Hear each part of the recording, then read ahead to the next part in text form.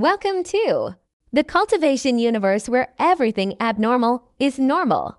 And today's main character, Bai Xiaochun, is living proof. A young man who fears death more than the sky falling. A genius whose main talent is causing trouble. And also the only person who can make the entire sect want to beat him, protect him, and avoid him as much as possible. A will eternal, a cultivation story full of laughter. But beneath it is the emotional journey of a seemingly useless person who carries within him a will that can shake heaven and earth.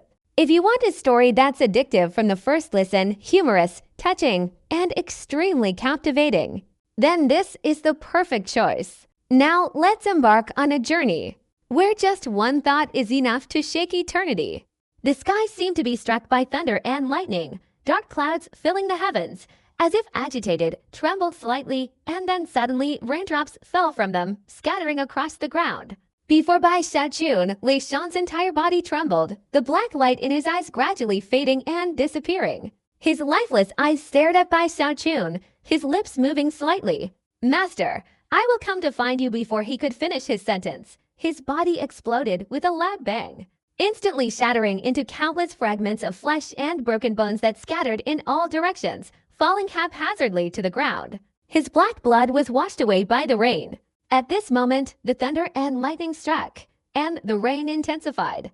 Bai Xiaochun raised his head, his aura somewhat unstable, and looked into the distance where Gongsun Wanner was sealed. He remained silent, then turned and, with a flash of his body, embraced Hong Chen Nu and soared into the air, landing on the heavenly ship. The entire ship shook, and under the rain, transformed into a streak of rainbow light flying through the rain towards the distance. While Bai Xiaochun, carrying the unconscious Hong Chen Nu, was fully utilizing his late-stage nascent soul cultivation to control the heavenly arc and fly away, tens of thousands of miles away. Where Gongsun Wanner was sealed by Hong Chen Nu's Hong Chen purple vein, a loud explosion suddenly resounded. The explosion caused ripples to spread outwards, blowing away 3 feet of earth and rocks in its path, creating indentations. The small city, no bigger than a hand, instantly crumbled. At that moment, dark energy rose from within the shattered city, condensing into a small girl, who then transformed into Gongsun Wanner, and finally back into Bai Xiaochun. "Little brother, how can you escape now? If you appear, my plan will be a success." Gongsun Wanner covered her mouth and chuckled, her body flashing as she merged into the void, then reappearing at the place where Lei Shan had died. She stood there, looking at the surrounding ground, her brows slightly furrowed. "You dared to shatter my little bear, well then, you will be my new little bear." Gongsun Wanner raised her head, looking in the direction Bai Xiaochun had left earlier, her eyes flashing with killing intent. The moment Gongsun Wanner looked in that direction, Bai Xiaochun, sitting on the heavenly boat more than 10,000 miles away, suddenly jumped and turned around. Although he couldn't see her, a chill ran through him, and his body trembled slightly. It was as if he and Gongsun Wanner, though separated by more than 10,000 miles, shared a telepathic connection. "She's chasing after me." Bai Xiaochun's expression changed. Hong Chen Nu was still unconscious, and he hurriedly took out his communication jade slip, but he couldn't use it. This greatly alarmed Bai Xiaochun, his breath betraying his anxiety. He truly feared Gongsun Wanner. Whether in the fallen sword abyss or the burial palace, she had always haunted him. Most importantly, from the beginning, Bai Xiaochun couldn't discern the true cultivation level of that young girl. Perhaps she wasn't very strong from the start, but the more she devoured, the more her power surpassed the ordinary. Now even Hong Chen Nu had been defeated by her, and even that sealing technique couldn't hold her back for long. Bai Xiaochun could imagine that if she continued to devour like this, her terrifying power would only grow more and more astonishing. What kind of background does this person have? He first appeared inside the eternal sword abyss, no different from other soul slayers. Just because he swallowed one of my pills, Bai Xiaochun regretted his actions terribly at the thought. He sighed repeatedly, channeling his cultivation power to accelerate the heavenly arc, which roared and sped away. However, after a short while, he was startled. From afar, he could faintly hear a laugh. The laugh, initially distant, quickly grew closer. Bai Xiaochun's heart pounded, and he turned around. Immediately, he saw a swirling mass of black smoke approaching from the distance. In front of the smoke was a face, and this face was none other than by Xiaochun himself. But at this moment, it was incredibly eerie and ferocious, like a vengeful ghost, flying towards him at breakneck speed. Little brother, so you're hiding here? As Bai Xiaochun looked back, a strange voice and terrifying laughter echoed from afar, reverberating in his ears. I'm not your little brother. You've mistaken me for someone else. Bai Xiaochun quickly spoke, his voice trembling slightly. Although his current combat power could crush an early-stage heavenly human, his intuition told him he was absolutely no match for this bizarre Gongsun Wanner. How could I be mistaken, little brother? I've been searching for you so hard, and you've ruined my little bear. You must compensate me. The face condensed in the black smoke suddenly let out a cackling laugh, and its speed increased even further. In just a moment, its distance from the heavenly pearl was less than 100 feet. Seeing how close they were, Bai Xiaochun almost jumped up in fright, his soul nearly leaving his body. His scalp tingled, his hair stood on end, and his whole body trembled uncontrollably. You've really mistaken me for someone else. Oh right, if you follow this direction, you'll reach Kuwan City. There's a guy named Chen Haotong there. Perhaps he's the one you're looking for. And there's also a guy named Zhao Zhonglin, incredibly handsome, perfectly suited to be Little Bear. Hurry, he's definitely still there. Bai Xiaochun's words were becoming incoherent, his trembling finger pointing into the distance. Gongsun Wanner immediately smiled, but it was an extremely cold smile. Upon seeing this, Bai Xiaochun's mind was instantly overwhelmed by a storm of emotions. The face opened its mouth wide, and black smoke rapidly expanded, causing it to grow enormous. In the blink of an eye, its size increased to several thousand feet, large enough to swallow an entire mountain. It quickly flew towards Jiaju and took a bite. Bai Xiaochun screamed, witnessing a face whose mouth alone could obscure the heavens and earth, now biting towards him. Bai Xiaochun quickly retreated, grabbing the unconscious Hong Chen-nu. And before the heavenly boat could be devoured, he rushed out. From afar, compared to that gigantic face, the heavenly boat was incredibly small, seemingly no bigger than a delicious piece of cake. In just a moment, the boat was swallowed whole, even a crunching sound could be heard. Clearly, that face was chewing and devouring it. Bai Xiaochun, carrying Hong Chen-nu, quickly flew away, desperately fleeing. Little brother, why are you so mischievous? Stop playing blindfolded hide-and-seek. Gongsun Wanner covered her mouth and giggled, but the sound sent shivers down Bai Xiaochun's spine. Bai Xiaochun was about to speed up, but the gigantic face, after swallowing the heavenly pearl, expanded again, instantly growing to 10,000 feet in size. The phrase 10,000 feet sounds simple, but in reality, it was earth-shattering. Looking at it, this face seemed to have completely replaced heaven and earth, obscuring everything. Now it opened its gaping maw and lunged towards Bai Xiaochun once more. Even as it opened its mouth, a terrifying suction force emanated from within, causing the surrounding void to twist and warp. Even the mountain ranges on the ground trembled, as if about to be torn apart. Bai Xiaochun's body paused for a moment. No matter how much he accelerated, he couldn't fly any faster under this suction force, while the gigantic face was rapidly approaching. Bai Xiaochun truly wanted to cry out loud, especially since that face was his own, looking like he was being devoured. His heart trembled uncontrollably. How dare you? Seeing that he couldn't escape, Bai Xiaochun's eyes turned bloodshot. He was holding the unconscious Hong Chen-nu and suddenly turned around, shouting loudly. He was truly cornered. Under such intense life-or-death circumstances, he couldn't hesitate or rely on luck. If he didn't risk his life now, someone else would take it. Gongsun Wanner, do you really think I, Bai Xiaochun, am afraid of you? Bai Xiaochun roared, his body still trembling slightly, but a fierce and ruthless will erupted from him. The bone strength of the immortal bone made his entire body's bones incredibly hard, and at this moment, he simultaneously channeled the full power of his physical strength and late-stage nascent soul cultivation. Instantly, the sun and moon lost their light, the heavens and earth lost their color, wind rose and clouds swirled, and sand flew everywhere. Although he hadn't yet reached the level of a celestial being, his aura was already influencing the will of heaven and earth in this place. At the same time, his right hand clenched, and a black vortex immediately formed in front of his fist, sucking in all his energy. Immediately afterward, a figure of an emperor descended behind Bai Xiaochun. A rumbling sound echoed, and that figure seemed to stand against the heavens and earth. The moment it appeared, it unleashed a will equivalent to that of a celestial being, merging with the sky and altering the rules of heaven and earth. The whole thing, though lengthy to describe, actually happened in the blink of an eye as Bai Xiaochun turned around. Without hesitation, Bai Xiaochun roared, his body soaring towards the colossal figure, his right hand raised, directly unleashing a world-shattering punch, mountain-shattering, sea-overturning. The immortal emperor's fist. His physical strength doubled.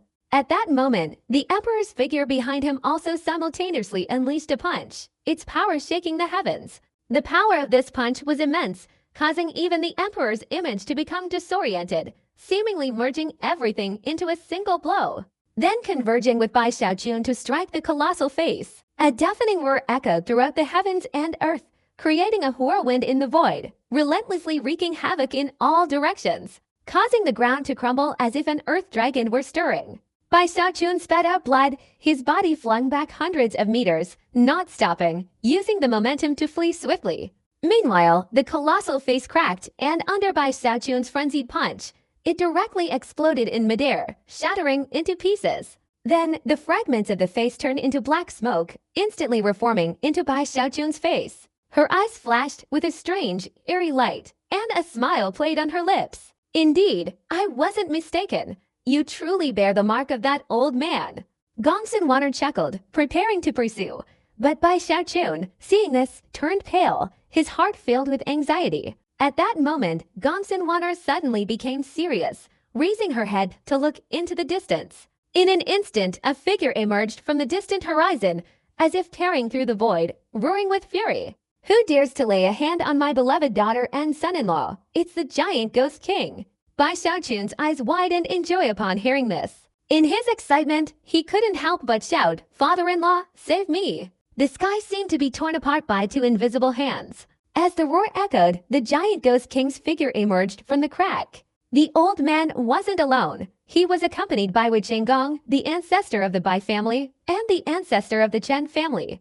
Evidently, these two had both been subdued by the giant ghost king. Behind them were even 6 half-step heavenly beings, arguably the core force of Giant Ghost City, all of whom had been brought out. Not only that, but further behind them was a massive army of tens of thousands of soul cultivators. Giant Ghost King had previously sought out Hong Chennu, and although she was a demigod, she was still only one person, so he had also arranged for his generals to join the search. The earlier explosion from Bai Xiaochun's location had also attracted his attention, causing him to rush to her side. Giant Ghost King, being cautious by nature, even though he felt he alone was sufficient, still used his divine power to summon his subordinates to his side. At this moment, as the old man descended, the heavens and earth roared, the oppressive power of a demigod erupted, shaking the earth and sky. Simultaneously, in an instant, the sound of shattering glass echoed from all directions. Visible to the naked eye, a hazy light screen appeared in the heavens and earth, and cracks began to appear on it, rapidly spreading. Very quickly, the light screen was riddled with cracks and then shattered. This light screen was indeed the seal of Gongsun Wanner, now broken. Bai Xiaochun felt a sense of relief, as if a great burden had been lifted, and his spirits were lifted. But just as he was feeling excited, Gongsun Wanner, though her expression serious, had a greedy look in her eyes, her tongue involuntarily licking her lips, as if she had spotted a delicious treat before her. Finally, "I've caught a big fish." Gongsun Wanner's voice became even more sinister, and as soon as she finished speaking, she flew swiftly towards the giant ghost king. Bai Xiaochun took a deep breath. Seeing Gongsun Wanner daring to attack even in front of a demigod, his mind was constantly shaken. Just moments ago, he had seen hope, but in an instant, that hope had wavered. "Father-in-law, be careful, this person is extremely strange. He can become stronger by devouring people," he immediately shouted. The giant ghost king narrowed his eyes. Deep down, he was furious to see his daughter seriously injured and unconscious, and also relieved to see Bai Xiaochun protecting her. This made him both furious and relieved. However, he couldn't be distracted at this moment. As soon as he arrived, he had sensed the cultivation fluctuations on Gongsun Wanner's body. Although not extremely strong, it contained an aura that even frightened him. No matter whose soul fragment you are, whether you're from this heaven and earth or have descended from the outside, this is not the place for you to show off your power. As the giant ghost king finished speaking, each word transformed into runes, creating a thunderous explosion that resounded around Gongsun Water. At the same time, the giant ghost king took a step forward, raising his right hand, and the sky darkened. A colossal demonic hand, imbued with earth-shattering destructive power, emerged from the heavens, sealing off all directions. A dense mass of demonic energy struck directly at Gongsun Water. This aura far surpassed that of a celestial being, causing this very world to tremble. If a celestial being could integrate their will into the heavens and earth, replacing the will of heaven, then a demigod could even surpass the will of heaven, not only controlling it, but also replacing the sun and moon. With a thunderous roar, the entire area trembled in an instant. More than 10 lightning bolts struck simultaneously, each capable of killing a celestial being, all aimed directly at Gongsun Water. However, strangely, Gongsun Water didn't dodge, allowing the lightning to strike her. Her body was on the verge of shattering, and at the same time, the enormous demonic hand reached out, grabbing Gongsun Water and squeezing tightly. With a loud bang, Gongsun Water's body instantly split into pieces under this single blow, completely exploding. This was a demigod. With just one strike, and not even a killer move, it could directly kill a celestial being. However, Bai Xiaochun still felt that it seemed too simple, and Gongsun Water certainly couldn't possess such meager abilities. Just as he was pondering this, the giant ghost king's expression suddenly changed, his eyes flashing with a sharp glint. On the enormous demonic hand that had just crushed Gongsun Water, long, narrow, bright red veins suddenly appeared. These veins were growing within the demonic hand, instantly covering the entire arm, wriggling, and the demonic hand was visibly withering rapidly. "How dare you!" The giant demon king roared, chanting a spell, and the enormous demonic hand immediately self-destructed, creating a terrifying whirlwind that swept in all directions. However, immediately after, a cackling laugh emanated from the self-destructing hand, Gongsun Water, disguised as Bai Xiaochun, appeared, completely unharmed. Not only that, her face was even rosier than before, her eyes filled with greed, and she licked her lips. Her eerie voice echoed in all directions, both near and far. "Finally, I'm a little full." Demon body devouring life technique, who exactly are you? The giant demon king inwardly sensed something was wrong, his expression extremely grim. For the first time, fear flickered in his eyes, as if he had guessed something, and he spoke each word in disbelief. As soon as he finished speaking, Gongsun Water seemed slightly surprised, scrutinizing the giant demon king. Her pupils suddenly turned pitch black, incredibly deep, but in an instant, she returned to her smiling demeanor. "You've cultivated an incomplete version of the ghost body devouring life technique? Very good. Hehe, could it be that there are still secrets within your true form that I don't know?" Gongsun Water covered her mouth and chuckled, the greed in her eyes seemingly intensifying. The giant demon king's expression changed, his breathing suddenly becoming erratic. Clearly, Gongsun Water's words had startled him. The secret of the giant demon technique was only passed down orally to future generations during the succession to the throne. Outsiders absolutely could not know it. But in reality, the giant demon technique was created long ago by the first giant demon king, based on records on a tattered jade tablet from beyond the heavens. That's why it has such a fatal flaw. Yet at the same time, this giant demon technique is incredibly powerful. It's thanks to it that the Kui dynasty has this lineage of giant demon kings. As for who I am, of course, I am Bai Xiaochun. Gongsun Water's laughter rang out, and with a flash, she lunged towards the giant demon king. Their conversation was so deafening that even the giant demon king's subordinates couldn't understand what was going on. But it was certain that this was a huge secret. Moreover, Gongsun Water's immense power also struck fear into all of them. Only Bai Xiaochun was deeply shaken, constantly pondering, even though he didn't understand what she was saying. However, he remembered that the little girl had first appeared in the eternal sword abyss, and according to legend, she came from beyond the heavens. A person from the outer heavens. Moreover, she even mentioned her true form. Bai Xiaochun's eyes widened. He had a bold suspicion. This little girl was indeed from the outer heavens, and she wasn't her true form, but merely a split soul of a super powerful expert from there. This suspicion startled even by Xiaochun himself. He now understood that when Gongsun Wanner fought him and Hong Chen knew earlier, she hadn't actually used her full strength. She was merely fishing. Thinking of this, Bai Xiaochun couldn't help but tremble, instinctively looking up at the sky, as if wanting to see what exactly was in the outer heavens. At that very moment, the giant ghost king suddenly raised both hands and forcefully hurled them in all directions. As the giant ghost king spoke, a whirlwind instantly erupted from his hand, pushing everyone far away. Bai Xiaochun was especially targeted, being pushed even further back. Immediately afterward, the giant ghost king's expression turned unprecedentedly serious. He raised his right foot and stomped forcefully on the ground, causing a deafening explosion.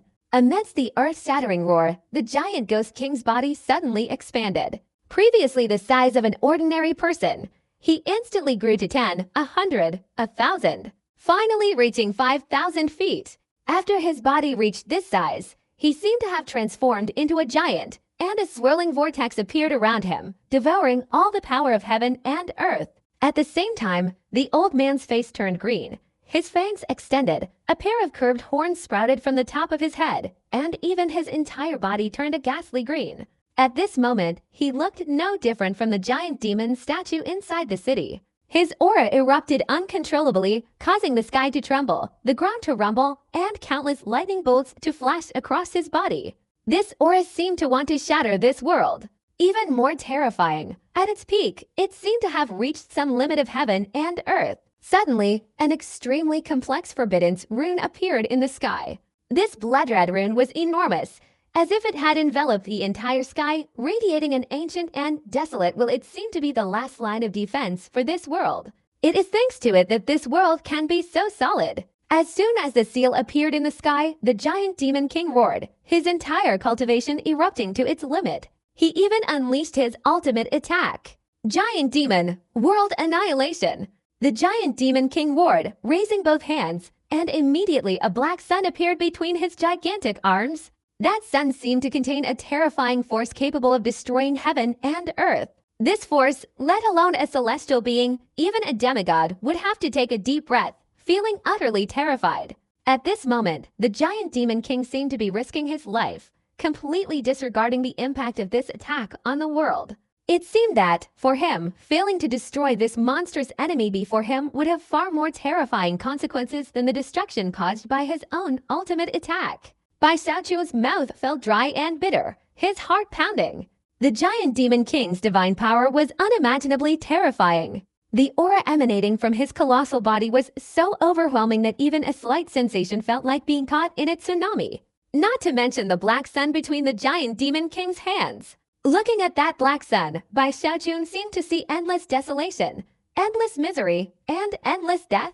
If it struck, he didn't know what would happen, but he sensed that nearly half of the savage wilderness would be reduced to ruins. How could this be? Bai Xiaochun's face turned pale. Seeing the giant demon king's sudden outburst, he was utterly bewildered and panicked. He quickly sent a telepathic message to the giant demon king. Your Majesty, be careful. After she self-destructs, she might transform into a blood shadow and devour all living beings. The giant demon king seemed not to hear, but a glint of light flashed in the depths of his eyes. Gongsun Wanner also took a deep breath, her expression becoming even more serious. As expected of a demigod, in such a short time, you found my only current weakness. Gongsun Wanner's pupils suddenly contracted, but the greed in her eyes became infinitely more intense than usual. A sharp sound came from her mouth, her body leapt up, and while chanting a spell, she raised her right hand, creating a swirling black hole. As an immortal soul, no one can kill me. To me, all divine powers, all living beings are merely nourishment. The more I fight, the stronger I become, and the only way to kill me is to make me explode while absorbing. However, if that's the case, let's see if you can use this weakness to destroy me, or vice versa. I ask you to eliminate this last weakness. Gongsun Wanner wore a sinister smile. Bai Xiaochun saw that as soon as the giant ghost king pushed the black sun forward, she suddenly lunged and directly crashed into it. A loud explosion resounded as the two, one large and one small, collided. The black sun unleashed a destructive force, but it was swallowed by the vortex in Gongsun Wanner's hands, Following this, Gonsenwaner's body trembled uncontrollably, retreating continuously, but the strange light in her eyes intensified, the destructive energy from the vortex flowing directly into her body. Seeing this, the giant ghost king's expression changed, but he secretly sneered, swinging his hands forcefully. "If you like to suck so much, then I'll let you suck your fill," he roared, his hands, which had been pushing the black sun towards Gonsenwaner, pressing down even harder. Even during that process, the old man's enormous body continuously emitted dark energy that merged into the black sun, while simultaneously shrinking rapidly. Seemingly feeling that the black sun's energy was still insufficient, the old man, even at his own expense, had to push its power to its peak. A resounding explosion echoed, the heavens and earth changed color, the wind and clouds reversed, and everyone around, including Bai Xiaochun, turned pale and quickly retreated.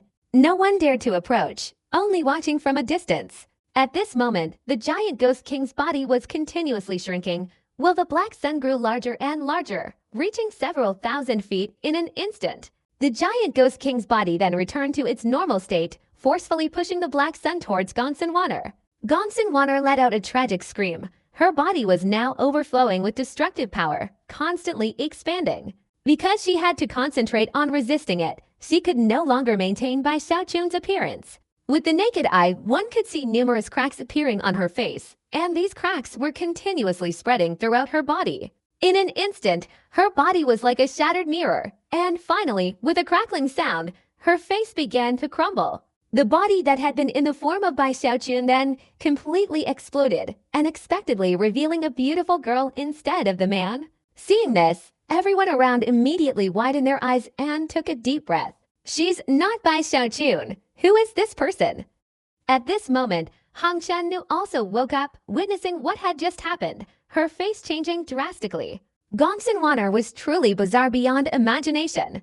Only Bai Xiaochun was staring intently at Gonsenwaner, because only he knew. The person standing before everyone was not the opponent's true form. Just then, the earth-shattering explosion resounded again, and the thousands-foot-tall black sun began to shrink wildly. This was the giant ghost king actively channeling the destructive power within it into Gonsenwaner's body, making it impossible for her to avoid absorbing it. When the black sun had shrunk to 1,300 feet, Gonsenwaner, like a balloon being inflated, rapidly expanded. Very quickly, cracks appeared on her face, neck, and body. A cracking sound echoed, and the cracks spread relentlessly until they covered her entire body. She suddenly let out a tragic scream, and with a loud bang, her body shattered for the second time. As soon as the rift opened, through the cracks in the body, a pale-faced little girl with no blood in her clothes, wearing a red robe, could be seen. The moment this little girl appeared, the entire world and the surrounding area instantly turned icy cold. Especially around her, the ground froze, and everyone trembled, but even this icy cold couldn't suppress their fear. She still has a body. Who is she? Bai Xiaochun's scalp felt like it was being pricked by needles. His breathing was rapid. He could never forget the image of that little girl. Every event that happened in the fallen sword abyss was still vividly etched in his memory. At this moment, the giant ghost king's eyes flashed with a sharp glint. His hands quickly formed a hand seal, and the black sun, now only 1,200 feet tall, exploded in midair, unleashing its full power and pouring it into the little girl's body. The little girl breathed heavily, her eyes revealing a bone-chilling coldness, and she let out a cry that sent shivers down everyone's spines. In an instant, cracks appeared in her body. This was the third time. The smaller the black sun became, the more cracks appeared.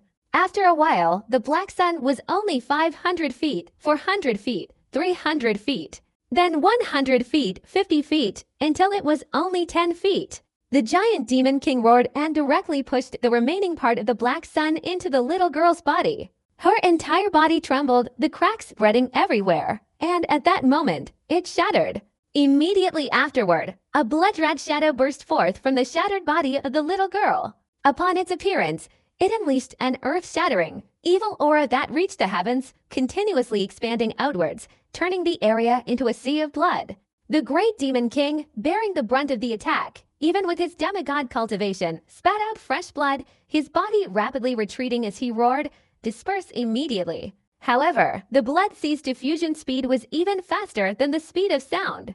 Although everyone had retreated far away earlier, in an instant, this blood sea spread to cover all directions, engulfing many soul cultivators and powerfully sucking them dry. Immediately, all soul cultivators within the blood sea's range, regardless of their cultivation level, experienced a violent tremor in their bodies, visibly turning into dried corpses. Their life force, cultivation, and souls were instantly drained by the blood sea, which continued to expand relentlessly. Bai Xiaochun held his breath at that moment. He was already far away from the area and always on alert. Almost immediately after the blood sea appeared, he unleashed his full power and flew rapidly backward out of the blood sea's range. But at this moment, his mind trembled even more. Even a demigod couldn't kill her. Bai Xiaochun was extremely worried, his heart groaning. He didn't know why this demoness kept following him. This had happened so many times that he was truly baffled. And according to Bai Xiaochun's analysis, he should actually be indebted to this little girl. Repaying kindness with resentment, Bai Xiaochun trembled as he saw everyone in the sea of blood turn into dried corpses. Even the Bai family's ancestor, the heavenly human, and those around him trembled and retreated, all extremely frightened. Just as they retreated, a face suddenly emerged from the surging sea of blood. It was the little girl. She smirked, looking towards the giant ghost king, whose face was grim in midair.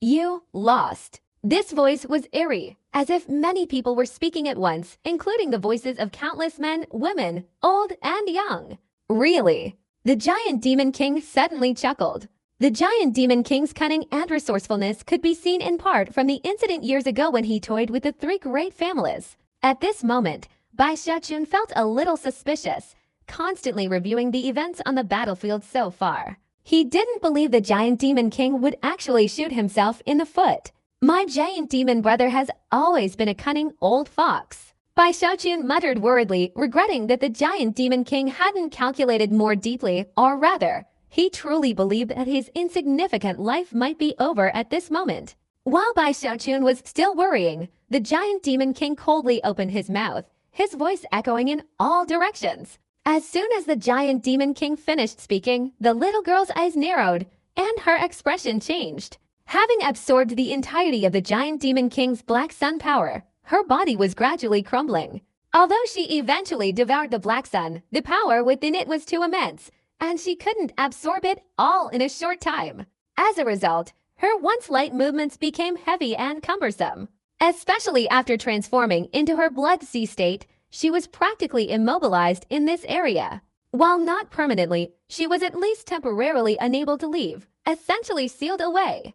This was the giant demon king's strategy. The enemy was too powerful, their speed terrifying even to him, and their origins were unfathomable. Against such an enemy, conventional methods would be ineffective, so the old man decided to take a gamble and unleash the Black Sun annihilation technique. Ideally, the energy within the Black Sun would be enough to detonate the opponent. Otherwise, it would demonstrate that a single giant demon king couldn't eliminate this person alone, requiring the combined efforts of many. In fact, the situation here had already been reported to the Grand Celestial Master using the demigod's secret technique.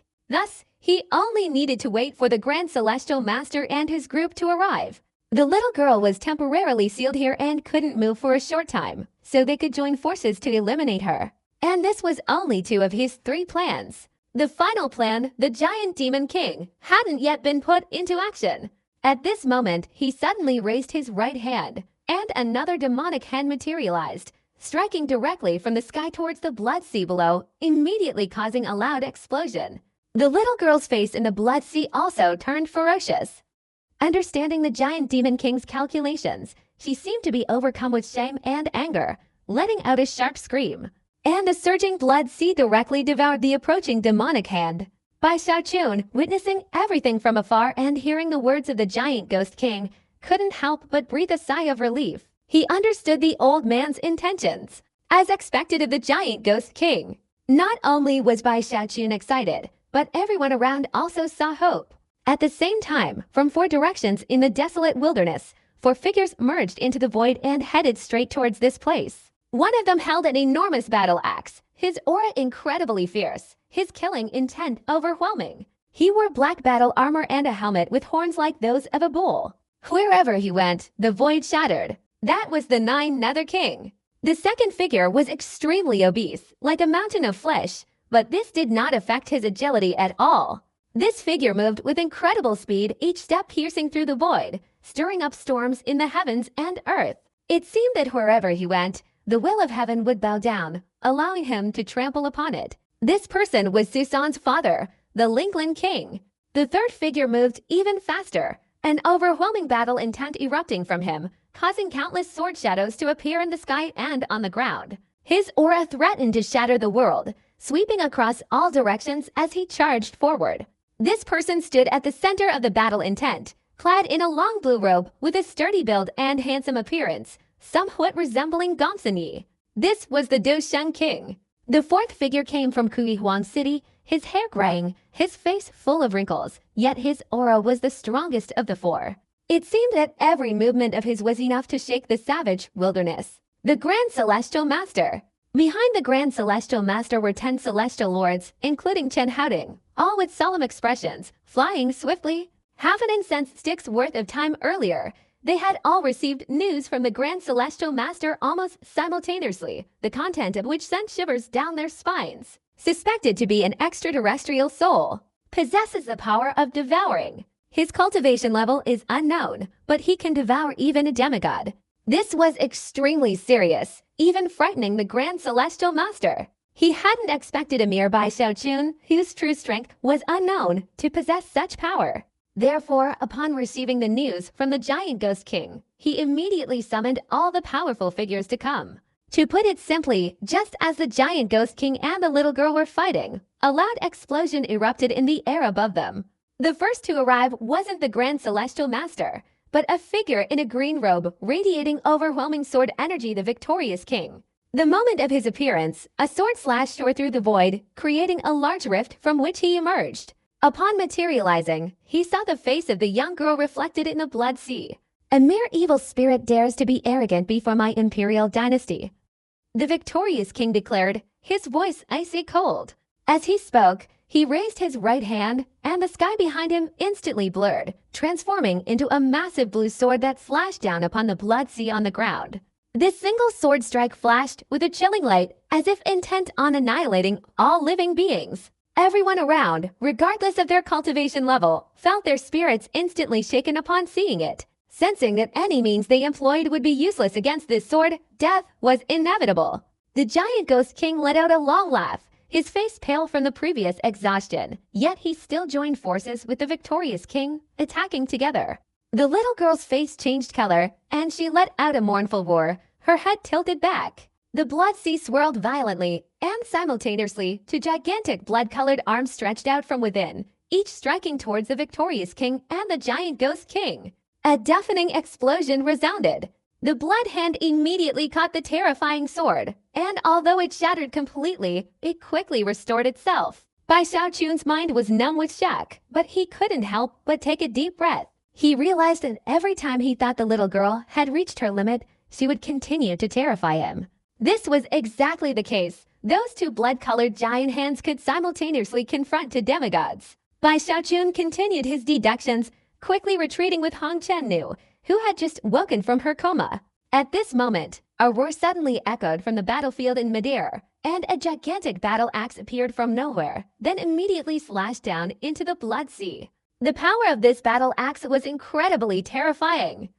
Bai Xiaochun only glanced at it and felt a force capable of destroying heaven and earth. He knew that any celestial being would be utterly annihilated under this single blow, with no hope of survival. Yet, that little girl once again caused a stir. Just as the battle axe struck, a third blood hand emerged from the sea of blood, striking directly at the battle axe in the hands of the Nine Nether King. The little girl was simultaneously battling 3 demigods. And that wasn't all. Just as the two sides were locked in battle, a cold snort echoed, causing the heavens and earth to change color, the wind and clouds to reverse, and then transforming into an enormous seal descending from the sky. This seal was far larger than the blood sea. At this moment, for the first time, the little girl's eyes within the blood sea showed extreme seriousness. A loud explosion resounded, and from within the blood sea, a fourth and then a fifth blood hand simultaneously manifested, countering the seal. Amidst the earth-shattering explosion, the figure of the Grand Celestial Master suddenly emerged from behind the seal, floating gracefully forward. As soon as he appeared, the heavens and earth trembled, and a powerful aura and vibrations far surpassing those of ordinary demigods erupted from him. He raised his right hand, and immediately layers upon layers of seals appeared, stacking up to at least 10,000 layers in a short time. The Grand Celestial Master narrowed his eyes and calmly spoke. He pressed his right hand down forcefully, and immediately the 10,000 layers of seals, like a collapsing sky, directly struck down the blood-red hands extending from the sea of blood. The blood-red hands exploded upon contact with the 10,000 seals, unable to resist the overwhelming onslaught. Bai Xiaochun's heart also began to race with excitement. It seemed he had finally seen hope in this battle. What an incredibly calculating giant ghost king! He's using all his strength. If he can kill them, he'll kill them. Otherwise, he'll distract them, leaving the fatal blow to the strongest, the Grand Celestial Master. This was the first time Bai Xiaochun had seen so many demigods simultaneously attack like this. And it wasn't a protracted battle as he had imagined. After all, the Kui dynasty's strategy was very intricate, with considerable internal conflicts among the demigods. Unexpectedly, under the circumstances of facing an external enemy, they coordinated so skillfully. The mighty giant demon king, undeterred by his own immense losses, wanted to create opportunities for victory for others. Along with the victorious king and the 9 nether king, he even willingly played a supporting role, using his full strength to disrupt the battle, even risking injury to restrain the little girl. Even the Grand Celestial Master, whose power could overshadow the heavens, didn't hesitate to use his strongest attack, all to ultimately annihilate the opponent. This battle unfolded in a flash, yet the coordination between the demigods clearly demonstrated their strategic brilliance. Although they constantly competed with each other, when facing an external enemy, they were all united. Bai Xiaochun's heart was greatly shaken. Suddenly, he shuddered. A deafening explosion resounded across the desolate wasteland, and at the same time, the little girl let out a heart-wrenching scream. All her blood-red hands exploded, and the seal directly fell into the blood sea. The ground shook.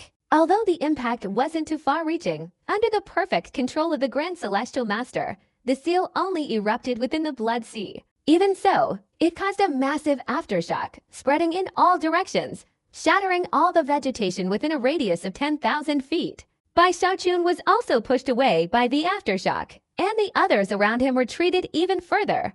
Bai Xiaochun was worried, quickly looking back to confirm whether the strange little girl had truly been annihilated.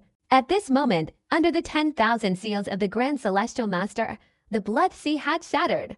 But while it was disintegrating, Bai Xiaochun suddenly felt a great fear, his heart pounding. From within this sea of blood, he sensed an extremely terrifying aura, like a colossal wave reaching the sky, erupting in all directions. Immediately, the Grand Celestial Master's expression changed, and the giant ghost king, the victorious king, the 9 nether king, and all 10 celestial lords around him were also violently shaken. They immediately retreated without hesitation, but before they could move, a deep and eerie sound, seemingly formed from countless beings, spread in all directions. It's a pity, your attacks are still lacking. As soon as the sound appeared, the blood sea erupted, expanding with a thunderous roar. From afar, the disintegrating sea of blood looked like a constantly expanding blood sphere.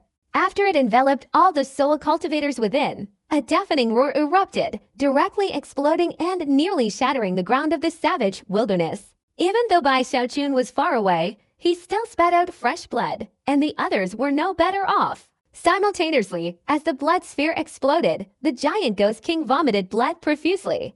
Having already expended so much energy, he was already very weak, and now, struck again, his body was sent flying hundreds of meters, spitting out blood once more.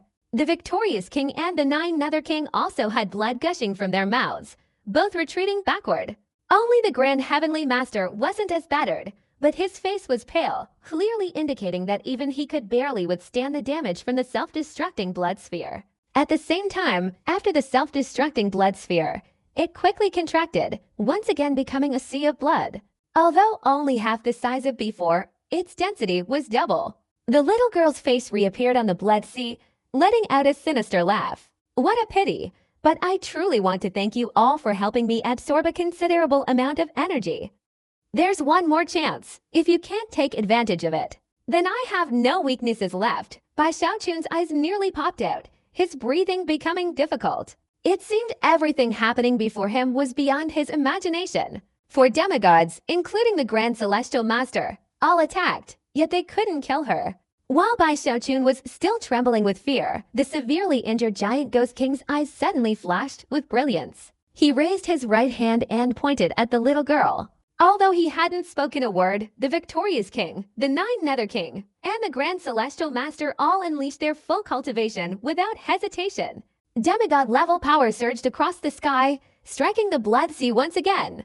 Even at this moment, the esteemed Grand Celestial Master seemed to have forgotten his own status. Although he was giving his all, he wasn't the one delivering the final blow, but merely a supporting act. Almost immediately after the three of them approached, 10 blood-colored giant hands appeared above the Blood Sea, poised to strike. However, at this moment, the little girl's expression suddenly changed drastically. She discovered that under a single finger from the giant Ghost King, her mind had become hazy, her thoughts like mush, unable to concentrate. This made her gasp, glaring angrily at the giant Ghost King.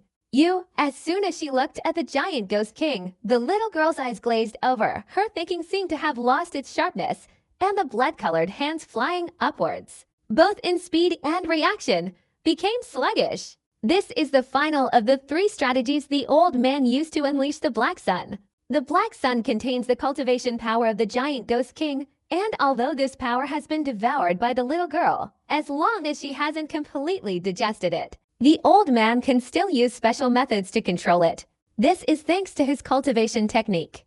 In fact, it's a divine ability created by the first-generation giant Ghost King, specifically for controlling the giant ghost technique. Bai Xiaochun didn't know this divine ability, but Hong Chen knew beside him widened her eyes. This divine ability was the very technique her father had used to help her break through faster.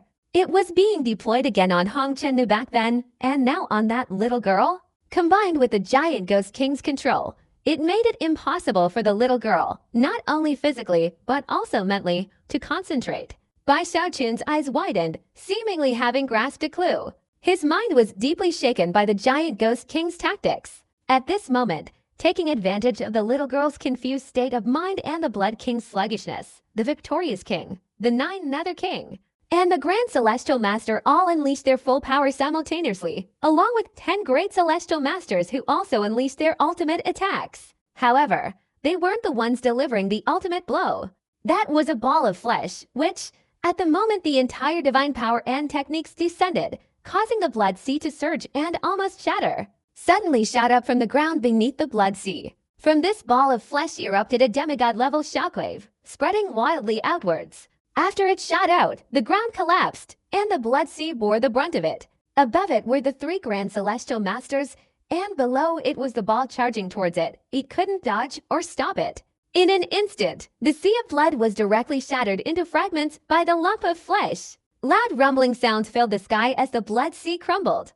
The lump of flesh in the air flashed, transforming into a chubby figure. It was none other than the Spirit Forest King. Bai Xiaochun's eyes narrowed rapidly. This was the first time he had witnessed such tactics and coordination between demigods. It was truly shocking. He must be dead now. Bai Xiaochun looked back anxiously. The Grand Heavenly Masters, having learned their lesson, didn't let the shattered Blood Sea disperse freely. They all joined forces to obliterate its remnants. But when almost all the fragments had been destroyed by the 3 Grand Heavenly Masters, suddenly a stream of bright red blood shot out from a remaining part of the Sea of Blood.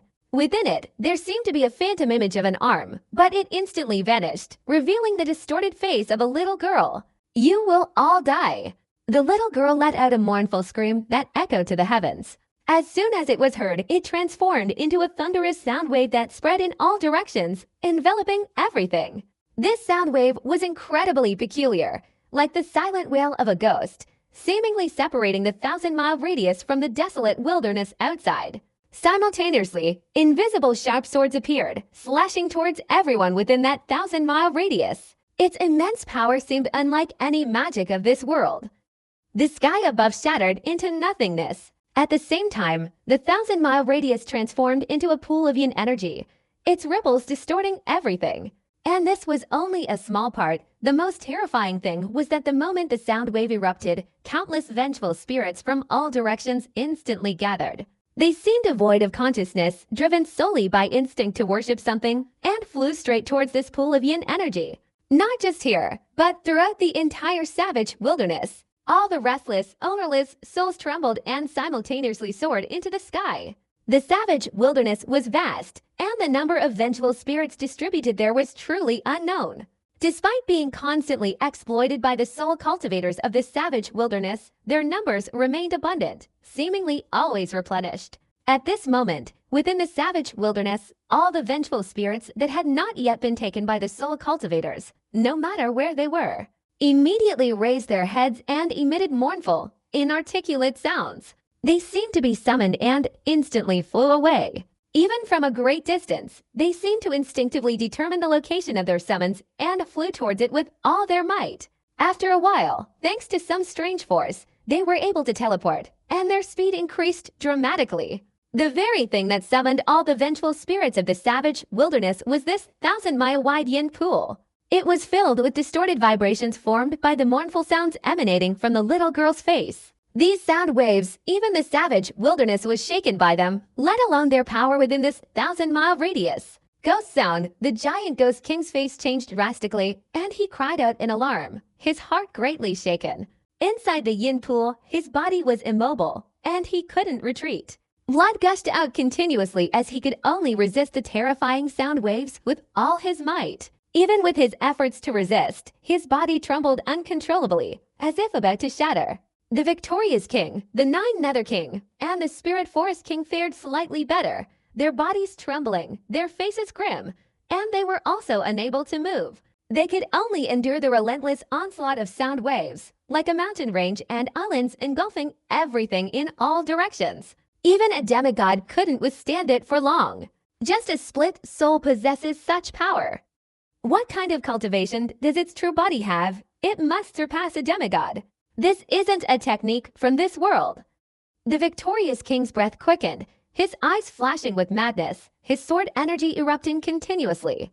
Yet he was still powerfully suppressed by the sound waves. Meanwhile, the spirit forest king's body grew increasingly robust, his appearance gradually changing, clearly exerting all his strength to resist. If these people were like this, then there's no need to mention Chen Haotong and his group. The 10 heavenly masters were all trembling, visibly withering away. Everyone was terrified. They were utterly powerless against the sound waves coming from all directions. But the little girl's face within the purple pool of blood continued to emit that terrifyingly mournful cry without ceasing.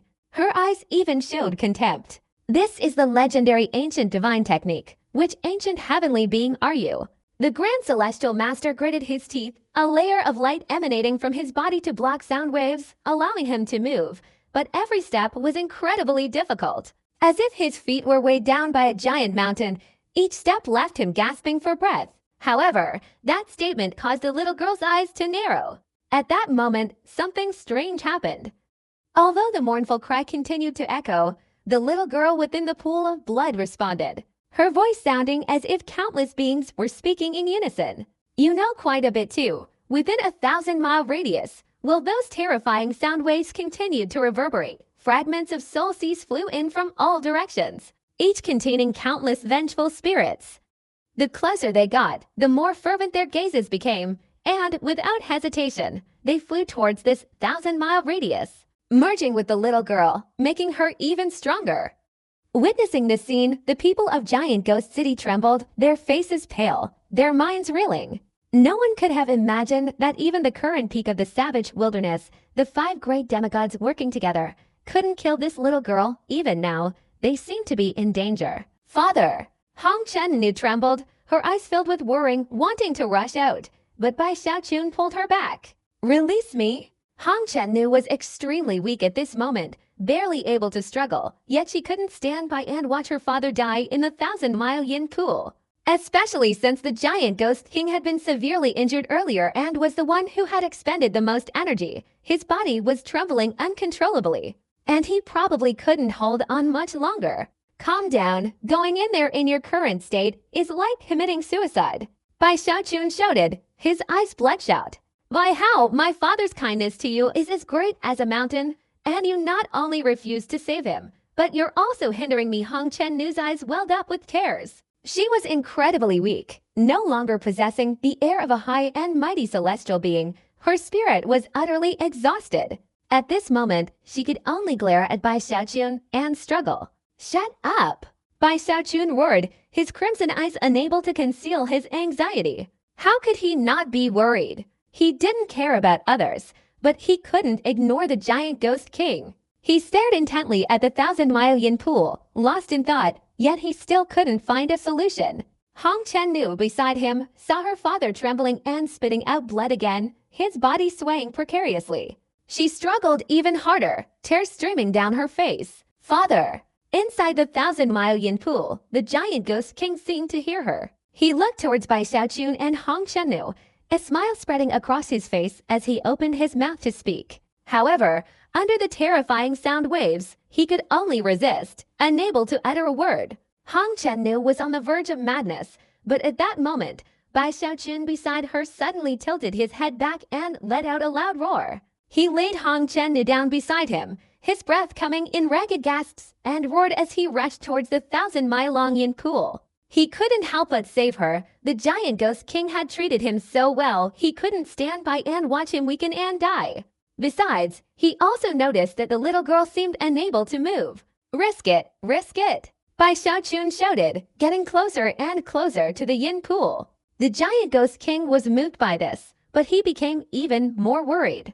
Ignoring the injury, he spoke quickly. Bai Hao, go back. This ghost woman is using heavenly outer techniques. We can't move, and neither can she. So you all, hurry, go to the Nether River Forbidden Zone. As he spoke, the giant ghost king was temporarily unable to resist. At that moment, a sound wave struck him, causing his body to tremble and him to spit out fresh blood, his face turning as white as a sheet. Everyone around witnessed this, their hearts pounding, especially Hong Chennu, whose whole body trembled. She wanted to cry out, but tears streamed down her face, and she could only sob. As for Bai Xiaochun, he seemed to ignore the giant ghost king's words, quickly approaching the yin pool. He was no longer afraid of being exposed. With a slap of his forehead, the turtle-patterned cauldron flew out and landed in Bai Xiaochun's hand. He raised the cauldron to shield his body and charged in. Instantly, Bai Xiaochun collapsed, his entire body curled up inside the turtle-patterned cauldron. He had used this method once before, back in the Reverse River sect, during the struggle for the inheritance outside the Starry Sky Dao Extreme sect. This was also the only method he could think of at the moment. Upon entering the yin pool, he couldn't avoid the sound waves, his entire body shaking, and he spat out fresh blood. However, as soon as the turtle-patterned cauldron covered him, all external sounds were isolated. No sound. Bai Xiaochun was stunned, his mouth overflowing with blood, yet his face beaming with joy. He could hardly believe it, cautiously moving his body, protected by the turtle-patterned cauldron, forward.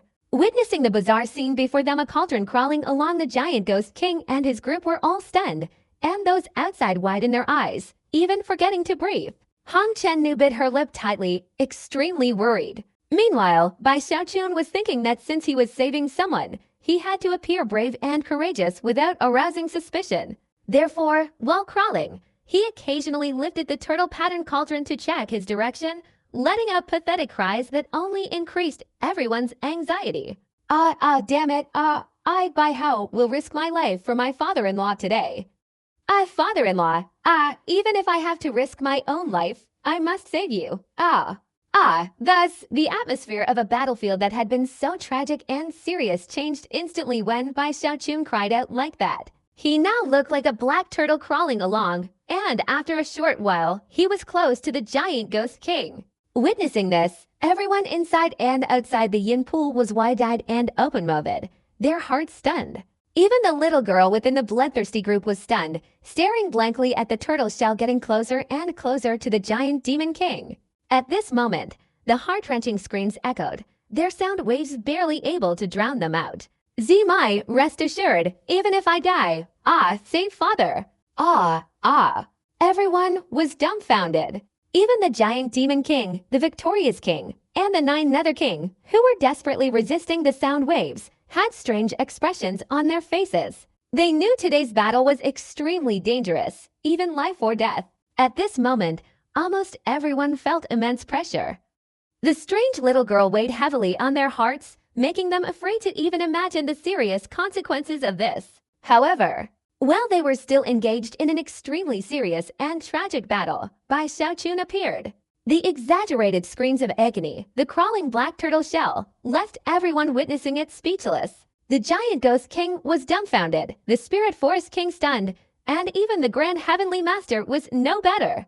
Thus, under everyone's bewildered gaze, Bai Xiaochun, still screaming tragically, swiftly carried the turtle shell forward, arriving beside the giant ghost king in an instant. The giant ghost king opened his mouth to say something, but before he could, Bai Xiaochun grabbed one of his legs and, without hesitation, dragged him outside. The giant ghost king, already weakened, was now being dragged away like this. After a moment's hesitation, he didn't resist and let Bai Xiaochun pull him along. Under everyone's watchful eyes, he looked like a statue being dragged by a turtle. Father-in-law, even if I die, I must get you out. Bai Xiaochun cried out miserably while scrambling to get out of there. As for the giant ghost king behind him, he had completely lost his ability to think. How is this even possible? Whether outside or inside the yin pool, anyone who saw this couldn't help but gasp, muttering to themselves. Especially the little girl's face, which was even stunned. Even she couldn't imagine Bai Xiaochun using this method to get out of the yin pool. If he were just taking one person, it wouldn't be a big deal. But as Bai Xiaochun was dragging the giant ghost king out of the yin pool with one hand, the spirit forest king, in his impatience, took a deep breath, his body shrinking to increase his resistance, and quickly spoke. By how you pull me out too. As soon as the old man finished speaking, everyone was stunned again, their jaws dropping. The extremely desolate atmosphere of the battlefield, at this moment, although not completely gone, had dissipated rapidly. Bai Xiaochun, ignoring the spirit forest king, continued to crawl forward. When he reached the border of the yin pool, he forcefully threw the giant ghost king out. Hong Chennu, in extreme agitation, quickly rushed out to catch her father. At this time, he was still weak, and his wide-eyed, open-mouthed expression hadn't returned to normal. Seeing that the giant ghost king was safe, Bai Xiaochun breathed a sigh of relief and was about to leave the yin pool. Bai Hao, do you remember Sinsen? She's still waiting for you in Spirit Forest City. King Linglin was too impatient, so he quickly spoke up. As soon as he finished speaking, the expressions of those who heard him turned strange. Bai Xiaochun also felt a headache coming on. Thinking of Susan, he glanced at King Linglin from under the turtle pattern cauldron. Then he considered that he hadn't been stopped by the little girl so far, so it seemed the other party really couldn't move. Therefore, he gritted his teeth and carried the turtle corpse inside. Along the way, he kept wailing miserably. Under countless watchful eyes, he reached King Linglin's side and dragged him out by the leg, just like he did with the giant ghost king. Throughout the journey, Bai Xiaochun continued to wail miserably, occasionally adding a few complaints. Can you get thinner? I really can't drag you. The spirit forest king couldn't help but feel embarrassed, so his body kept shrinking until it was the size of a normal person. And Bai Xiaochun threw him out of the yin pool. The 10 great heavenly lords were also very eager, but their cultivation wasn't enough to speak, so they could only look at Bai Xiaochun with pitiful, expectant eyes, pleading. Seeing this, Bai Xiaochun softened. All right, although you all hate me, I'm still quite magnanimous. Well, I'll let one go, or two. I'll let them go. Thinking this, Bai Xiaochun sighed. His mission was truly too heavy. So they crawled around, wailing and crawling. Very quickly, a grand celestial master barely able to move, his eyes filled with strangeness, a proud and arrogant victorious king struggling to hold on, and a group of celestial human cultivators, including Chen Haodong, were all led out by him. Everyone watched in astonishment as Bai Xiaochun carried them out one by one. Until, inside the yin pool, only the 9 nether king remained, standing there dumbfounded. He was cursing inwardly. He had waited all this time, yet Bai Xiaochun didn't even bother to look at him, only rescuing others. Although he knew Bai Xiaochun and his heir, Zhou Hong, had some conflict, He thought it shouldn't be this heartless. At least you should have left a few companions for me. As for the little girl, she was furious, her face contorted. She felt like she was going crazy. This technique didn't affect Bai Xiaochun, but he was rescuing people one by one right in front of her. Even more infuriating was that the group of Grand Celestial Masters, after coming out, immediately sat down cross-legged, quickly recovering from their injuries. With the techniques of demigods, their injuries had improved significantly, and even the giant Ghost King was no longer as weak as before, thanks to his secret technique. His injuries had already recovered by half. If things continued like this, it was likely that these demigods would soon regain their peak combat power. Bai Xiaochun! The little girl shrieked, her voice echoing in all directions, startling everyone. Bai Xiaochun was also momentarily stunned, his heart filled with dread. However, before anyone could think further, the Grand Celestial Master, the Victorious King, the Spirit Forest King, and the Giant Ghost King, the four demigods who had been meditating, immediately opened their eyes. All four simultaneously stepped forward, ascending into the air, each unleashing their own divine abilities, powerfully striking towards the 1,000-mile-long yin pool. At the same time, the Nine Nether King, trapped in the yin pool, roared loudly, resisting with all his might, and simultaneously attacked along with the four demigods outside. The deafening explosions even surpassed the sound waves. The 1,000-mile-long yin pool continuously shattered, and in less than 10 breaths, it could no longer hold up, crumbling into countless pieces. The Nine Nether King spat out several mouthfuls of blood, his body instantly aging considerably, severely wounded, and he retreated. The Great Celestial Master and his group were also pushed back by the shockwave from the shattering yin pool. Just as they were about to unleash their divine powers again, the little girl screamed. The purple blood mass twisted and transformed into her body, and she raised both hands, swinging them forcefully towards the sky. Under this swing, the blue sky twisted, explosions resounded in all directions, and the vengeful spirits from all over the savage wilderness suddenly increased in number and speed. In the blink of an eye, the number of souls gathered here exceeded tens of billions, howling and flying towards the little girl to merge with her. Looking back, the heavens and earth had dimmed, countless vengeful spirits shrieked, their numbers increasing rapidly. In just a moment, they had reached over 100 billion, making it impossible to see clearly. They densely surrounded the little girl, forming a whirlwind of souls. Within this whirlwind, a gigantic face formed from countless souls, even obscuring the sky. It was the little girl herself. Her eyes flashed with a chilling coldness, her resentment soaring to the heavens, shaking the ground. "Today, none of you will escape." The voice from the little girl's mouth echoed, like countless vengeful spirits speaking in unison, incredibly eerie. Then she opened her mouth wide, and immediately, black whirlwinds poured out from it. These vortices contained earth-shattering power, constantly expanding. Witnessing these vortices about to explode, even the Grand Celestial Master's faces changed color, and Bai Xiaochun was even more terrified, quickly retreating. Once they exploded, the power of these vortices could completely sweep across all directions, wiping out everything. But at this moment, a mournful sigh suddenly echoed from the void. Just as the vortices were about to erupt, a figure in a black robe emerged from the void. His face was indistinct, but anyone who saw him felt an endless passage of time. It seemed as if the black-robed figure before them had traveled through time and space countless years ago. Grandpa Shuling. Bai Xiaochun was stunned. The Underworld Emperor. The Grand Celestial Masters and several demigods' expressions changed, showing reverence. Even the Grand Celestial Master took a deep breath, his expression solemn. Their way of addressing the Tomb Guardian made Bai Xiaochun's eyes widen in astonishment, leaving him completely dumbfounded. To describe it all would be lengthy, but in reality, it all happened in the blink of an eye. The Guardian of the Tomb appeared where the tornadoes were, yet no matter how powerful they were, they couldn't harm him.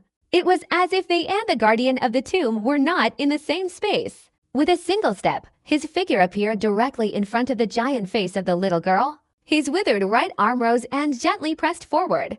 Although the Guardian of the Tomb's press didn't stir up any wind or cause any fire, in an instant, the entire area became completely silent. The sky was calm, the ground didn't crumble, and around the Guardian of the Tomb, the tornadoes instantly subsided and dissipated. The vengeful spirits, devoid of resentment, bowed down before the Guardian of the Tomb. At this moment, Countless vengeful spirits in the heavens and earth all knelt before him. This scene shook all who witnessed it, and the little girl's face, visible to the naked eye, crumbled in an instant. As it disintegrated, the surrounding whirlwind dispersed, and countless souls lay prostrate. Then, suddenly, a colossal river appeared in the sky, the River of Darkness. This River of Darkness, with its surging waves, swept across heaven and earth. The vengeful spirits, upon seeing it, immediately rushed towards it, like constellations returning to their positions. At the same time, after the little girl's face disintegrated, the whirlwind also disappeared. A stream of purple blood gradually appeared in the sky, within which the little girl's face reappeared, her eyes flashing with a strange light, directed towards the guardian of the mausoleum. Once again unleashing the ancient divine technique, a technique once mentioned by the Grand Celestial Master, a technique that had even destabilized the souls of the 5 demigods. Min Huang, you've finally come out. I knew it all along, that Bai Xiaochun left your mark on him. If I followed him, I could find you. A wave of sound instantly surged forth, no longer spreading thousands of miles as before, but instead concentrating on the guardian of the mausoleum and striking directly at him. At the same time, the little girl's words shook everyone around, many even terrified.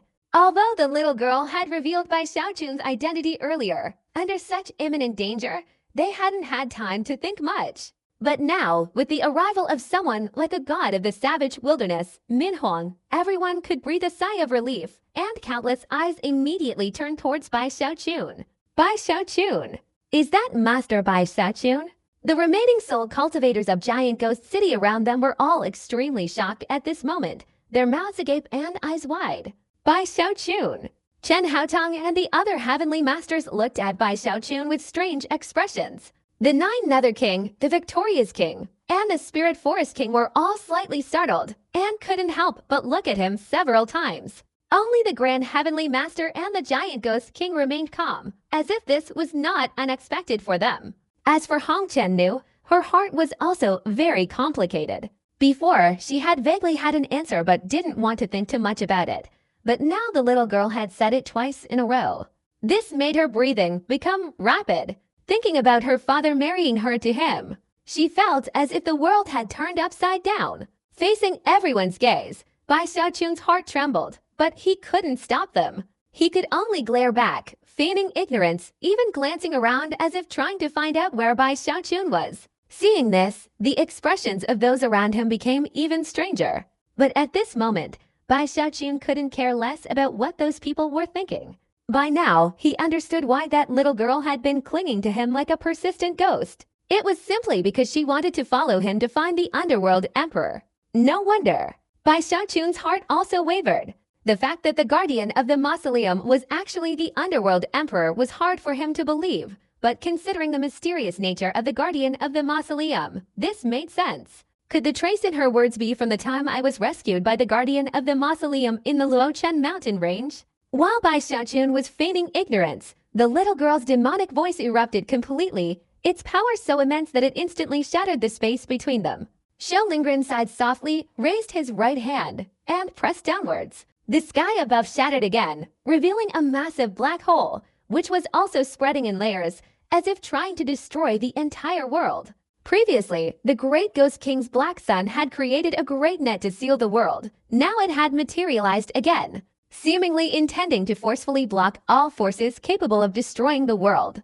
I have already repeatedly retreated. Why do you insist on lingering like this? Xiao Lingren shook his head, his voice filled with sorrow and even weariness. If you want me to leave, then immediately open the world gate so I can leave this place. The sound waves still echoed, the void continued to shatter. Yet the little girl's voice, a distillation of the collective sounds of all living beings, could still be heard. Her eyes were filled with stubbornness, even madness, and her words to the tomb guardian were not a lie. In truth, she wasn't from this world, but a remnant soul that had fallen here with the heavenly sword from years ago. She had lost all her memories and didn't know how long it would take to recover.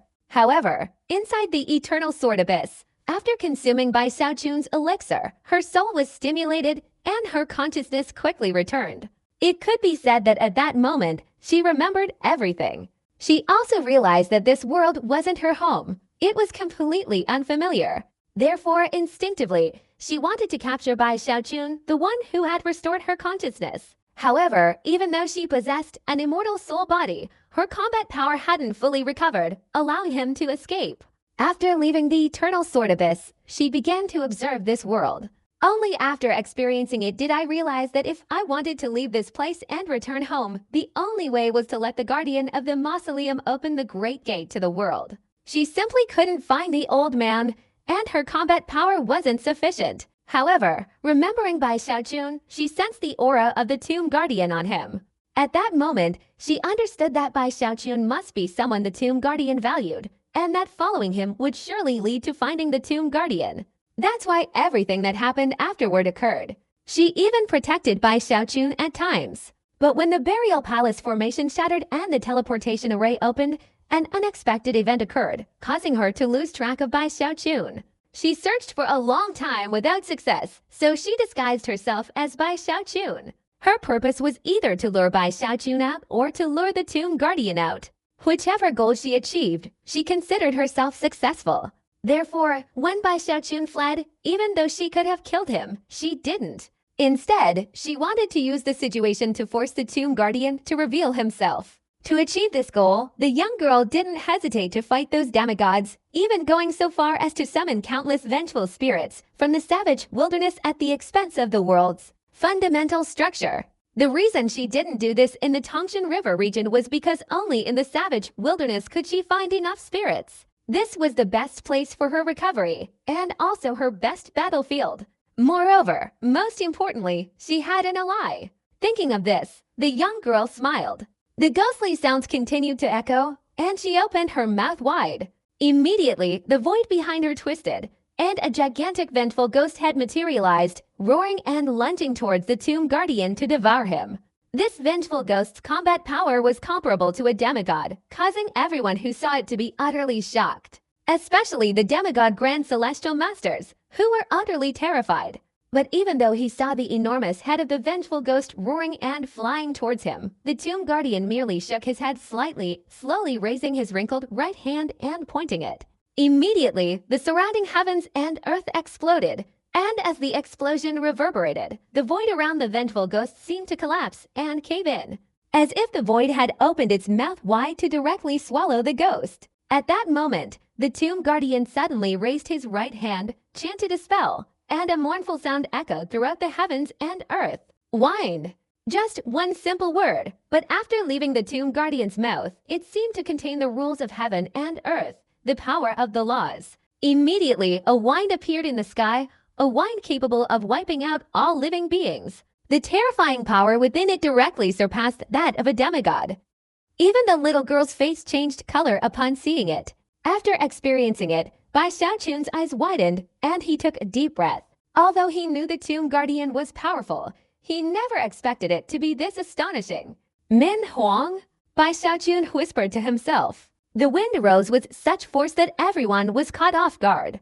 It could be said that the moment the guardian of the mausoleum uttered the word wind, a raging storm erupted in all directions. The entire world seemed to have become a wind realm, with the guardian of the mausoleum at its center. A massive whirlwind appeared, its power capable of overturning mountains and seas, and with a resounding roar, it struck the little girl. From afar, the whirlwind occupied more than half the sky. The explosions echoed in all directions, shaking the ground, terrifying even the grand heavenly masters. The whirlwind spun relentlessly, its mere sight enough to shake one's very soul.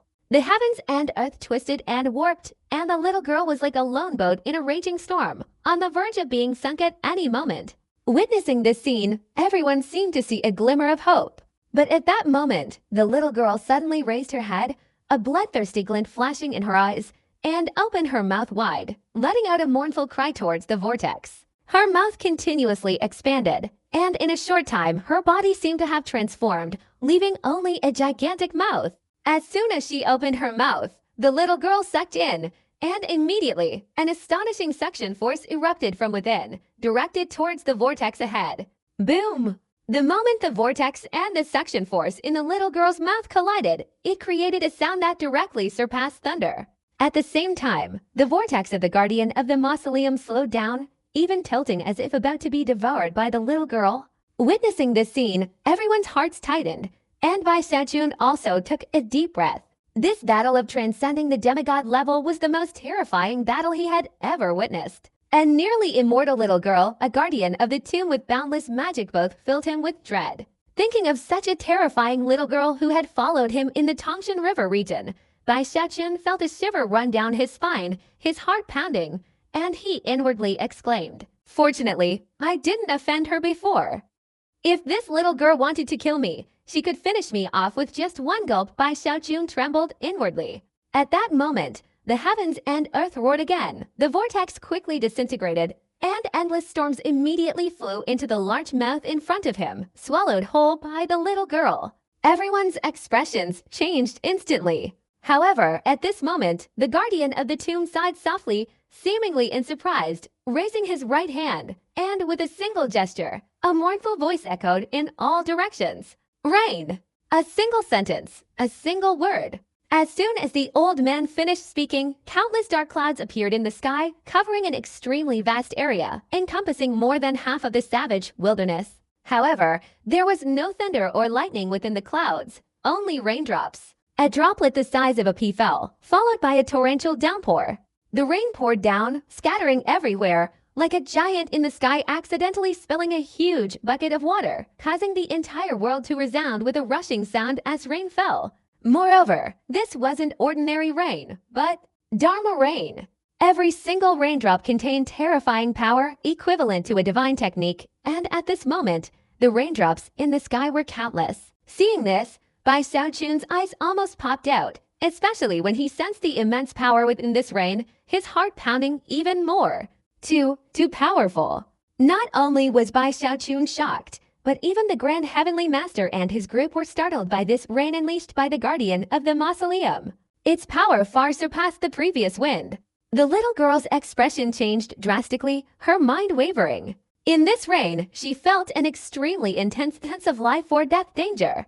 She quickly retreated, but no matter how fast she moved, she couldn't escape under this downpour.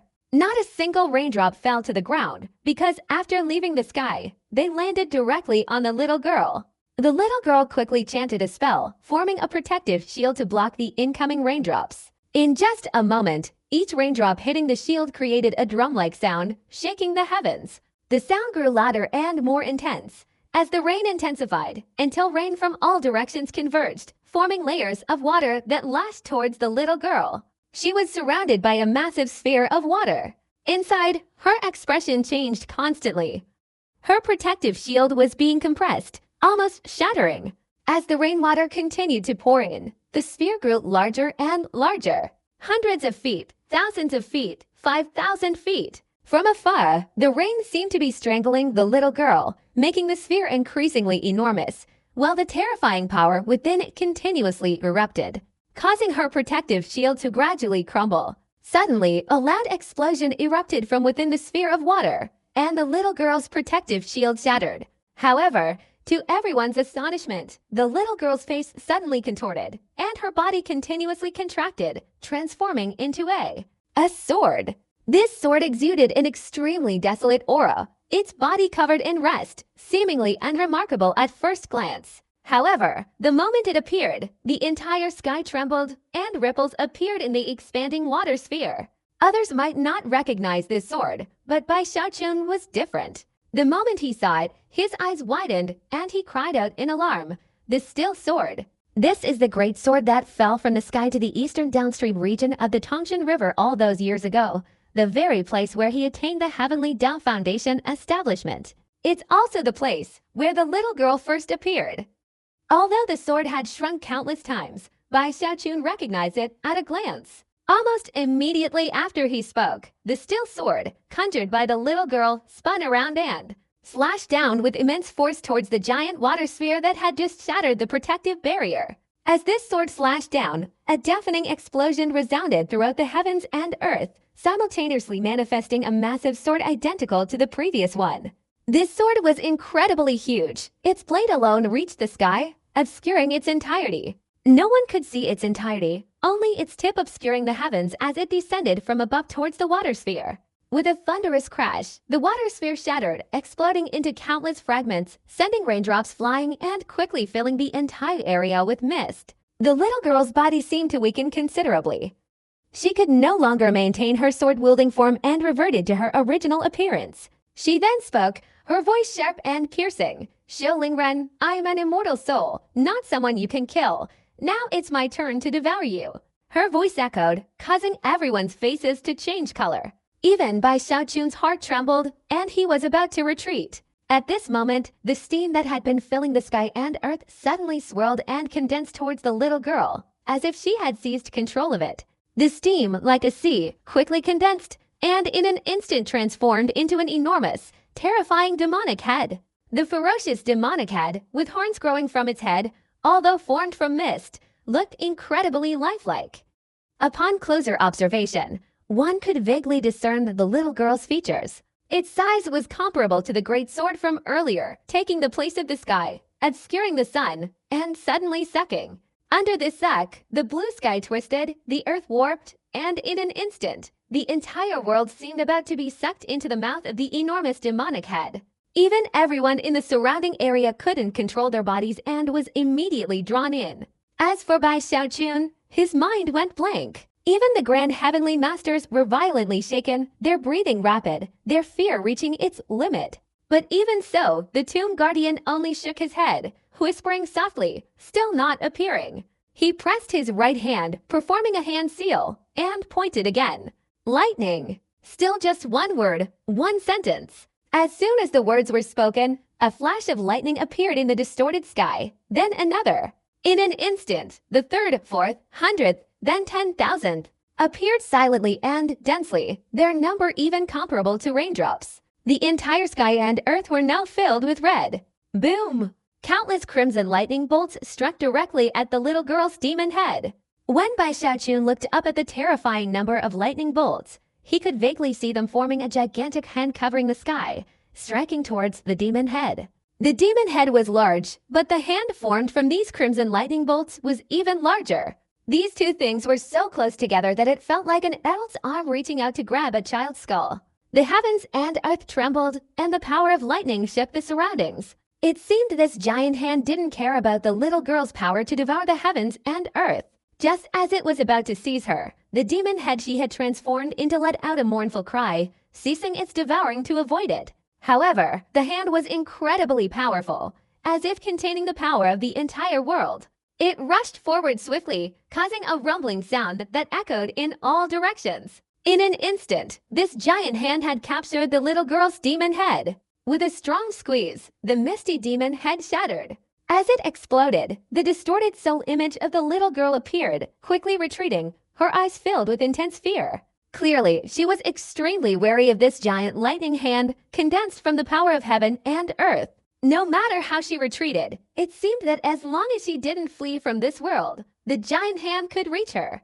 Wherever the giant hand went, the surrounding space seemed to be sealed. The little girl became increasingly frightened, her hands constantly chanting incantations, countless ghostly figures emerging from her body. But as soon as they appeared, they were instantly struck down by endless red lightning and dissolved into dust. Witnessing this scene, everyone around was startled again. This battle was truly too shocking and terrifying, surpassing even the demigod realm. Bai Xiaochun's heart was pounding wildly. At this moment, being pursued by the giant hand, the little girl's ghostly figure let out an extremely piercing scream. And very quickly, the lightning hand touched the ghostly figure, intending to squeeze it tightly. But at that very moment, a massive crack, thousands of feet wide, suddenly appeared in the sky. As soon as it appeared, it flickered, transforming into an eye. That eye revealed a cold, ruthless expression, intensely staring towards the guardian of the mausoleum. Simultaneously, a second, third, fourth crack appeared in an instant. The entire sky was crisscrossed with cracks, each appearing and flickering, all transforming into eyes. Their gazes were all icy, all ruthless, all directed towards the guardian of the mausoleum. This sudden event terrified everyone. Suddenly, the Grand Celestial Master's expression changed drastically, and he cried out in alarm, heavenly venerable, almost immediately after his cry. Countless eyes in the sky simultaneously flickered. Instantly, countless sword lights emerged from them, transforming into streaks of rainbow light, hurtling towards the giant hand at an unimaginable speed. Countless sword lights, in the blink of an eye, completely obscured the sky. They formed a sword net, quickly piercing through the giant hand, exploding with a loud bang, shattering it into pieces. This hand condensed the power of the world. To destroy it, one must also possess the power of the world. In this world, besides the guardian of the mausoleum, only one person has this ability. He is the heavenly venerate of Tongshan Island. The rumbling sounds echoed throughout the savage wilderness, causing the ground to tremble and the sky to shake. At this moment, the countless sword lights emitted sharp whistling sounds as they left the giant hand. Having rescued the little girl, they didn't stop but struck directly at the guardian of the mausoleum. While it sounds lengthy in description, in reality, from the moment the sword lights appeared and severed the giant hand until they reached the guardian of the mausoleum, only a single breath had passed. Countless sword lights flashed past, each capable of annihilating a celestial being. At this moment, the sword lights, numerous and powerful, filled the sky. Bai Xiaochun's heart was in turmoil. From the beginning of this battle until now, he had a vague feeling that the secrets of this world were gradually being revealed before him. But time was running out, and he didn't have time to think deeply. The guardian of the mausoleum suddenly turned his head, his eyes deep and profound. He showed no surprise, as if he had been waiting for the celestial being to appear. He raised his right hand, pointed towards the countless sword lights, and uttered a low, mournful sound, thunder. It was just one word, one sentence, but as soon as it rang out, it instantly caused countless people, even all living beings at this moment, to roar. Whether living or vengeful spirits, whether they wanted to or not, even Bai Xiaochun couldn't restrain himself. But when this single word was uttered, even the Grand Celestial Masters, the Giant Demon King, and Chen Haotong were affected. In an instant, this sound reached an unimaginable level, causing the heavens and earth to tremble and the 8 directions to reverberate. The sound waves, like invisible ripples, swept everything away. Any sword light that touched it instantly shattered. Looking back, there were no more sword lights in the sky, only scattered points of light glittering like stars. Countless sword lights shattered, yet the sound waves did not dissipate. Wherever they went, the heavens and earth trembled. The little girl trembled all over, covering her ears, her body constantly blurring under the impact of the sound waves. Even in one area of the sky, beneath these sound waves, the air twisted, as if a veil was being lifted, revealing a figure who had been hiding there for who knows how long. It was a middle-aged man in a yellow robe, with bright eyes and sharp eyebrows, exceptionally handsome, his expression calm and composed. His gaze, especially his eyes, could even dim the sun and moon. He wore an imperial crown, his black hair flowing in the wind, except for a single striking red strand that hung down his forehead. After the veil was lifted, his figure was revealed. His eyes flashed, and he resolutely stepped forward, immediately raising his right hand and pressing it towards the sky. Instantly, the blue sky roared, as if torn apart by an invisible hand. A long, sea-blue spear immediately shot out from it, but not towards the middle-aged man, but towards the ground. Its speed was incredibly fast, transforming into a blue lightning bolt, and with a whoosh, it pierced the earth. The entire desolate land trembled, forming countless cracks crisscrossing in all directions. A deafening explosion, accompanied by invisible thunder, caused a powerful shockwave that spread in all directions. Even though Bai Xiaochun was quite far away, he was still struck by the ripples, spitting out fresh blood, his body sent flying. Chen Haotong and the others also had blood gushing from their mouths, constantly retreating. Even the Grand Heavenly Master and his group turned pale, forced to retreat. As for the giant ghost cultivators whose cultivation hadn't reached the heavenly human realm, they couldn't react in time and were struck by the ripples, their bodies instantly turning to dust. Under this impact, Hong Chennu should have died, but thanks to her father's full protection, she survived. Heavenly Venerable. The giant ghost king looked up, staring intently at the middle-aged man in the sky, his eyes filled with intense apprehension. The victorious king, the spirit forest king, the 9 nether king, the grand heavenly master, and all the heavenly lords were now in turmoil, their eyes all fixed on the middle-aged man. Heavenly Venerable. Bai Xiaochun took a deep breath, his head buzzing. Having just heard the words of the giant ghost kings, he looked towards them. At this moment, he didn't care about his own feelings. All he saw was an awe-inspiring figure, one who looked down upon the world. This is the supreme ruler of the Tangshan River, the head of Tangshan Island, Heavenly Venerate. This was the first time Bai Xiaoqun had witnessed a Heavenly Venerate. Even with just a glance, he felt as if the other party was one with heaven and earth. Looking at him for a while longer, his eyes suddenly ached as if being pricked by needles. At this moment, the little girl's figure flashed, appearing beside the Heavenly Venerate, maintaining a certain distance, and spoke in a sharp voice, "Tangshan Taoist, you've arrived too late." The Heavenly Venerate smiled, not looking at the little girl, nor at anyone else around him.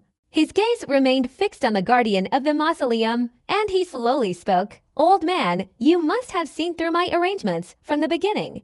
Xiao Lingren's expression remained unchanged, only his eyes held a deep, calm gaze as he spoke. After hearing their conversation, everyone around them formed their own speculations. Bai Xiaoqun's heart also began to whirring. He understood that this little girl and the Heavenly Venerate must have long been connected, perhaps even allied.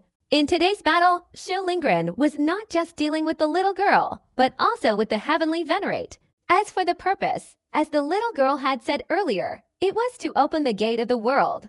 This is definitely a great secret. Bai Xiaoqun's breathing quickened. He felt the situation was dire. He wanted to shout to the Heavenly Venerate, "We are all one family," but this thought was immediately dismissed. The little girl had followed him, leading Xiao Lingren out. The Heavenly Venerate must already know about this. They're clearly using me. Bai Xiaoqun immediately became distressed, his mind wavering, and he sighed repeatedly as he looked at the three figures in the sky. While Bai Xiaoqun was gloomy, the Heavenly Venerate in the sky looked at the guardian of the mausoleum and coldly spoke. "So what if you see through it? This scheme was to lure you out, and you lured me here. In the end, it's just a matter of combat power." As soon as he finished speaking, an unparalleled domineering aura erupted from him, declaring, "I am the only one in heaven and earth." Immediately after he finished speaking, the little girl beside him let out a sinister laugh, her body quickly becoming indistinct, transforming into a black hole, once again emitting that voice that gathered the sounds of all living beings. Void devouring great technique. Instantly, the black hole formed by the little girl emitted a black radiance, directly enveloping everything within its radius. Everything within this area, even trees and mountains, flew out and rushed straight towards her. But the Tomb Guardian was also within this area, and his position was precisely where the devouring power was concentrated. At this moment, under the void devouring great technique, his body was bound. Simultaneously, the Heavenly Venerate stepped forward, knowing that this battle had to be won quickly. As soon as his foot landed, the entire heaven and earth trembled. He raised his right hand and clawed towards the sky. Under this claw, the blue sky exploded, ripples appeared, and the color turned golden. A vast sea quickly materialized. Bai Xiaoqun's eyes widened in astonishment, his mind blank. He glanced and saw that the vast sea materializing in the sky was the Heavenly Sea. What kind of magic is this? Can even the Heavenly Sea be used for magic? Bai Xiaoqun was horrified, realizing that the techniques of these people were truly divine abilities. Recalling his own techniques, he couldn't help but feel ashamed. However, remembering the Watermarsh Kingdom and the Immortal Emperor's Fist, his confidence was restored a little. He believed that as long as his cultivation was higher, performing the Watermarsh Kingdom would be as easy as pie. Alas, my cultivation is too weak. Bai Xiaoqun sighed dejectedly, his body quickly retreating. The Grand Heavenly Masters beside him all looked solemn. They all recognized that this was a Heavenly Venerate using supreme power, capable of even changing the heavens and earth, using the projection of the Tangshan Sea to replace the blue sky. The sky transformed into a vast sea, waves crashing violently. At this moment, the seawater formed a giant hand, striking towards the Tomb Guardian. The powerful momentum transformed the blue sky into a vast sea, condensing the sea into a giant hand. Furthermore, the little girl's void-devouring great technique, covering 10,000 feet and restricting the Tomb Guardian's movements, brought the giant hand closer and closer to the Tomb Guardian. Seeing this, Bai Xiaoqun's heart also tightened in his throat. At this moment, the Tomb Guardian suddenly raised his head, his eyes profound, and with a wave of his hands, a hoarse voice came from his mouth, "Nether River." As soon as the words were spoken, a dense aura of death appeared around him, and black river water appeared in the air, growing thicker and thicker. In an instant, with the tomb guardian as the center, a river appeared, covering the ground. The tomb guardian took a step forward, and at that moment, behind him, the river surged and a column of water suddenly shot out from it, like a black dragon soaring straight into the sky. This was the water of the Nether River.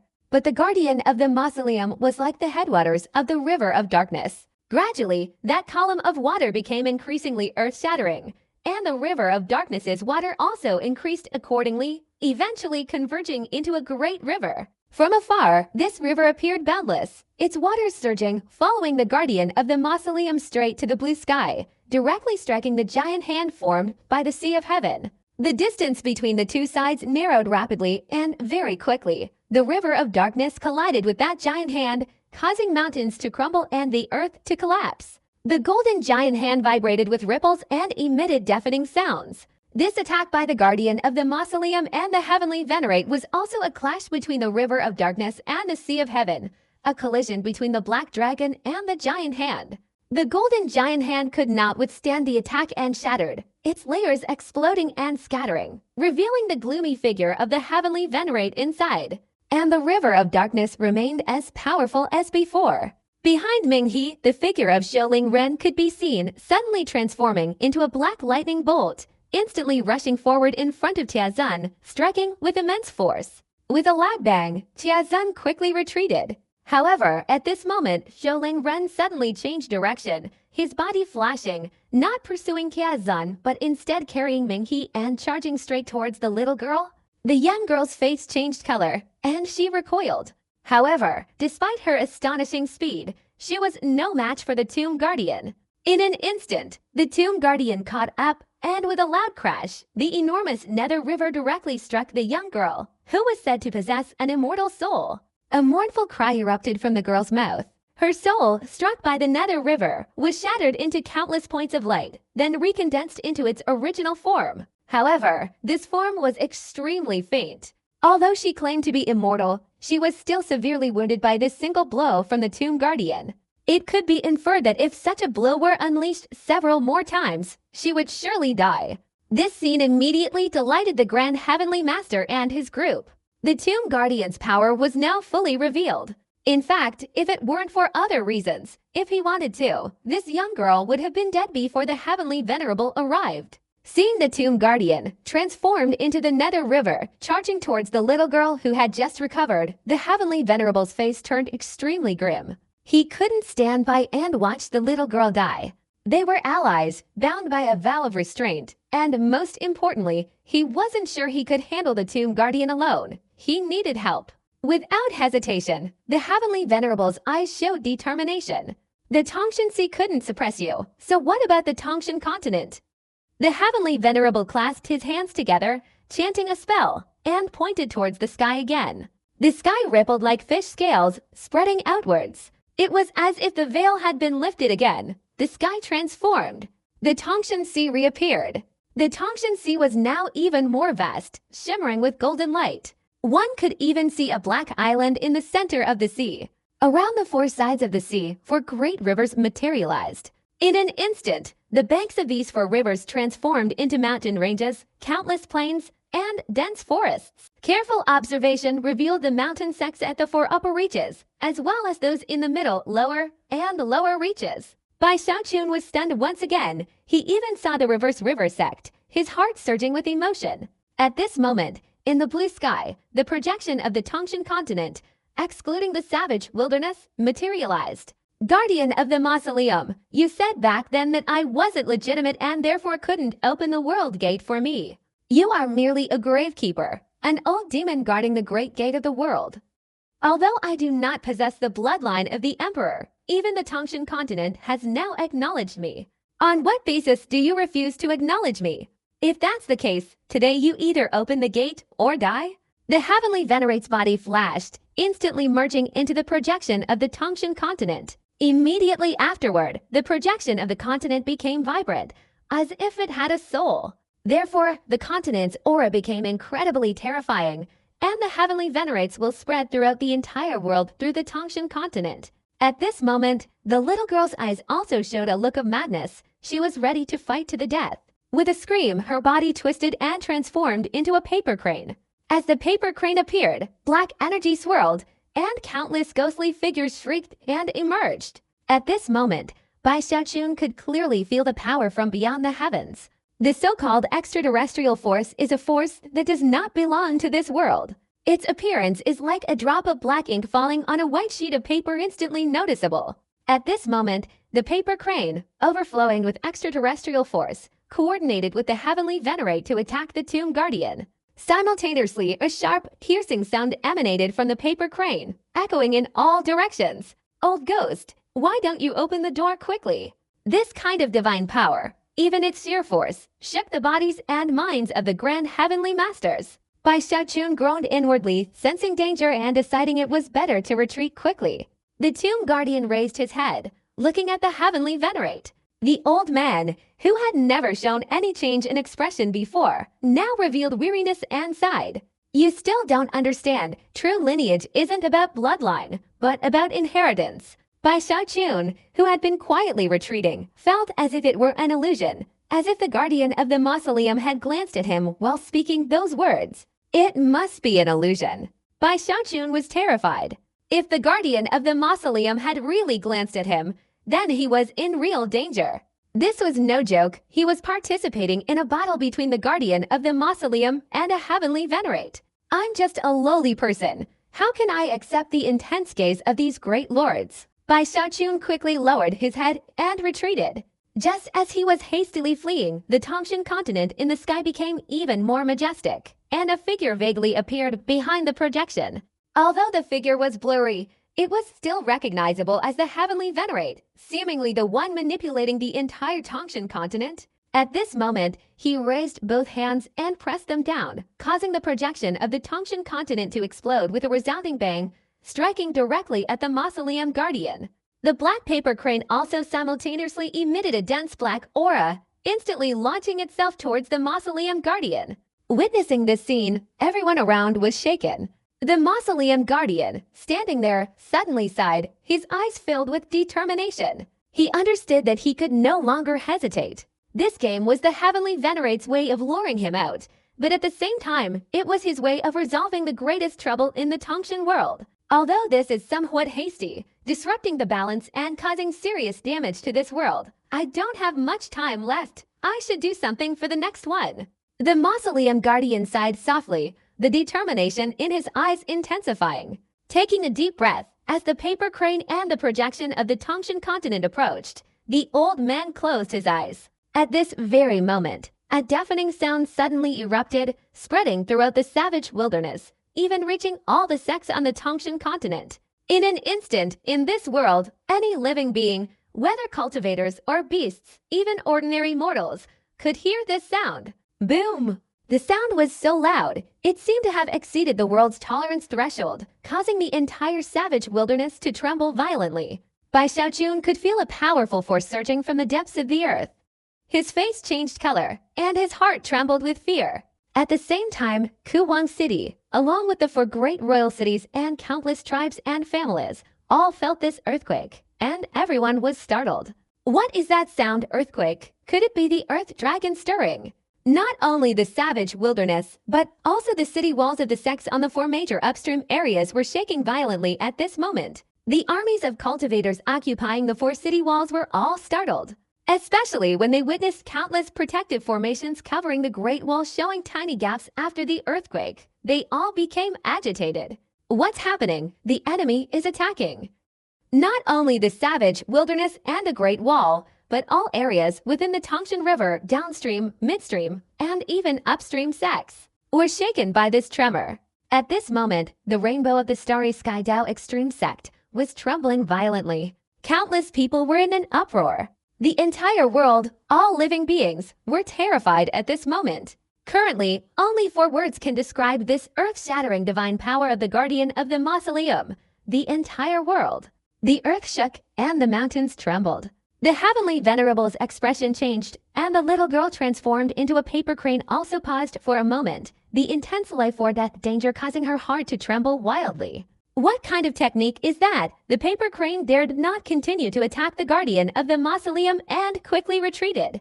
But at that very moment, after the first explosion of the world, a creaking sound came from the sky and a huge crack suddenly appeared, rapidly spreading. Its length is truly unimaginable. It's probably more than 100,000 feet. All living beings in the savage wilderness could see it. Those on the Great Wall could see it, and even the sects in the Tangshan continent, though unable to see it, could feel the sky changing. That rift was like a scar, seemingly becoming eternal in the sky of this world. The moment it appeared, the eyes of the tomb guardian suddenly opened, uttering two words like thunder, "Earth of the Pie."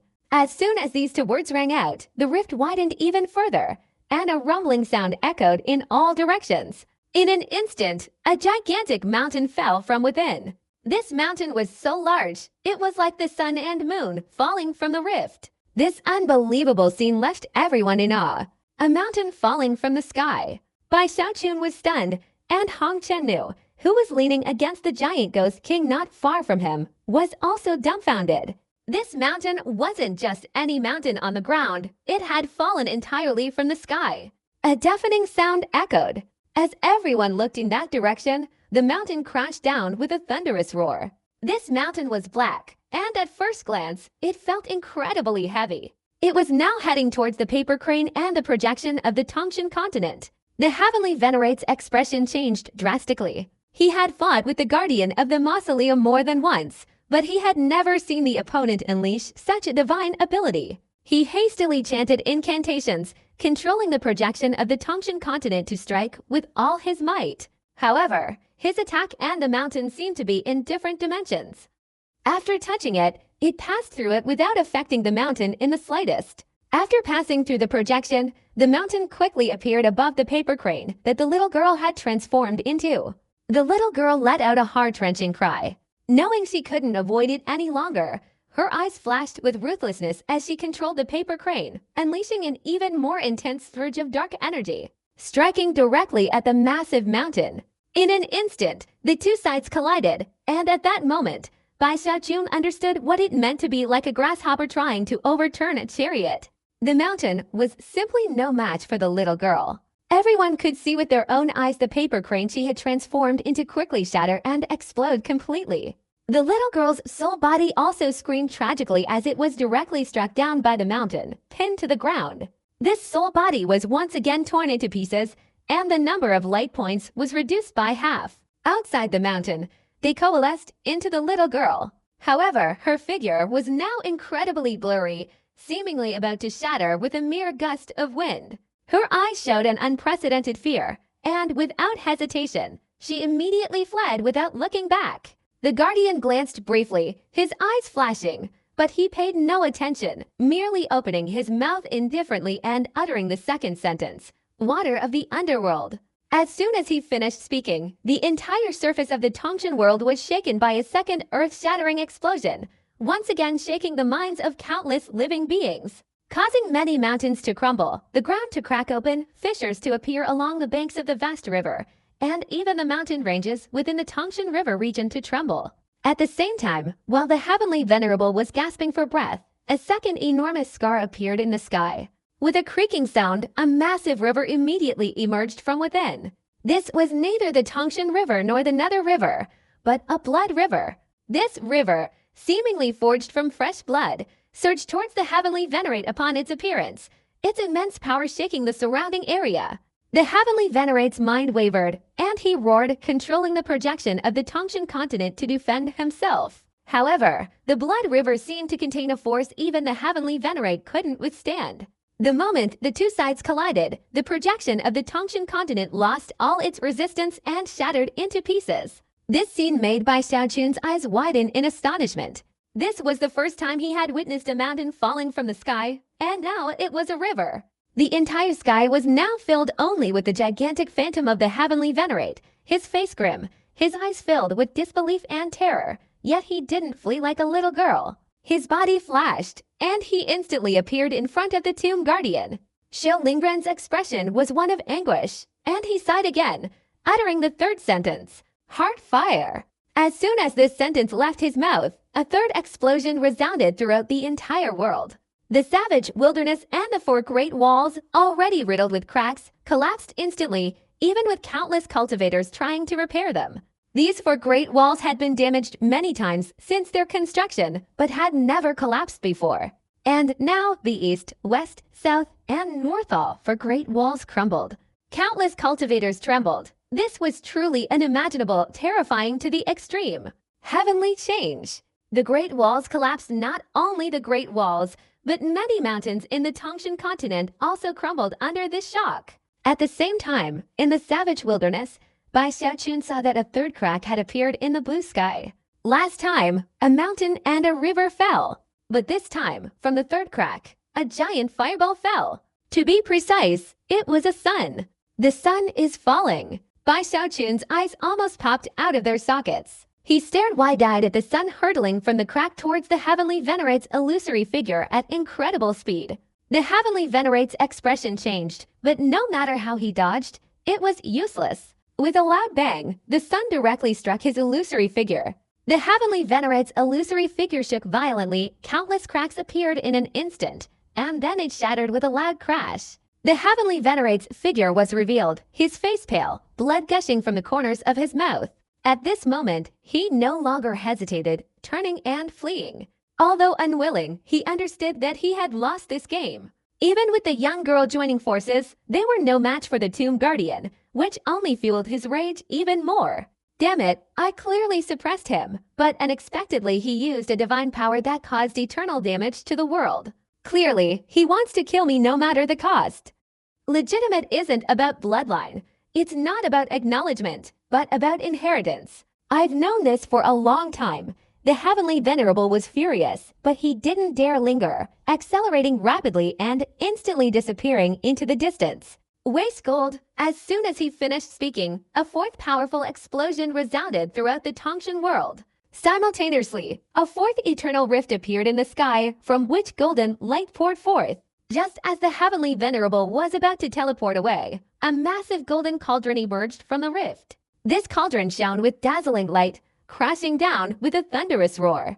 It seemed capable of sealing off the void, preventing the Heavenly Venerable from dodging no matter how he tried. Seeing the danger, his eyes revealed a cruel glint. He let out a low growl, his hands forming a magical incantation, and instantly countless eyes appeared around him. They blinked, transforming into streaks of sword light that shot straight towards the golden peak. However, the power of this golden cauldron was truly mysterious and unpredictable. Countless sword energies from the Heavenly Venerables, upon striking it, were like trying to fight a rock with an egg. They all shattered. The scattered sword energies were unable to stop the cauldron. In an instant, with a loud bang, it directly struck the Heavenly Venerable's body as he was preparing to teleport, causing him to let out a scream.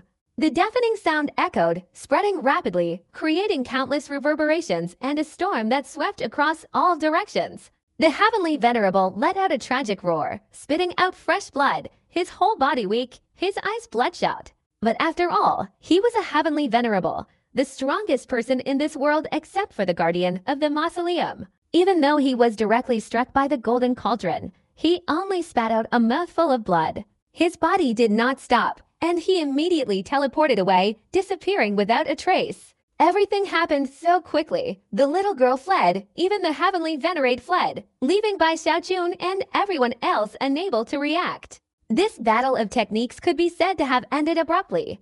But at this moment, the eyes of the Guardian of the Mausoleum flashed with cold light for the first time, and he immediately uttered the fifth sentence. Steel wood. As soon as this sentence was uttered, the fifth explosion echoed throughout the heavens and earth. Boom, boom, boom.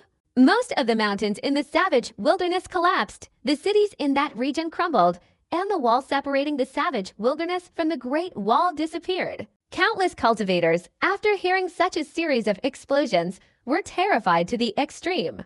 Cries of alarm rang out continuously, and all those cultivators fled the Great Wall area. At the same time, numerous mountains in the Tangshan continent collapsed. Countless cracks appeared in the ground, and in one place, the Tangshan River was directly severed by a crack. It could be said that the entire world had become a beehive, not to mention the four gigantic eternal rifts in the sky, which were terrifying to behold. Just then, after the explosion, A fifth crack appeared in the sky, from which a 1,000-foot-long branch of blue cloud descended. This branch was covered with countless leaves, emanating a vibrant life force, and it powerfully struck the Great Wall of the northern Tangshan region. This branch of cloud was enormous and incredibly fast. Wherever it passed, the void shattered, and the sound of tearing wind was earth-shattering. In an instant, it slammed into the sky above the collapsed northern Great Wall. With a loud bang, the space suddenly contracted and shattered, revealing the figure of the Heavenly Venerable who had just teleported inside. The Heavenly Venerable spat out blood again, his face pale, and for the first time, fear and terror appeared on his face. He never imagined that the guardian of the mausoleum's divine power could be this strong. Old demon of the tomb, the Heavenly Venerable roared, about to teleport, when the cloud branch struck again. Its speed was incredibly fast. Even the Heavenly Venerable's mind was violently shaken. He let out a cry, his hands forming a hand seal, and golden light burst forth from his body. As the golden light spread, the waters of the Tangshan Sea instantly appeared around him, condensing into a gigantic spear. The Heavenly Venerable seized it and thrust it forcefully towards the approaching cloud branch. This single strike caused the heavens and earth to change color, and at this moment, the distant Tangshan Sea also surged, its waters suddenly rising. The entire Tangshan Sea had become a colossal valley. All the seawater was now in the air, covering the sky and earth, using supreme power to fly straight towards the Great Wall of the northern Tangshan mountain range. It seemed as if the spear in the Heavenly Venerate's hand was the core of the Tangshan Sea, the very place the seawater wanted to reach. Wherever the Tangshan Sea passed, countless cultivators were terrified, crying out in alarm. This is the Tangshan Sea water. Oh my God, what's happening? Only the cultivators of the northern Tangshan mountain range could see clearly. They saw the Heavenly Venerate, the spear in his hand, and the gigantic cloud. The events unfolded in a flash, though described slowly. The moment the Heavenly Venerable thrust his spear forward, the waters of the Tangshan Sea surged forth from the sky behind him, their immense waves crashing with overwhelming force, following the spear's trajectory and striking directly at the cloud branch. In an instant, the two collided, a deafening explosion echoing throughout the entire Tangshan world. The surging seawater directly shattered the cloud branch, destroying it in half. This was the first time such a celestial object had been destroyed, and simultaneously, the Tangshan Sea was split into by the cloud branch. The space between the two halves was where the Heavenly Venerable stood. His body trembled violently, blood gushing out, and the single strand of red hair on his forehead snapped off and fell gently. However, before the Heavenly Venerable could grasp it, the hair vanished instantly, as if someone had taken it from afar. No, the Heavenly Venerable roared, his body trembling, his eyes filled with madness, yet also intense fear and apprehension. He was terrified of losing his red hair. This wasn't just any ordinary strand of hair.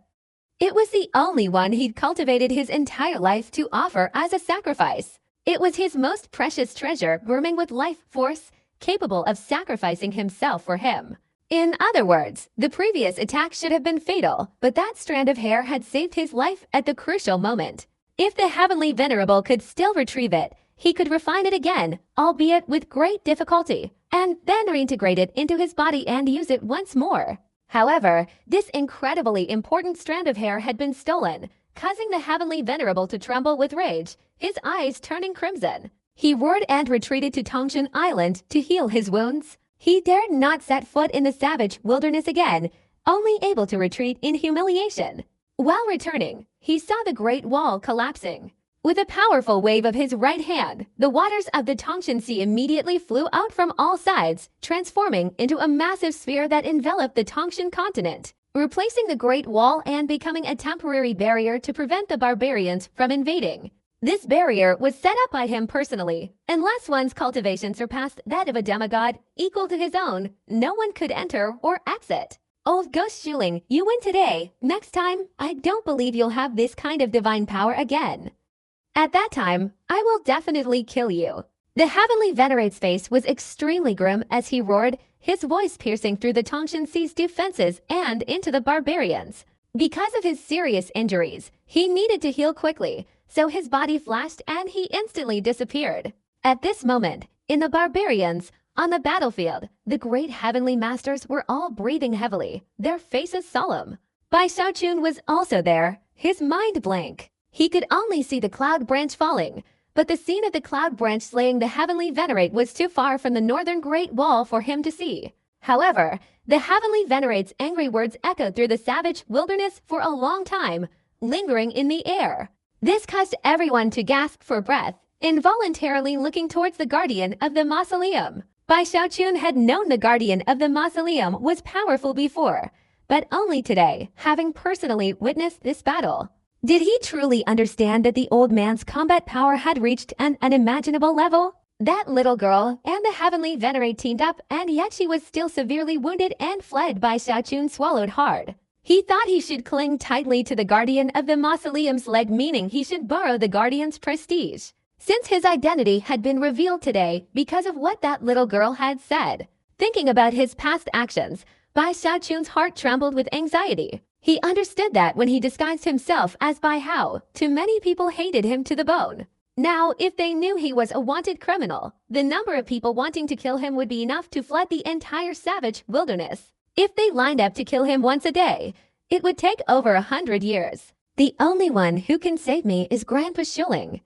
No, I need to find a way to get closer to him. Bai Xiaochun muttered to himself. Taking advantage of everyone's inattention, he cautiously moved closer to Shuling Ren, constantly considering a plan. While everyone was terrified by this battle, Shuling Ren sighed inwardly, not pursuing them. It wasn't that he didn't want to, but that he couldn't. In fact, if he could, he wouldn't want to cause such a battle with a heavenly venerate. The old man understood that his time was running out. At the same time, he didn't want to unleash such a divine power that would cause eternal damage to the world. Currently, the 5 stars in the sky have become one with this world, existing forever. And on the earth, a great mountain, a river of blood, a golden peak, and a sun have been added. These things will also exist forever. Only the guardian of the mausoleum understood that even he could not unleash these divine powers and techniques again. Because metal, wood, water, fire, and earth are the 5 vital organs of a human being. A person only has one such organ, so this divine power was his last trump card. What a pity I only managed to cut off a strand of his red hair, not kill him. The guardian of the mausoleum murmured to himself, his face aging considerably, his aura slowly dissipating. But the regret in his heart lingered for a long time. This chess game was a calculated move by the heavenly venerable, but also a meticulously prepared plot by the tomb guardian to kill him. However, neither had succeeded. Even if he hadn't killed the little girl, he wouldn't mind. It was actually intentional. He knew the little girl's background, and the reason he didn't kill her was to guard against the worst-case scenario, a 1 in 10,000 chance, an extremely low probability. He also had a much larger purpose. He needed the little girl to cooperate unwittingly. All he cared about was the heavenly venerable. Just as the tomb guardian was lamenting, a cold, almost guttural, female voice suddenly rang out on the otherwise silent battlefield. Bai Xiaochun, do you still want to run? This person was indeed Hong Chen-nu.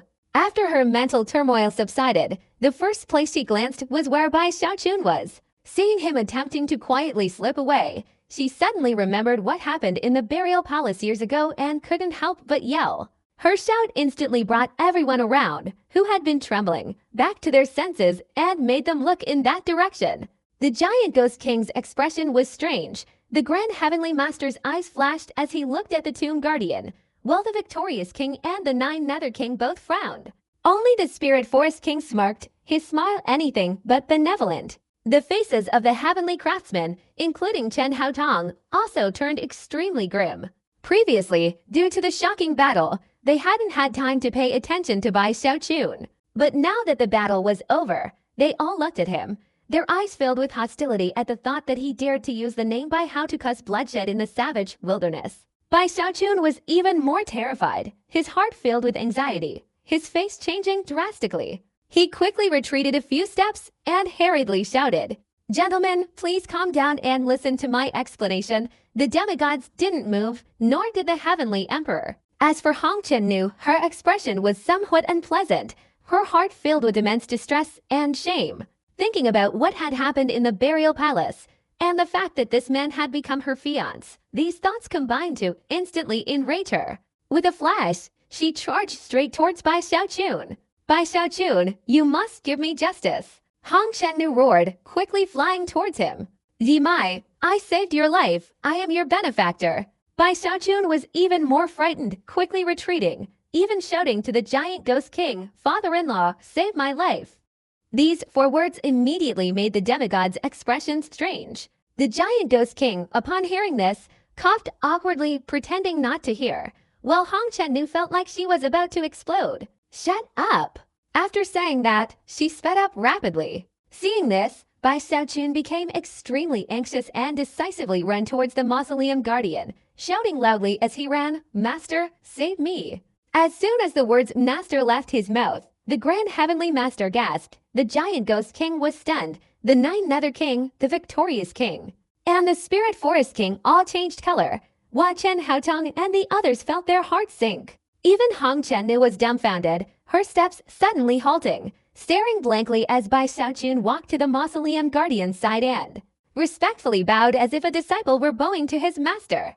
Even the mausoleum guardian was at this moment caught between laughter and tears. Seeing Bai Xiaochun anxiously looking at him, he could only shake his head helplessly, flick his sleeve, and without speaking to anyone, he took Bai Xiaochun with him and stepped into the void, instantly disappearing without a trace. Complete silence reigned on all sides. The Grand Celestial Master and his group gazed at the spot where the mausoleum guardian had just departed, their minds racing with thoughts. The last 2 words, "Master," spoken by Bai Xiaochun had truly intimidated them. Chen Haotong was extremely tense, quickly abandoning any thought of confronting Bai Xiaochun. Even though the mausoleum guardian hadn't explicitly admitted it, his actions of taking Bai Xiaochun with him when leaving clearly indicated this. The Grand Celestial Master, in particular, had already noticed the mausoleum guardian's mark on Bai Xiaochun. After a moment of silence, he and the 4 heavenly kings beside him exchanged a telepathic message. Out of reverence for the Underworld Emperor, they classified Bai Xiaochun's actions as top secret, issuing a gag order to everyone around them. Therefore, even if this matter were to spread, the cultivators of this savage wilderness would only know that the little girl was impersonating Bai Xiaochun, and would never know his true identity. After making that agreement, they all left one by one. This battle was truly sudden and extremely important. They needed to quickly make arrangements. After all, the Great Wall had fallen, and the situation had to change. The last to leave were the Giant Ghost King and Hong Chennu. The Giant Ghost King sighed, seeing the complex and somewhat bewildered look in his daughter's eyes. "Myra, this is also because I didn't think things through properly. Your engagement, let's cancel it." Hong Chennu silently looked towards Bai Xiaochun, who had just left, saying nothing. In her mind, she recalled scenes from her life-or-death ordeal, when Bai Xiaochun had carried her from a desperate situation, protecting her even when facing danger. After everyone had left, the place slowly fell silent, leaving only 5 gigantic scars in the sky and countless cracks in the ground as evidence of a terrifying battle that had shaken the very foundations of the world. At this moment, on the banks of the River of Darkness, 2 figures emerged from the void, the Mausoleum Guardian and Bai Xiaochun. Upon emerging, Bai Xiaochun was still extremely anxious. He was still terrified, unaware that a gag order had been issued against him. He looked pitifully at the Mausoleum Guardian, bowing respectfully. "Grandpa Mausoleum Guardian, this isn't about me trying to deceive you. You understand, Bai Xiaochun. I'm kind-hearted, don't like causing trouble, and am very well-behaved. I just wanted to return to the Reverse River sect. It was they who wanted to kill me. I could only assume a different identity, and then things just went on like that. The Order of Gratitude, the Supervisory Envoy, the House search, none of these things were intentional on my part. Alas, people in the martial world are truly powerless to control their own destiny." Bai Xiaochun seized the opportunity to speak, scrutinizing the guardian of the mausoleum. He genuinely felt wronged. He wasn't entirely at fault. All of this was just a matter of chance, and he didn't want it to happen. The guardian of the mausoleum's face remained expressionless. He glanced at Bai Xiaochun several times, then raised his right hand, and a black token appeared in his hand, which he tossed to Bai Xiaochun. The 4 sides of the Great Wall had been sealed by the Heavenly Venerable using the waters of the Tongshan Sea. No one can enter or leave. I cannot leave the savage wilderness right now, so I cannot take you. If you want to return to the Reverse River sect, you can go to the Life Forbidden Zone. This token can protect you. Bai Xiaochun was stunned as he received the token. The moment it touched his hand, his whole body felt icy cold. Just looking at it, he knew it was a treasure. He quickly put it away. Bai Xiaochun knew that the Life Forbidden Zone, also known as the Uninhabited Zone, was located between the Savage Wilderness and the Tongshan region, and no one could pass through it. The only passage between the two sides was the Great Wall. Once he had this token and could pass through the Life Forbidden Zone, Bai Xiaochun could leave at any time.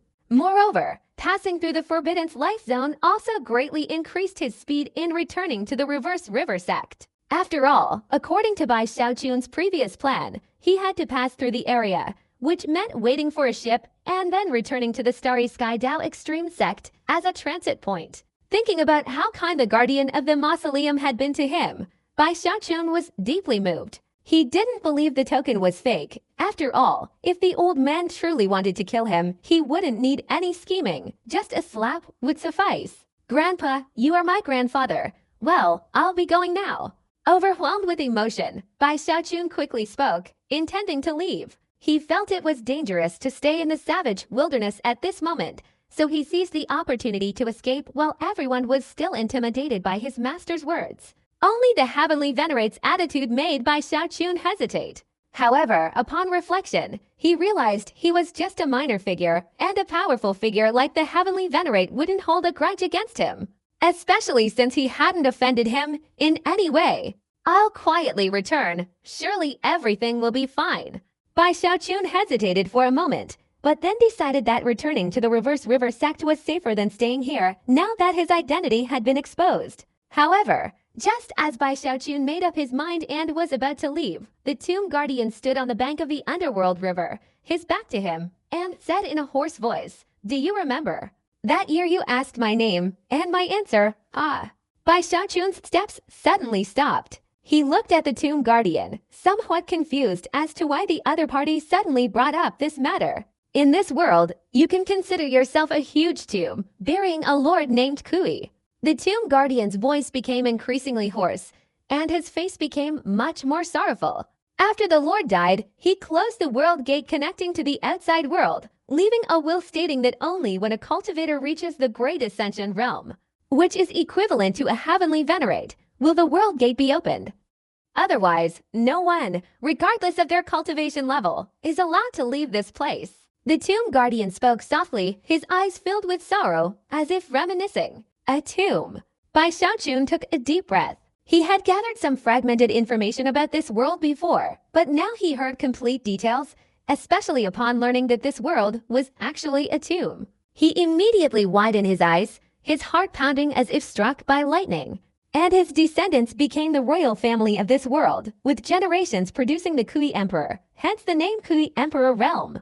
The guardian of the mausoleum paid no attention to Bai Xiaochun. He seemed to be muttering to himself, his voice carrying a natural sense of the passage of time. If nothing unexpected happens, it will probably be the same as before, with Great Ascension Realm Emperors appearing above the demigod realm.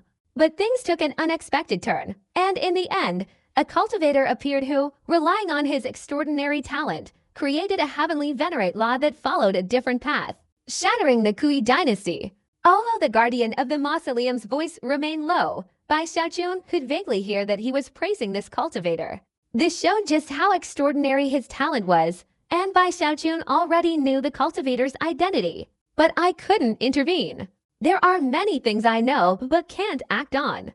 After all, I'm just a tomb keeper, guarding the Lord's tomb, guarding reincarnation, guarding the world's gate. The first time I forcibly intervened, I could only prevent the royal family from being annihilated, allowing their ancestral worship to continue in this desolate land. The price for that intervention was that my own existence was reduced by almost half. This cultivator found me many years later, wanting to open the world's gate and leave this world. However, he wasn't legitimate, so I naturally couldn't agree, but I did tell him the correct method. However, he wasn't suitable for the emperor's inheritance. He repeatedly sought me out, using all sorts of methods, and it seems he finally understood that only by eliminating me could he leave. You probably already know who this person is.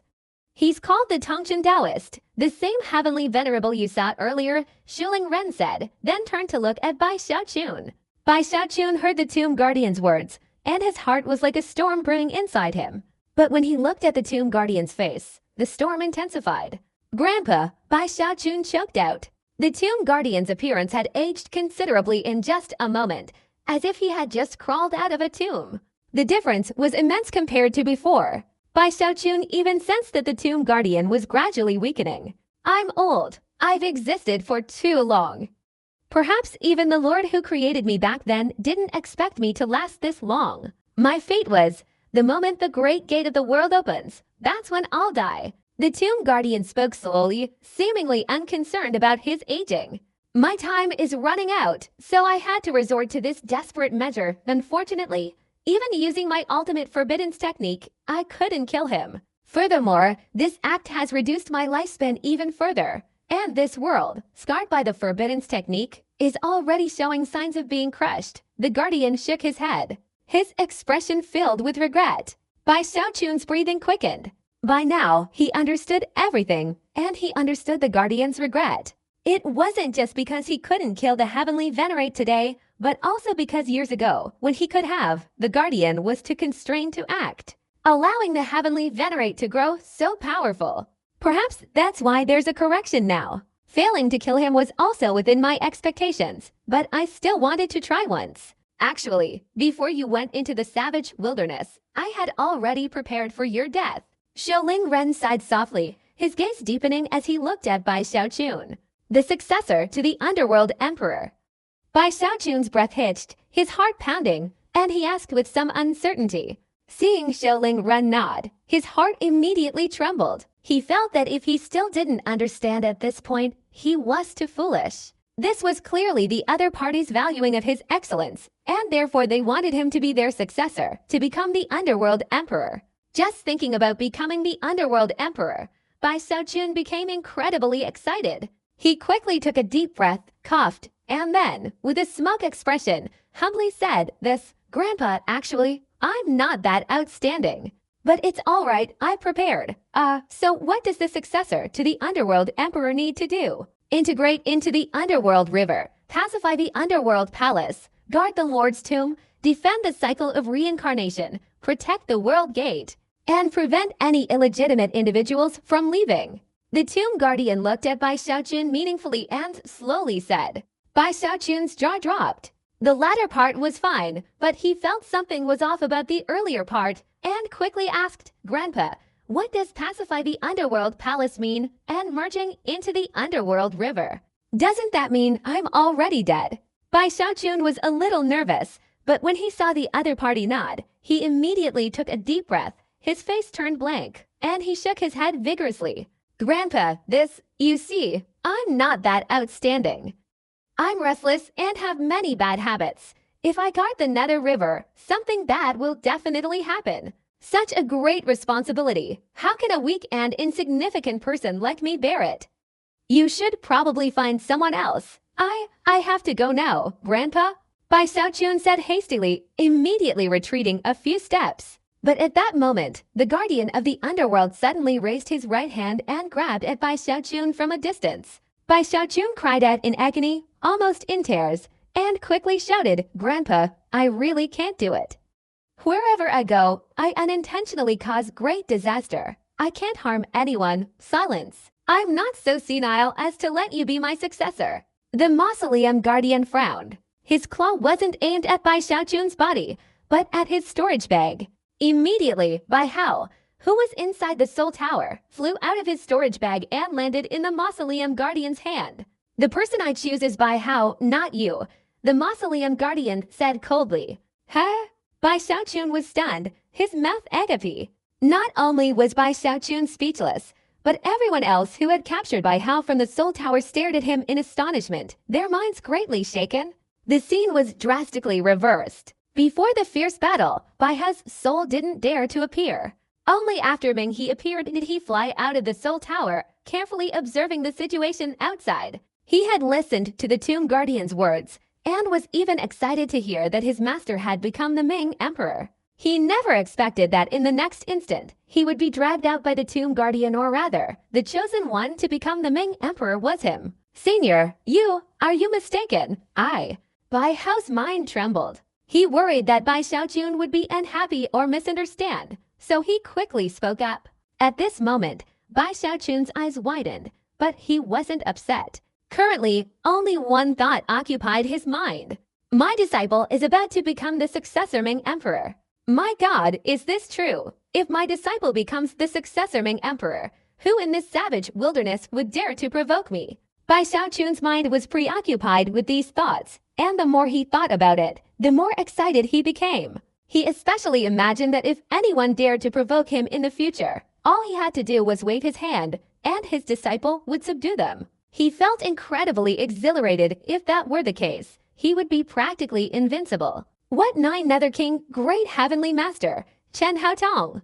Who dares to provoke me? Who dares to punish me? In his excitement, Bai Xiaojun slapped his thigh, laughing loudly with his head held high, his heart overflowing with emotion. Amazing! Grandpa chose the right person. My disciple is naturally the most suitable to become the Nether Emperor. No one in the entire savage wilderness is more suitable than him, Bai Xiaojun exclaimed excitedly. Seeing Bai Hao looking worried and about to say something, he decisively waved his hand to stop him, assuming the posture of a master. As his master, I will fulfill this request on behalf of Bai Hao. Let's decide it this way. The Tomb Guardian's gaze was profound. He looked at Bai Xiaojun, then at Bai Hao. At this moment, no one could guess his thoughts. In fact, from the very beginning, he had already chosen his successor. The choice wasn't Bai Xiaojun, and even Bai Hao was just one of the nominees. Like Zhou Yixing, like the genius of the Chen family back then, there were many others chosen by the Tomb Guardian, even those on the Ming Emperor ranking. However, among those nominees, the one who ultimately decided who would become the official successor wasn't the Tomb Guardian, but Bai Xiaojun. Because in the Tomb Guardian's eyes, Bai Xiaojun's existence was even more important than the successor to the Ming Emperor, so he couldn't possibly let Bai Xiaojun become the Ming Emperor.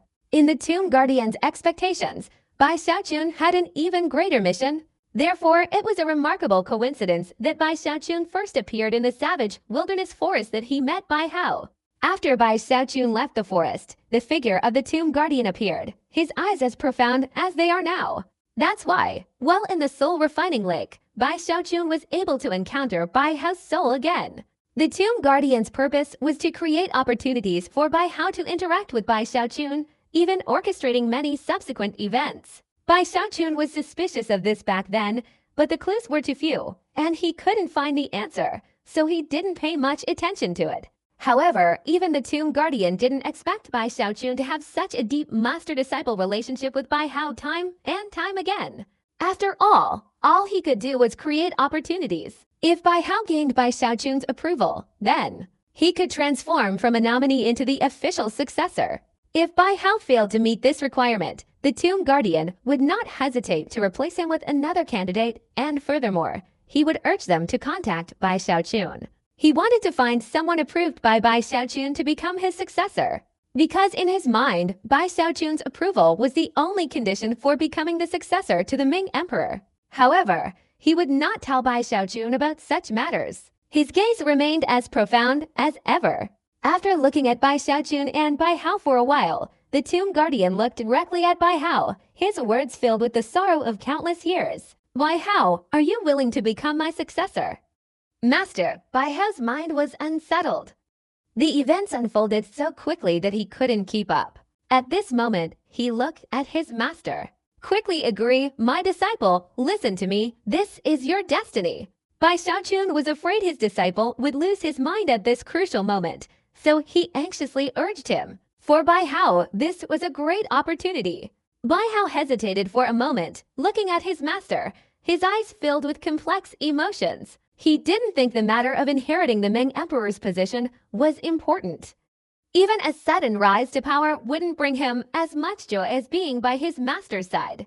To him, his master was his only relative, his only person he approved of, and his importance surpassed everything else. He also understood that his master had offended to many people in the savage wilderness. Once he became the next Ming Emperor, no one in the savage wilderness would dare to provoke his master. Thinking of this, Bai Hao gritted his teeth, turned to look at the Tomb Guardian, and said, Senior, I can become your successor, but not my master. I will forever only have one master. Bai Hao spoke with unwavering determination, his eyes resolute. He could choose to become the successor to the underworld emperor because he wanted to protect his master, but he didn't want to change his position. At this moment, Bai Xiaochun's heart trembled. He looked at his disciple, his eyes softening. He understood his disciple's character and knew that Bai Hao cherished their master-disciple relationship. Bai Xiaochun felt a warmth in his heart. The tomb guardian's face was expressionless, but he was actually very happy. In fact, he understood Bai Hao well, but he wasn't completely at ease yet, because choosing the underworld emperor was too important.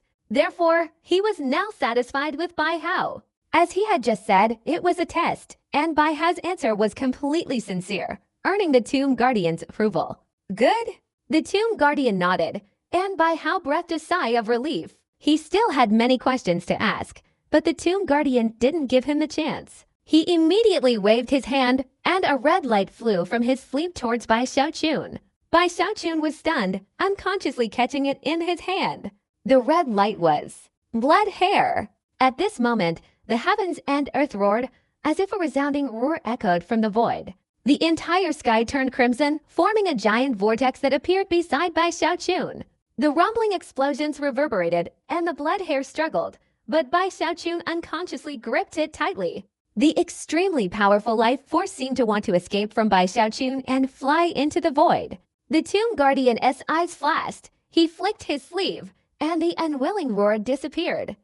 The sky calmed down, and an invisible seal fell on the strand of hair. Even with its immense life force, the hair could not escape and could only be held in Bai Xiaochun's hand. He grabbed the strand of hair brimming with vitality. The moment Bai Xiaochun touched it, his whole body exploded with a loud bang. He gasped for breath because he recognized it as the blood-red hair from the forehead of a heavenly venerate. Such vitality, it can help the immortal bone reach its peak.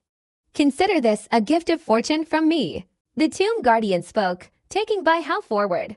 Immediately afterward, the Nether River appeared and expanded. The tomb guardian entered the Nether River, his figure disappearing into it. Only after the tomb guardian and Bai Hao left did the Nether River vanish, leaving only the dried-up riverbed of the Nether River Forbidden Zone. The surroundings were eerily silent, as if nothing had happened. Only Bai Xiaochun remained, holding the red strand of hair. He stood bewildered by the bank, staring in astonishment at the direction his disciple had gone. Everything had happened quickly.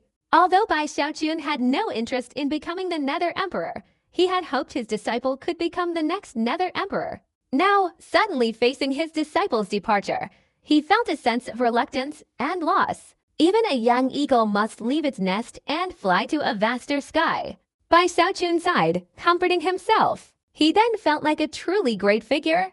Now I am the supreme being in the savage wilderness. My partner is a celestial being, my father-in-law is a demigod, and my disciple is the underworld emperor. Even the grand celestial master would feel inferior to me. Thinking of this, Bai Xiaochun's heart pounded with excitement. Filled with blessings for his disciple and the exhilaration of his own status, Bai Xiaochun lowered his head to look at the strand of hair in his hand, his heart pounding. Thinking of this, Bai Xiaochun became nervous. He unconsciously glanced around. Originally, there were cultivators guarding the Nether River Forbidden Zone, but now there were no other figures present.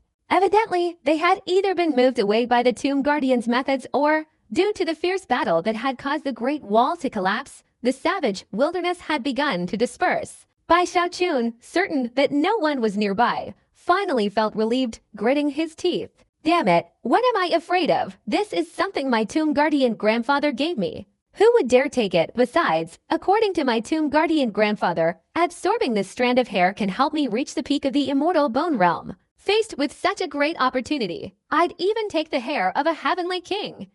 After his trials in the savage wilderness, Bai Xiaochun felt much bolder than before. He gritted his teeth, found an area within the Nether River Forbidden Zone, dug a cave, and entered to cultivate in seclusion. While Bai Xiaochun was cultivating in the outside world, beyond the void of the savage wilderness, there seemed to be another space. This place contained a black river, the River of Darkness. The surrounding heaven and earth were gloomy, seemingly devoid of much light. Only the faint outline of the River of Darkness flowing through the space could be seen. At the end of the River of Darkness stood a palace. The pitch-black palace towered in the void, surrounded by the river of darkness, its waters carrying a chilling aura and supreme power. Every moment, countless vengeful spirits rose upon the river of darkness before vanishing into the void, being sent for reincarnation. This was the palace of the Underworld Emperor. It controlled reincarnation and presided over life and death. In the main hall of the palace of the Underworld Emperor, a dim light shone, and on either side stood two statues, both ferocious looking like underworld generals. At the head of each statue sat a large chair made of skeletal remains. At this moment, the figure of the Tomb Guardian appeared. He took a step forward and sat down on the chair. He exuded an aura of supreme power, like a god. He wore an imperial crown on his head and a black robe embroidered with the image of a nether dragon. He flicked his sleeve, and beside him, Bai Hao appeared in the Nether Emperor Palace. Upon his appearance, Bai Hao was trembling. He looked around at the cold, deathly atmosphere, then at the large chair behind him, where the guardian sat expressionlessly. Bai Hao bowed his head and clasped his hands. Bai Hao! A bright light shone in the Tomb Guardian's eyes, a light containing the oppressive power of heaven and earth, surging like thunder. It exploded with a deafening roar, shaking the entire Nether Emperor Palace, and even causing the Nether River outside to ripple. At this moment, he was completely different from when he met Bai Xiaochun. Only now did he truly possess the majesty of the Nether Emperor. Bai Hao also noticed this, his demeanor tense but extremely serious. Bai Hao, listen carefully. The Tomb Guardian spoke, his words carrying a strange power that directly penetrated Bai Hao's soul, seemingly reaching deep into his spirit. Bai Hao's soul trembled several times, and he could even discern the truth from falsehood in the Guardian's reply. Bai Xiaochun is your master now, and will remain your master in the future. Having done this, the Tomb Guardian spoke, his oppressive aura enveloping the entire hall. Although I have altered your destiny and brought you to his side, whether you are accepted as his disciple is not something I can arrange. It is your fate.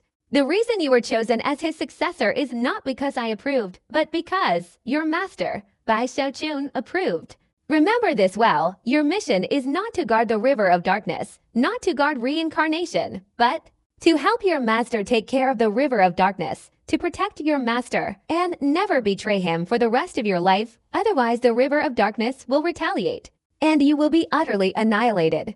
The Tomb Guardian's voice boomed like thunder, growing louder and louder until it finally exploded, shaking the heavens and earth, as if the river of darkness was about to collapse. Outside the Underworld Emperor Palace, the storm raged. Countless soul images trembled, bowing in reverence towards the Underworld Emperor Palace. Upon hearing these words, Bai Hao's soul trembled. Without a moment's hesitation, he declared, Bai Hao will never betray anyone in his life. He spoke solemnly, his words sincere. In his world, Bai Xiaochun was his master, his benefactor as precious as a mountain, and his only remaining family. The Tomb Guardian's words resonated deeply within Bai Hao, perfectly aligning with his thoughts. His response was straightforward, honest, and natural. The Tomb Guardian was greatly impressed. This was his final test of Bai Hao. The succession to the Ming Emperor was crucial, and he had to ensure there were no flaws. Bai Hao's soul body trembling was perfectly normal, confirming Bai Xiaochun's correct choice. 1 month from now, you will be the Ming Emperor, the Tomb Guardian declared, raising his right hand and pointing at Bai Hao. His body trembled as he began to transfer all his divine abilities to Bai Hao. At this moment, countless runes appeared outside the Ming Emperor's palace. These runes rotated, forming a vortex like a storm. As the vortex spun, the Ming River churned violently. The transfer began. During the time of the Ming Emperor's succession, in the desolate wilderness, within the forbidden area of the Ming River, there was a cave where Bai Xiaochun began absorbing strands of hair from a heavenly venerate. The immortal scroll is divided into skin, flesh, tendons, bones, and blood. When Bai Xiaochun began cultivating, he only practiced the immortal longevity technique, the immortal scroll. Today, he has cultivated the immortal scroll to the strength bone realm. After strength bone, there is heavenly bone, and ultimately, mortal bone. The key to cultivating the immortal technique is life force. As long as there is abundant life force, one can cultivate, instantly ascending to the heavens and suddenly increasing in power. Previously, Bai Xiaochun cultivated by absorbing the life force of the geniuses in the savage wilderness through the eternal night umbrella. Now, he has cultivated the fourth level of the immortal scroll, breaking through from strength bone to heavenly bone. The hair containing the life force of a heavenly venerate, which he painstakingly refined into a blood-red hair to protect his life, was absorbed by Bai Xiaochun today, causing a thunderous explosion within him. With a deafening explosion, his body trembled, his breathing became ragged, and his bones creaked as if undergoing a complete transformation. He had changed his body, and the fourth level of the immortal scripture erupted. He directly broke through the strength bone realm and ascended to the heavenly bone realm. Bai Xiaochun's body transformed into a black hole, frantically absorbing the life force contained within his hair. As he absorbed the life force into his body, he began to circulate the immortal scripture, pouring life force into his bones, thus undergoing an incredibly terrifying metamorphosis. Boom! Boom! Boom! Crackling sounds echoed, though unheard by outsiders. Bai Xiaochun heard them clearly. He felt the life force increasing the power of the heavenly bone. Heavenly bone 3rd level, 5th level, 7th level, up to the 9th level. Another burst of power. Breakthrough. From heavenly bone, he broke through to the 1st level of immortal bone. Currently, only a small portion of the life force within his hair has been absorbed by Bai Xiaochun. He is fully concentrating on cultivating the immortal bone. After all, this is the final stage of immortal bone cultivation, requiring more life force than the previous 3 stages combined. Once he reaches the peak, it represents Bai Xiaochun's body reaching an unimaginable level, and it also increases his body's power to an earth-shattering degree. His body can rival that of a celestial being. His skin, flesh, and bones are incredibly difficult to destroy, extremely resilient. It can be said that Bai Xiaochun has cultivated immortal blood, and possessing immortal blood gives him incredibly astonishing regenerative power. Bai Xiaochun's body has truly reached the immortal blood realm, a realm only attained by the blood ancestor outside the reverse river sect. That was the moment. The immortal scripture was completely perfected. Today, with the hair of the heavenly venerate, Bai Xiaochun made a huge breakthrough. His immortal bone cultivation progressed from the 1st to the 4th level, and it was still continuing. The 5th, 6th, and 7th levels. As the hair gradually turned to dust, Bai Xiaochun remained immersed in cultivation, oblivious to the passage of time. By the time his realm reached the 7th level of the immortal bone, half a month had passed. The heavenly venerate's hair contained an immense amount of life force, continuously pouring into Bai Xiaochun's body, causing the immortal scripture to constantly improve. Looking at how the hair was being consumed, it seemed that even after Bai Xiaochun reached the peak of the immortal bone, there was still a significant amount of life force remaining. This life force, stored within Bai Xiaochun's body, would become nourishment for his future cultivation of the immortal blood. Within half a month, news of the battle between the heavenly venerate and the impostor Bai Xiaochun against the Ming Emperor spread like wildfire across the savage wilderness. Whether it was soul cultivators, soul refiners, or even tribal leaders, everyone heard about it. This was truly a momentous event. Upon first hearing it, everyone gasped in shock, their minds thrown into turmoil. The heavenly venerate's identity, while not universally known to everyone in the savage wilderness's Kuwang dynasty, was widely recognized. They knew he was the ruler of the Tongshan River region, his status as high as the Kuwang emperors, and his cultivation surpassing that of a demigod. It was precisely because of his existence that the Kuwang dynasty had fled to the savage wilderness years ago and established a foothold there to rest and recuperate, resulting in a protracted war between the two sides. The slaughter took place across the 4 great walls, the hatred deeply ingrained and constantly simmering, a conflict that was far from over. For the people of the Kuwang dynasty, they had never stopped dreaming of reclaiming the Tongshan River region and restoring the Kuwang dynasty to its former glory. Today, the emperor of the Tongshan River region joined forces with demons to wage a great war against the Ming emperor, causing everyone to be extremely terrified. Especially the outcome of that epic battle. The female demon disguised as Bai Xiaochun was severely wounded and fled. And the heavenly venerate was also severely wounded and fled. This was extremely exciting for the barbarian wasteland, and their morale rose dramatically in a short time. When the news of the collapse of the 4 great walls spread like a flood across the barbarian wasteland, it relentlessly bombarded everyone's minds. After hearing this news, many people's eyes turned red, their gazes burning with desire as they looked towards the Tongshan River region. The Grand Celestial Master and his followers were all rational individuals. They had witnessed the entire epic battle, understood the high cost involved, and knew that the Heavenly Venerable had already set up defenses along the Great Wall before departing. They could not break through the enemy's defenses. This did not affect the Grand Celestial Master's ability to seize the opportunity to urge the entire savage wilderness to prepare for war. This was a nationwide war, because it gave the Grand Celestial Master an opportunity. He no longer had any obstacles in spreading his benevolent decree throughout the savage wilderness, thereby gaining unimaginable fame. The 4 heavenly kings also supported this. The previous Great War had shaken the giant Ghost King and his group considerably. They understood the truth and also understood that this time, the Underworld Emperor was involved, otherwise. With the support of the 4 heavenly kings, the entire savage wilderness was shaken, and the desire for war grew stronger and stronger.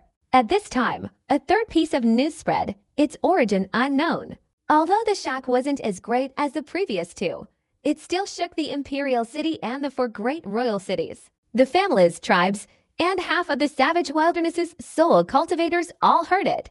This news clearly stated that Bai Xiaojun officially had another identity in the savage wilderness. Although it didn't specify what that identity was, it vaguely indicated that Bai Xiaojun held an extremely high position within the savage wilderness. If Lord Minghuang's battle with the female demon was a fake Bai Xiaojun, then where has the real Bai Xiaojun been hiding his identity in the savage wilderness all these years? That's right, Bai Xiaojun has been in the savage wilderness for many years. Where exactly is he hiding? Who is his true identity? When the news spread and attracted much attention, as time passed, some speculated that Bai Xiaojun was none other than the supervisory envoy, the Earth-grade soul refining master Bai Hao. This speculation shook the savage wilderness like a thunderbolt. All the heavenly Marquis families and heavenly Duke families, as well as many of Bai Xiaojun's enemies, the prodigies and heirs of the families, were in disbelief upon hearing it, yet also felt a sense of joy. They even mobilized their own forces to spread the news. They felt that regardless of whether Bai Hao was Bai Xiaojun or not, this was a good opportunity to kill Bai Hao. And even the identity of an Earth-grade soul refining master couldn't guarantee Bai Hao's safety. Haha, I said Bai Xiaojun had no good intentions and transformed into Bai Hao. His heart deserves to be destroyed. Whether it's Bai Hao or Bai Xiaojun, I have an irreconcilable feud with him. Your aphrodisiac pill back then was a lifelong humiliation for me. Kill Bai Hao. Especially the main lineage heirs, they all shouted loudly, as if wanting to mobilize their own forces to find Bai Xiaojun. Even the heavenly marquises like Jia Zhonglin and Liu Yang were excited, especially Jia Zhonglin, who laughed loudly throughout the Zhao mansion after learning about this. At the same time, those who were relatively close to Bai Xiaojun back then were wide-eyed and open-mouthed, feeling it was unbelievable, especially those in Giant Ghost City who couldn't believe it. Susan, the daughter of the 9 Nether King, was stunned, unable to believe it. As for Chu Yixing, he had already found a hiding place early today, his heart bitter. He had also taken Song Qiu and thrown him aside, leaving him no time to care. Therefore, when Song Qiu heard the news from outside, and heard everyone speculating that Bai Xiaojun was Bai Hao, Song Qiu felt like he had been struck by lightning. He immediately gaped and stood there dumbfounded, feeling as if everything had ceased to exist. Someone noticed that after the news of Bai Xiaojun spread, neither the Grand Heavenly Master, nor the 4 heavenly kings, nor even the 10 great heavenly lords said anything about it. Even the excited heavenly marquises, upon receiving the news, gasped in shock. They immediately fell silent, even restricting their clansmen, especially Jia Zhonglin, who was so frightened that he didn't dare go out and immediately went into seclusion. Speculations about Bai Xiaojun in the savage wilderness led to 2 extreme scenarios. The 4th piece of news was about the successor to the Ming Emperor, a piece of news that caused even more of a sensation than the previous 3 and spread throughout the savage wilderness. This shook the minds of everyone in the savage wilderness. The Ming Emperor chose Bai Hao to be his successor. Bai Hao is not Bai Xiaojun, he is the next Ming Emperor. This news spread like wildfire throughout the entire savage wilderness. Those who were clamoring to kill Bai Hao felt dizzy, their minds went blank. For a short time, no one dared to speak of eliminating Bai Hao again. My God, he is the next Ming Emperor, from now on. Who in the entire savage wilderness would dare to provoke him? Damn it, why is this happening? The Bai family in the giant ghost city wanted to kill him, but in the face of imminent danger, the giant ghost king protected him. The genius in the Kui Emperor city wanted to kill him, but in the face of imminent danger, the Grand Celestial Master protected him. Furthermore, he previously committed the grave crime of murdering the Heavenly Marquis, and the entire court of civil and military officials united to attack him. He used his identity as an Earth-grade soul cultivator to protect himself. Today, his identity is being questioned without basis, and everyone wants to kill him, yet he has become the next Ming Emperor. After hearing this news, this was the thought of those who harbored grudges and wanted to kill Bai Xiaochun. Whether it was Zhou Hong, Little Wolf God, or Zhao Zhonglin and many others, they were all dumbfounded and terrified, their hearts filled with complex and unimaginable thoughts. They couldn't help but worrying, with his vengeful nature, his current status would cause a great storm.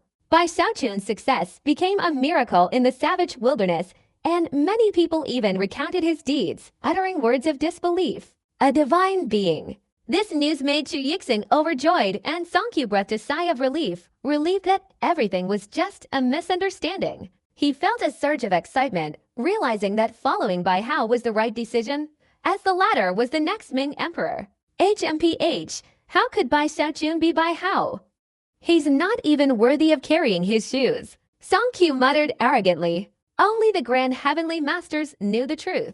They weren't surprised by the Ming Emperor's successor. They were somewhat unnerved. They believed this was the Ming Emperor's arrangement, allowing Bai Xiaochun to continue using the identity of Bai Hao. After all, the name Bai Xiaochun was too sensitive.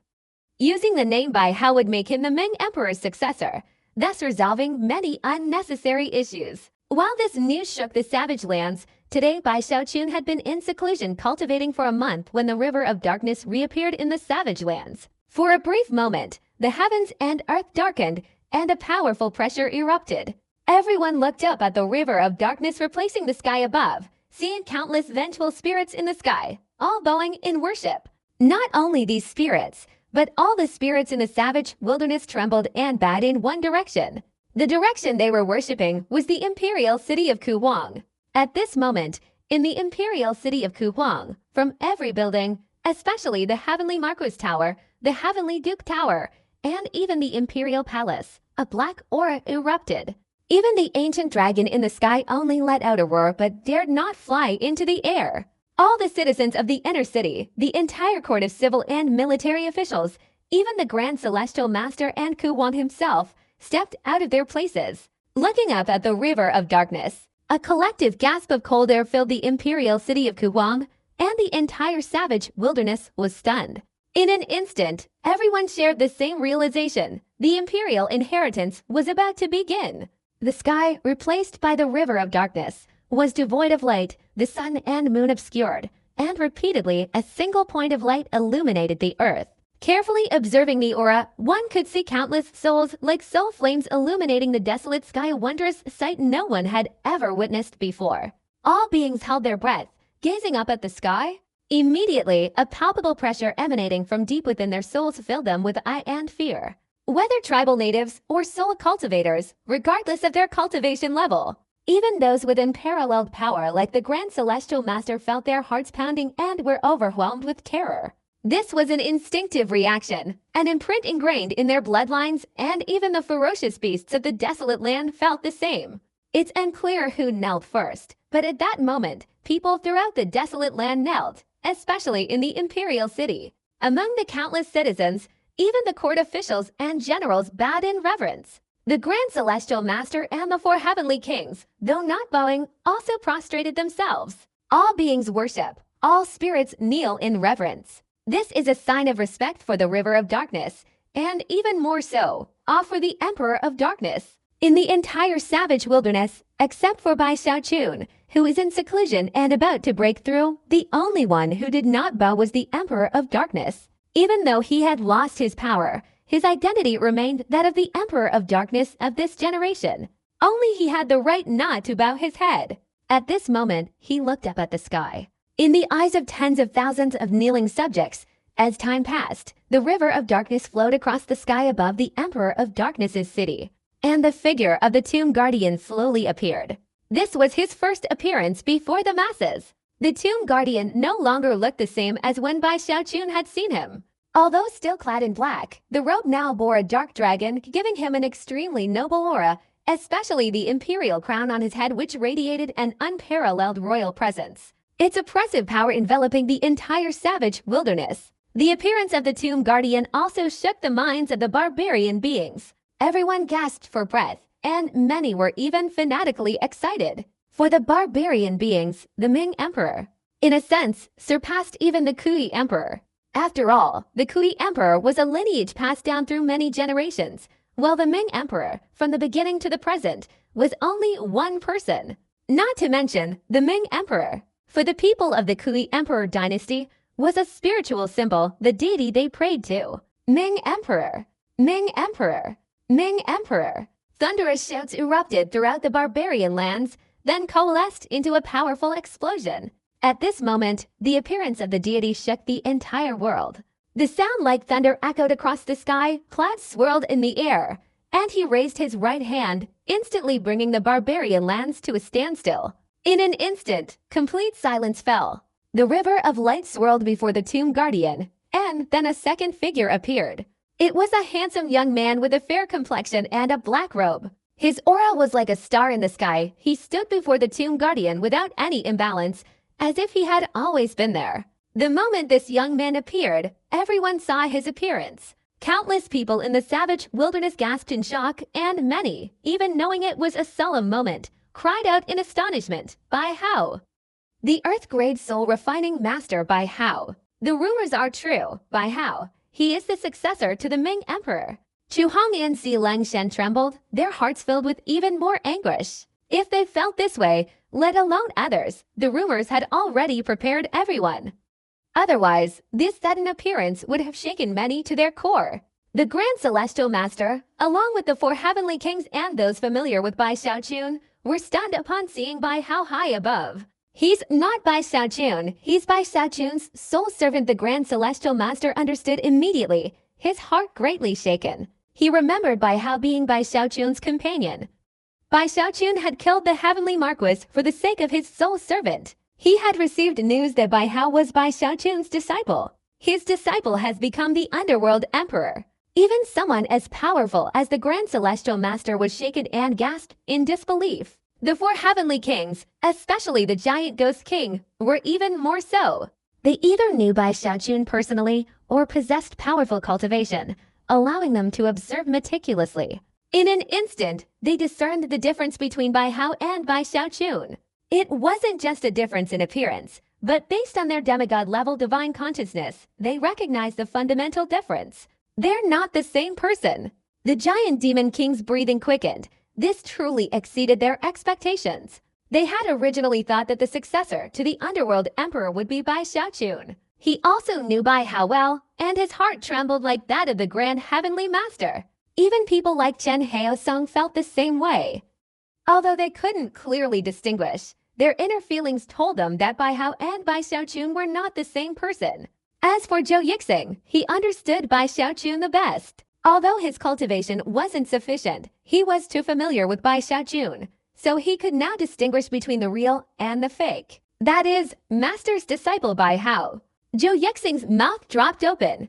Obviously, Song Qiu hadn't noticed the difference. He was still as excited as ever. Currently, all participants in the battle know Bai Xiaochun's true identity. They don't care about the truth or falsehood. Their hearts are incredibly complex, seeing through the trickery, their inner turmoil uncontrollable. No matter what, their hearts are hard to calm.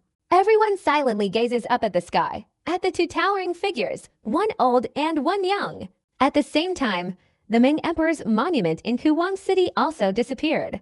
It was at this very moment that the Ming River Forbidden Zone, where Bai Xiaochun was in seclusion, trembled violently. Thunder roared within his body, and even the heavenly venerate's hair turned to dust. An indescribable surge of life force completely merged into his body, propelling his immortal bone realm and continuously increasing it to the peak of the immortal bone realm. Reaching the peak in an instant, Bai Xiaochun's eyes opened, his complexion rosy. He clearly felt an unimaginable power surging within him, ready to erupt at any moment. Once unleashed, it would undoubtedly overturn mountains and seas, shaking the heavens and earth. Immortal bone, great perfection. A radiant light shot from Bai Xiaochun's eyes. In Bai Xiaochun's pitch-black cave dwelling, his eyes shone like the sun and moon, illuminating the entire place. A supremely powerful surge of vital energy emanated from his body, shaking the 8 directions. At this moment, his body felt as if a mountain was pressing down on him, and simultaneously, Bai Xiaochun had reached the shackles of the human body. This level of shackles was not something he could break through now. He would have to wait until he advanced to the heavenly human realm before he could break through with a single burst of energy.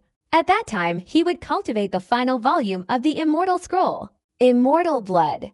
Immortal Bone has been perfected. Bai Xiaochun laughed heartily, but before he could even feel his triumph or the immense power, he immediately sensed the Ming Emperor's inheritance taking place in the sky outside the cave. After a moment of stunned silence, Bai Xiaochun's body instantly vanished. He immediately ascended to the mountaintop and looked up at the sky, where he saw Bai Hao facing the Tomb Guardian.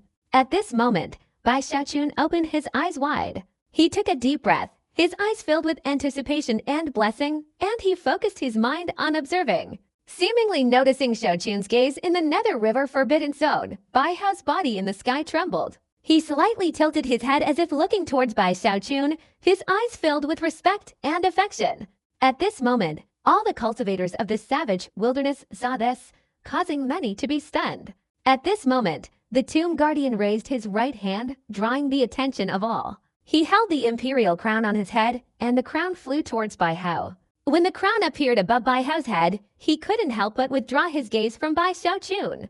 In the instant Bai Hao turned around, he saw the crown placed on his head. The moment he donned the crown, Bai Hao's entire body trembled, his aura soared to the heavens, his oppressive power continuously expanding, instantly surpassing even the heavenly human and demigod realms. The heavens and earth roared, the nether river in the sky constantly vibrated like a boiling sea. At this moment, the Tomb Guardian looked at Bai Hao.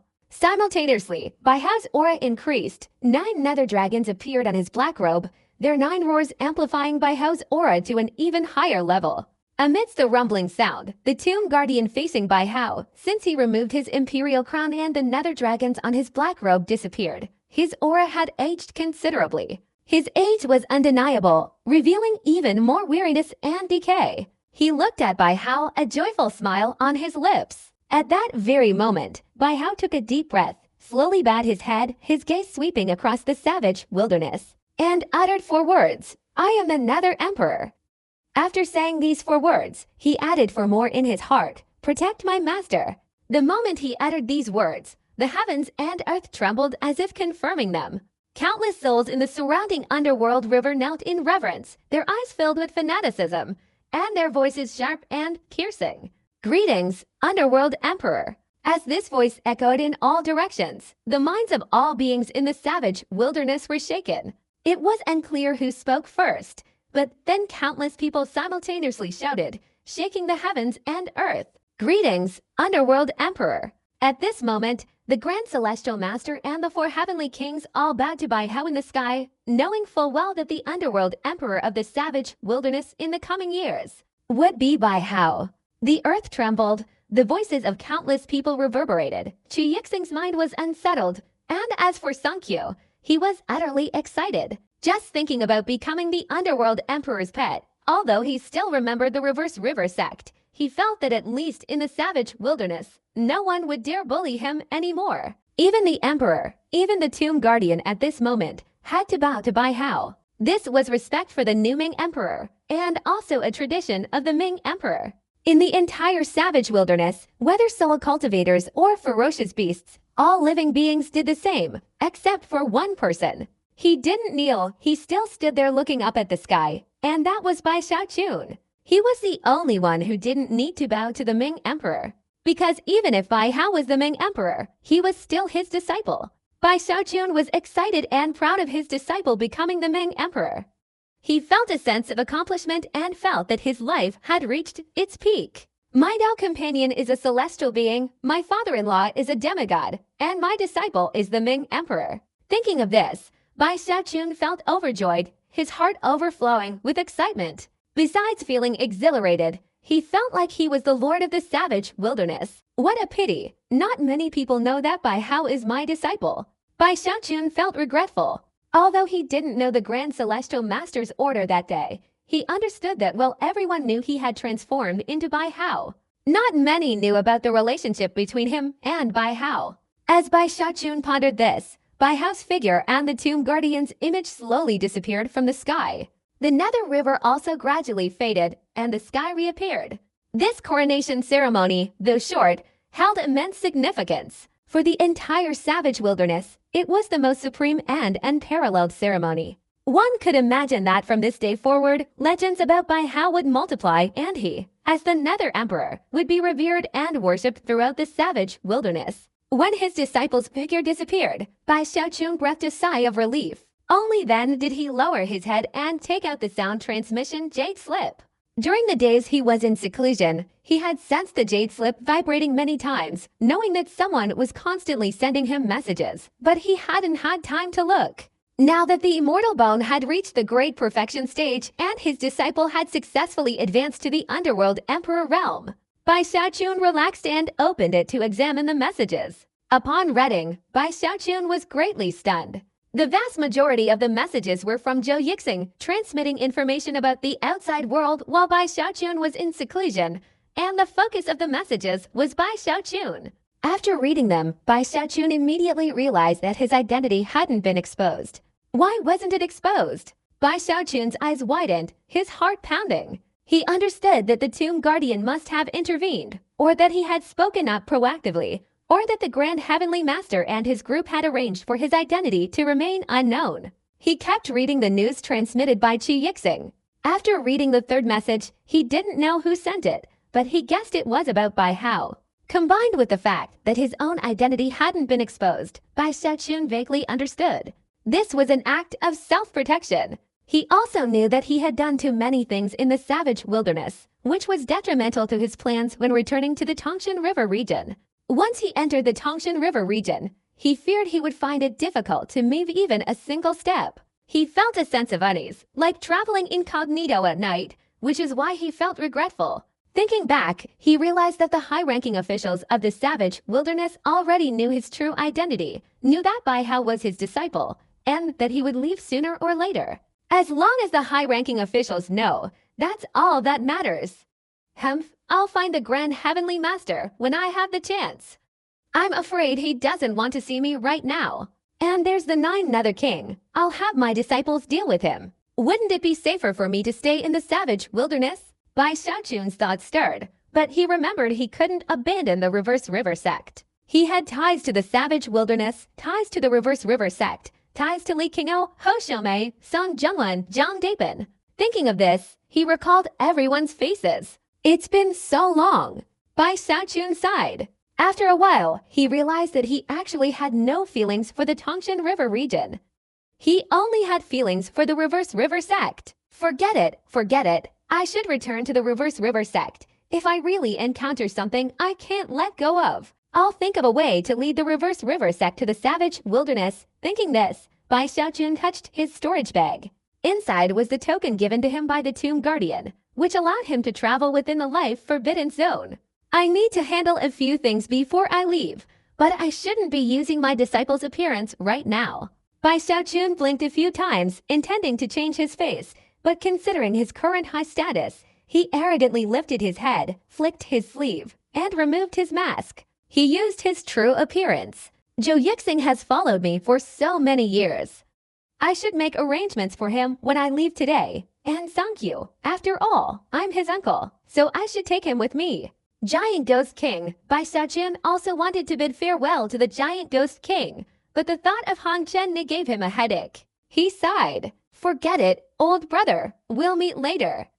I, Bai Xiaochun, have been in the savage wilderness for so many years, stirring up bloodshed and achieving supreme status. Now I'm about to leave.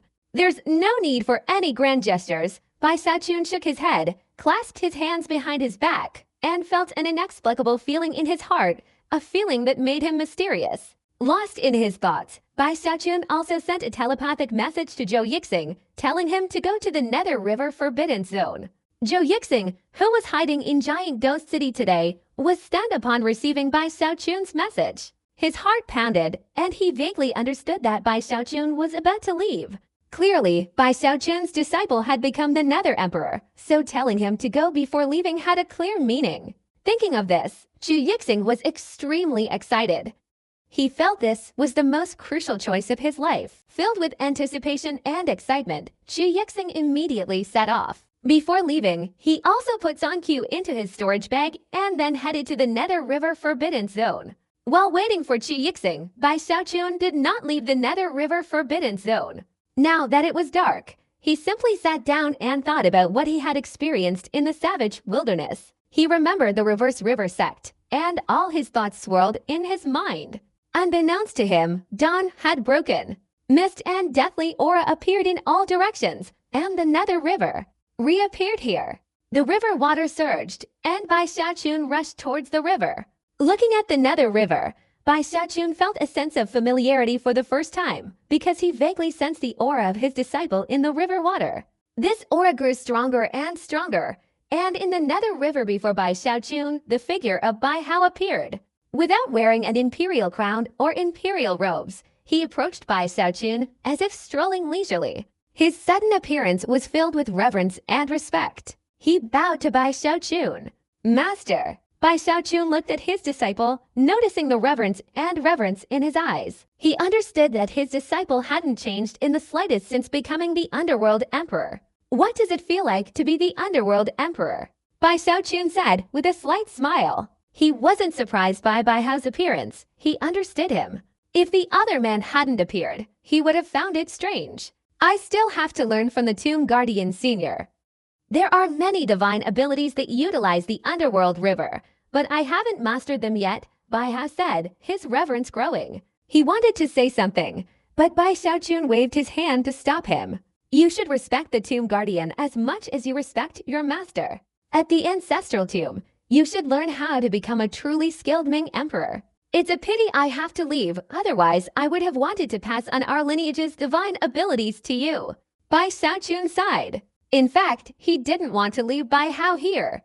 Bai Hao remained silent, looking at his master. He recalled their time together, knowing that for his master, returning to the Tongshan River region and back to the sect was his original intention.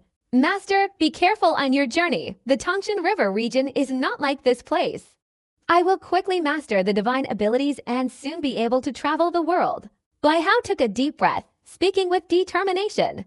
Bai Xiaochun laughed heartily. The two had to part ways. During their conversation, Bai Xiaochun instructed Bai Hao to do a good job as the Ming Emperor, while Bai Hao, worried about Bai Xiaochun's safe return to the Tongshan River region, kept expressing his intentions. Similar to the previous problems the master and disciple had encountered, after their discussion, Bai Hao said, "Master, Dao Zhonglin, Liu Yang, and Chen Haotong have repeatedly shown disrespect to you. I will make them regret it. As for Master Su San, Master Chen Manyao, and Master Zhou Zimai, I will look after them for you.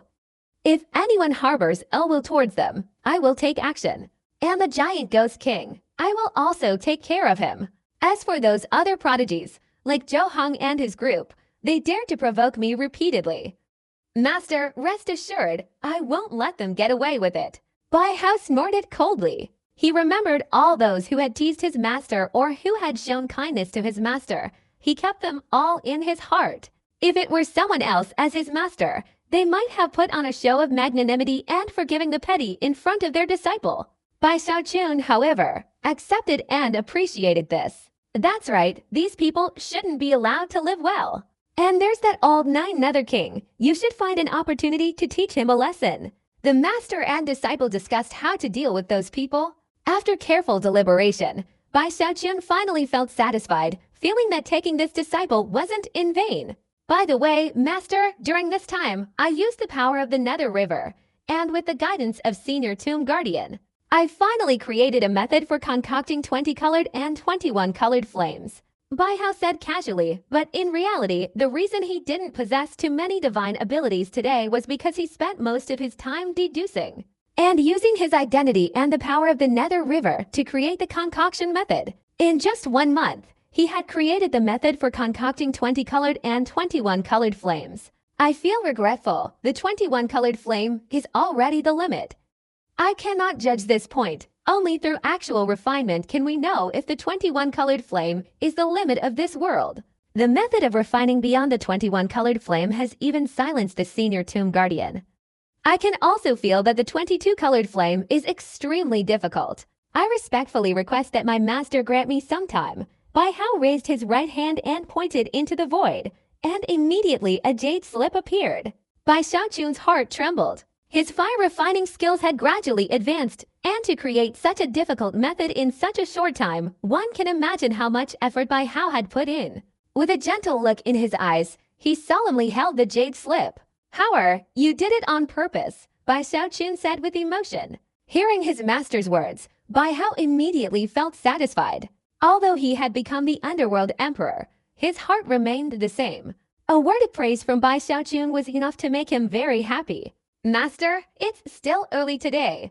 I understand the 20-colored flames best. Why don't we practice together now?" Bai Hao looked at Bai Xiaochun. Bai Xiaochun thought for a moment and nodded. The two master and disciple went to the banks of the underworld river and began their final flame refining. The refining process went very smoothly. They had already developed a framework for refining the 20-colored flames and had even created half of it. Now that Bai Hao was the underworld emperor, he could do it with a wave of his hand. After a few more days, Bai Xiaochun successfully refined the 20-colored flames. When the 20-colored flames appeared, the heavens and earth roared. The 20-colored flame is the mark of a peak earth-grade soul refining master. Such a soul refining master has only appeared once in the entire savage wilderness imperial dynasty, and now Bai Xiaochun is the second. Once he breaks through and refines the 21-colored flame, he will advance to the legendary realm, becoming an unprecedented heaven-grade soul refining master. Legend says that refining the 21-colored flame into a primordial shadow can directly lead to a breakthrough to the heavenly human realm. But this is just a legend. Bai Xiaochun has never achieved this before. Excited, Bai Xiaochun immediately began refining the 21-colored flame. However, the difficulty of refining the 21-colored flame is immense. Even with the method and Bai Hao's assistance, Bai Xiaochun is only familiar with it. While success isn't impossible, it will undoubtedly require a considerable amount of time. Because he wanted his master to leave the savage wilderness so he could continue his fire cultivation, Bai Hao secretly gritted his teeth. He unleashed the Nether Emperor's divine ability and extracted an astonishing number of souls from the Nether River, providing them to Bai Xiaochun for his fire cultivation. Seeing such a large number of souls, even Bai Xiaochun gasped in shock. These souls were enough to help him fail many times, and at least enough to sustain him in cultivating the 21-colored flame.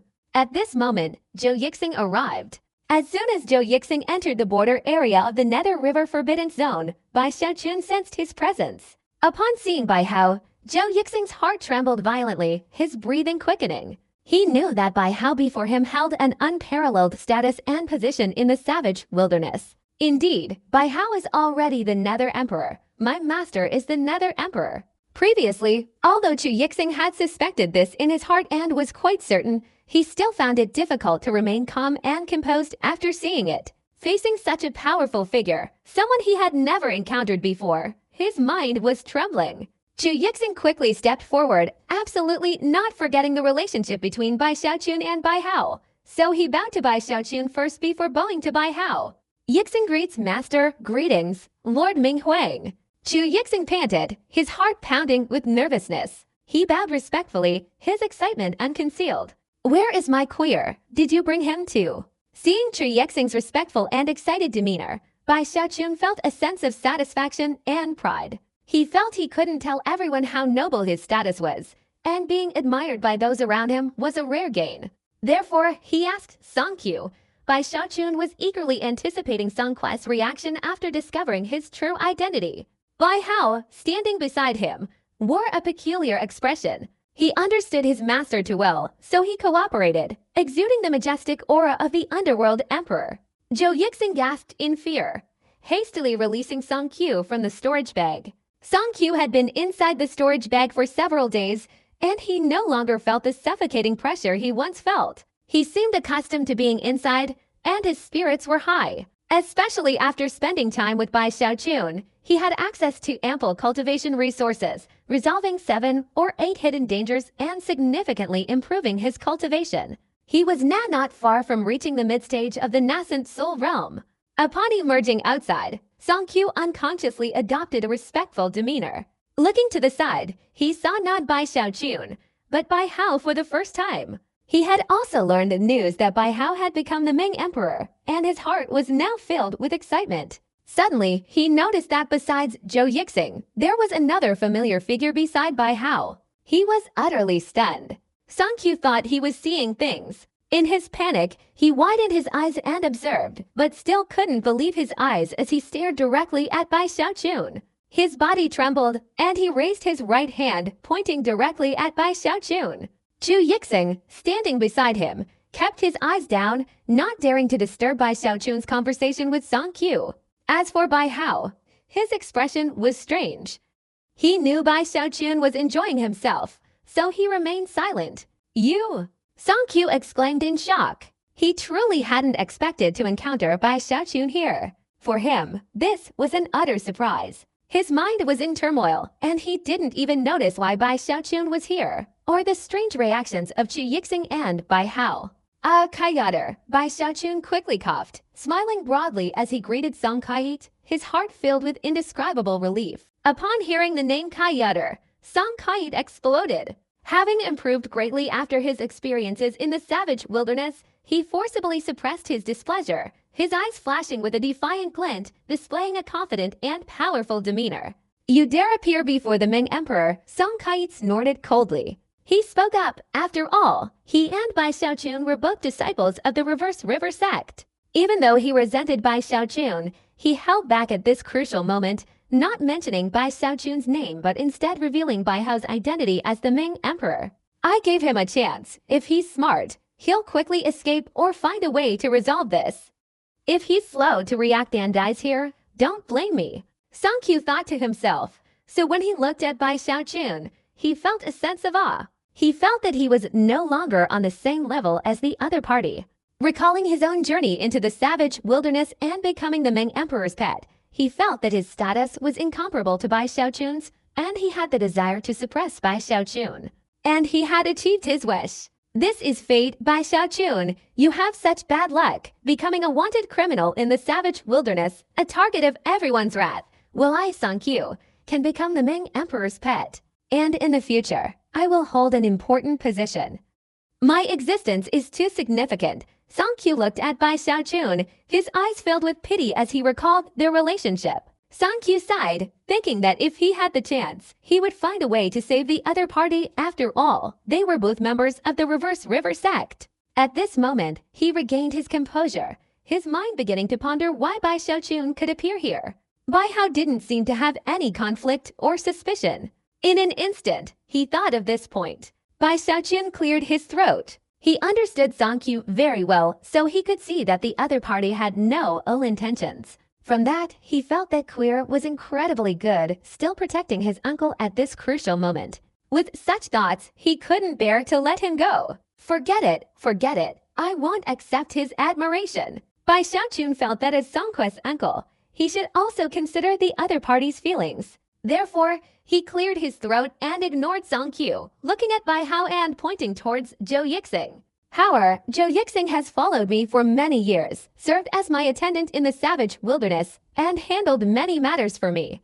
I must leave now. You keep him by my side." Bai Xiaochun's words, when heard by Zhou Yixing, sounded like the most beautiful sound in the world, reverberating in his mind like an earth-shattering explosion of boundless joy. His breathing quickened. If such great news were to be bestowed upon him like this, his body would tremble with excitement. He was overwhelmed with gratitude for Bai Xiaochun, beyond words. "Master, thank you, Master." As a legitimate soul-refining master of the savage wilderness, he revered the underworld emperor with an extreme fanaticism, far exceeding Bai Xiaochun's understanding. Therefore, after hearing Bai Xiaochun's words, Zhou Yixing was flustered. He understood that if he became a follower of the underworld emperor, he would be tantamount to becoming the underworld emperor's messenger in the world. This status was incredibly noble, not on par with the 4 heavenly kings, but certainly not far behind.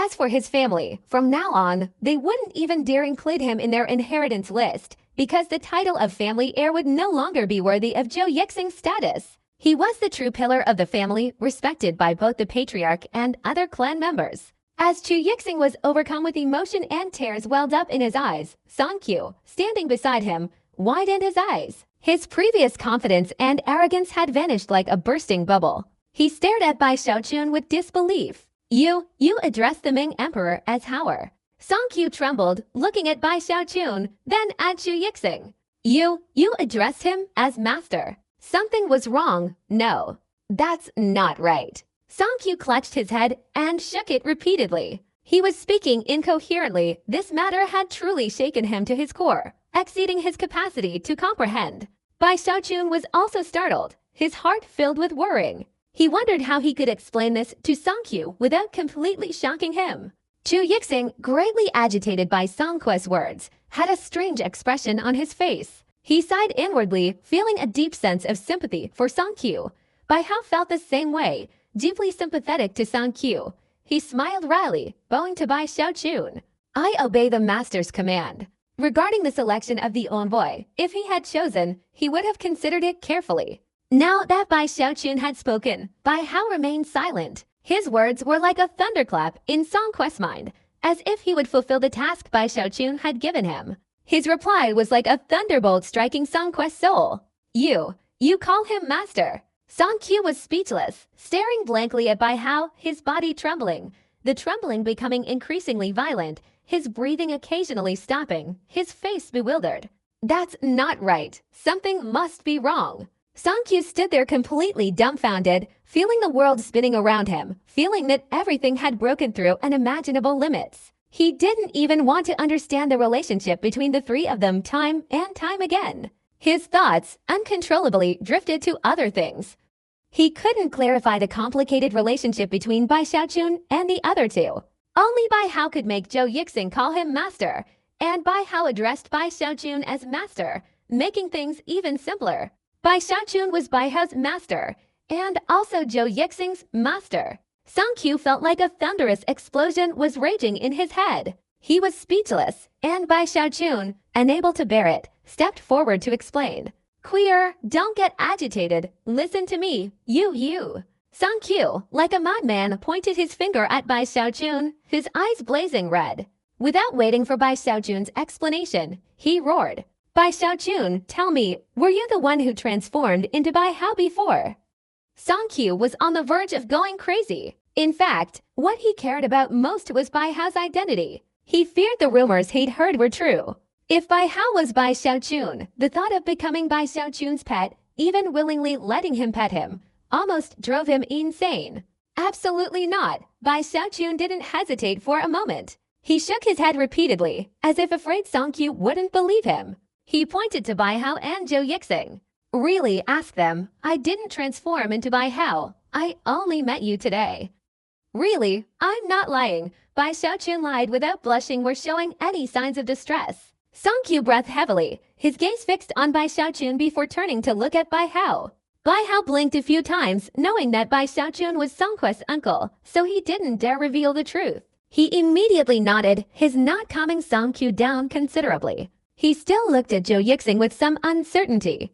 Zhou Yixing was also shaken, though not as much as Song Qiu, but still quite shaken. He was shocked because Bai Hao had just said 5 words. Obey the master's command. Bai Hao didn't feel anything about these words. And Bai Xiaochun didn't think there was anything wrong with them either. He and Bai Hao had both spoken in the same way, but after Zhou Yixing heard it, a storm of emotions raged within him, engulfing his mind. He even doubted he had misheard. He knew that Bai Hao was the Ming Emperor, and according to Zhou Yixing's understanding, even if Bai Hao agreed, he would only say okay or nod.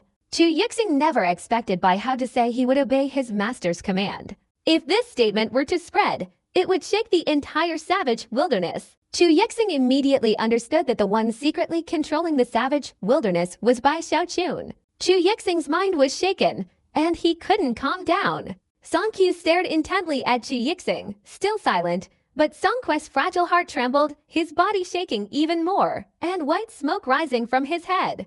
Bai Xiaochun was even more anxious now. He worried that Queer wouldn't be able to bear it and would die of anger. That would be a huge mistake on his part. Thinking of this, Bai Xiaochun glared at Zhu Yixing. Zhu Yixing, what are you doing? I said I didn't transform into Bai Hao. This is the first time I've met Queer today. You come and testify. Bai Xiaochun showed startled Zhu Yixing, who then regained his composure and nodded. Afraid Song Qiu wouldn't believe him, he immediately patted his chest 3 times and said, I, Zhu Yixing, swear. My master has never transformed into Bai Hao. His loud words echoed in all directions. Song Qiu breathed a sigh of relief. His mind was in turmoil, his thoughts unstable. He was like someone drowning desperately for a straw to cling to, even trying to avoid complications by not thinking too much. At this moment, Song Qiu's breathing was no longer as hurried as before, and his emotions began to return to normal. Bai Xiaochun breathed a sigh of relief and stepped forward to comfort him. Song Qiu, don't get agitated. Our meeting in the savage wilderness is fate. You're not young anymore. If your blood and qi are overwhelming your heart, that's a serious taboo. Look, your head is practically steaming. Bai Xiaochun said, noticing the lingering white smoke on Song Qiu's head, and unconsciously reached out to touch him. Because Bai Xiaochun's movements and even the intensity were always the same when touching Song Qiu's head, Song Qiu instinctively stretched his head out, wanting Bai Xiaochun to touch him more comfortably. As Bai Xiaochun was touching him, Song Qiu stretched out his head, and both were stunned. Bai Xiaochun's heart was greatly shaken. Before he could withdraw his hand, Song Qiu looked up to the sky and let out a loud, mournful, and devastated cry. This feeling, Bai Xiaochun. You tricked me. It's you? The screams echoed in all directions. Song Qiu thoroughly understood that the previous words were false, all just to comfort himself. That feeling, that intensity, had revealed the truth. Just thinking that he had become Bai Xiaochun's pet, even actively sticking his head out, Song Qiu was consumed by anger.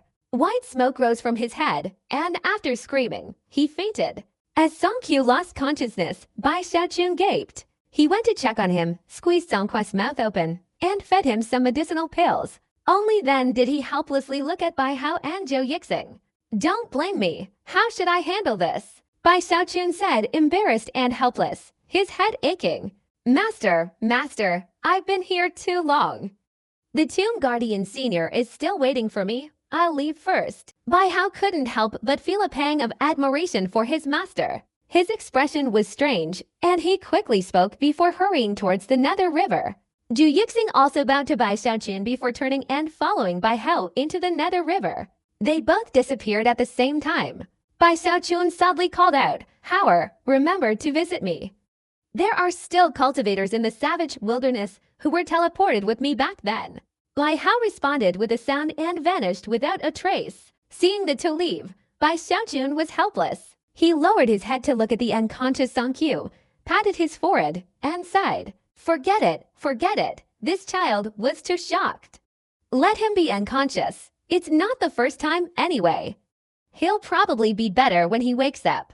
Bai Xiaochun sighed, then set up a formation around Song Qiu. He turned and entered his previous cave dwelling, sat down cross-legged, and took several deep breaths to maintain his composure. It will take some time for him to awaken. If he has already cultivated the 20 colored flames, then I should also advance to the great perfection of the nascent soul. Thinking this, Bai Xiaochun didn't hesitate. He took out the turtle pattern cauldron. His nascent soul flew out and settled inside, then took out a cluster of 20 colored flames. Bai Xiaochun's eyes were filled with anticipation. Without delay, he integrated the 20 colored flames into the turtle pattern cauldron. The flames were absorbed and emitted a bright golden light. The golden light enveloped Bai Xiaochun's nascent soul, and a terrifying force of heaven and earth erupted. At this moment, a golden radiance flashed within the turtle pattern cauldron. After a while, the explosion subsided, the golden ore gradually faded, and then the turtle pattern cauldron completely restored to its original state. Immediately afterward, a beam of light shot out in all directions. It was the dazzlingly bright nascent soul. The nascent soul looked no different from the physical body, its aura powerful, and within it, a very strong heavenly Tao vibration was generated. This was the great perfection heavenly Tao nascent soul. After achieving great perfection in spiritual cultivation, The heavenly nascent soul's strength was extremely powerful, arguably unparalleled in heaven and earth. The void twisted and warped, and the nascent soul's figure had 10 golden clouds. Each golden cloud generated a vibrating aura. One could imagine that if the nascent soul were cultivated 21 times, these golden clouds would form purple clouds. At the moment the purple clouds appeared, according to legend, it would break through the nascent soul, creating an unprecedented legend. Although only theoretical, legend says it helps achieve perfect heavenly human advancement. Legend says that refining the nascent soul 21 times will allow one to break through and become a celestial being. Regardless of whether this is true or not, I should give it a try. Bai Xiaochun opened his eyes, his gaze incredibly bold. After Queer wakes up, it will be time to leave the savage wilderness. Since we can't go to the Great Wall, we'll go to the forbidden zone of life. On this path, I'll continuously deduce how to concoct the 21 colored flames, striving to break through my cultivation as soon as possible and become a celestial being. Thinking of this, Bai Xiaochun was extremely excited. Can I even fight a celestial being? As Bai Xiaochun thought about himself quickly becoming a celestial being, he suddenly felt that this world was infinitely beautiful. Especially remembering the Starry Sky Dao Extreme sect. He thought that even a top-tier sect only had 5 celestial beings, and their status was practically that of supreme beings. This is a truly important figure on the Rainbow Bridge. Bai Xiaochun became increasingly excited as he thought about it, even recalling the heavenly human Chen Zhaoxin at the Great Wall, clearly remembering all the times he had tricked him. After I return, I'll probably reach the heavenly human realm in no time. By then. Humph, Chen Zhaoxin, it won't be too late for me, Bai Xiaochun, to take revenge. Bai Xiaochun was full of vigor, feeling that in the savage wilderness, he was practically on the path to the pinnacle of his life.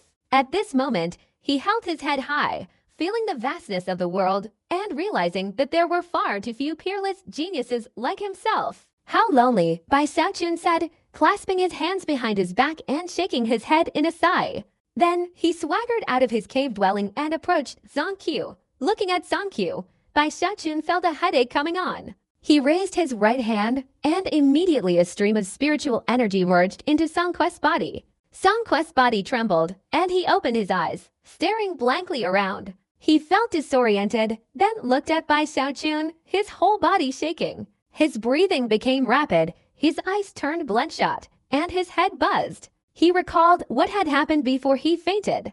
Queer, listen to my explanation. Seeing Song Qiu in such a state, Bai Xiaochun's headache worsened. He immediately began to explain, but Song Qiu screamed, You! Song Qiu was indignant, almost dying of grief. Just thinking about becoming Bai Xiaochun's pet was an unforgettable humiliation.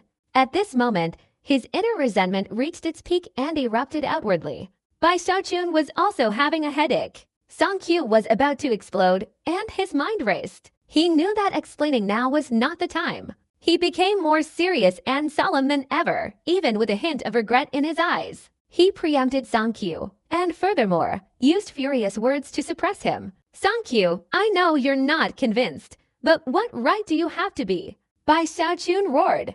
Bai Xiaochun, I've come this far. Whether it's the Bloodstream sect, the Reverse River sect, the Starry Sky Dao Extreme sect, the Great Wall, or finally the Savage Wilderness, you've only seen my most glorious moments. Have you ever thought about how I achieved all of this?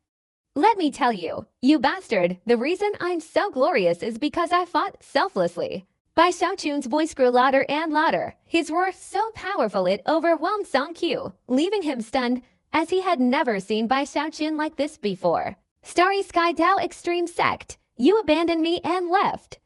It was I who, relying on my own talent, gradually built up this inn, and I even helped you rise to the top. I owe you nothing. In the Great Wall, I used my mastery of alchemy to become a commander of 10,000. Do you think the heavenly beings are blind, or the sect are fools to let me become a commander of 10,000? It was all earned through military achievements. Bai Xiaochun waved his sleeve, speaking with unwavering conviction, his words striking Song Quest's ears and leaving him speechless. In the savage wilderness, how many people have you encountered who wanted to kill me? How many times have I faced life and death? The entire court of civil and military officials hates me to the bone, yet I'm not afraid of exposure and want to save you. And what about you? What's wrong with just touching your head? Can't I touch your head? Don't I have the right to? I'm your uncle. I have a half-god father-in-law, and I'm the Ming Emperor, the Dark Lord of the savage wilderness. If we're talking about true status, I'd say I'm equivalent to a heavenly venerate. Who would dare to say otherwise? Bai Xiaochun roared loudly, and Song Quest's face turned pale. All his resentment, madness, and outbursts crumbled and dissipated under Bai Xiaochun's roar. His body unconsciously recoiled, his eyes blazing red, but he was speechless. He admitted that Bai Xiaochun was right. Bai Xiaochun owed him nothing, everything was fate, and the other party had even saved him many times. If Bai Xiaochun hadn't been there in the savage wilderness, Song Qiu would be dead or in a terrible state. He was unconvinced, and his pride was also a source of his dislike for Bai Xiaochun, stemming from his own weakness. Bai Xiaochun's words about qualifications silenced even Song Qiu. He had no way to refute them, his chest heaving with increasing force. Seeing Song Qiu intimidated, Bai Xiaochun breathed a sigh of relief. He had no other choice but to utter those words, and seeing their effectiveness filled him with pride and arrogance. Song Qiu, you may dislike me, but you can also see me as a mountain to overcome. Bai Xiaochun, I'll wait for you, but before you're qualified, you must be honest with me. Bai Xiaochun rolled up his sleeves and spoke with an air of supreme arrogance. To complement his words, Bai Xiaochun secretly unleashed the immortal emperor's will, causing a domineering, kingly aura to erupt. With ease, the will struck Song Quest's mind, causing him to retreat several steps. Looking at Bai Xiaochun, his body trembled uncontrollably. He couldn't deny it. Bai Xiaochun now terrified him. Now I must leave the savage wilderness. I must return to the Reverse River sect. Song Qiu, you. Are you willing to follow or not? If you don't want to, I will absolutely not force you. Bai Xiaochun snorted coldly. He didn't look at Song Qiu but flew into the sky. He didn't fly too fast. Bai Xiaochun was waiting for Song Quest's choice. Perhaps my previous words had an effect. Alas, what a headache, Junwen. I'm really worried about our nephew. Bai Xiaochun blinked a few times, touching his forehead and sighing.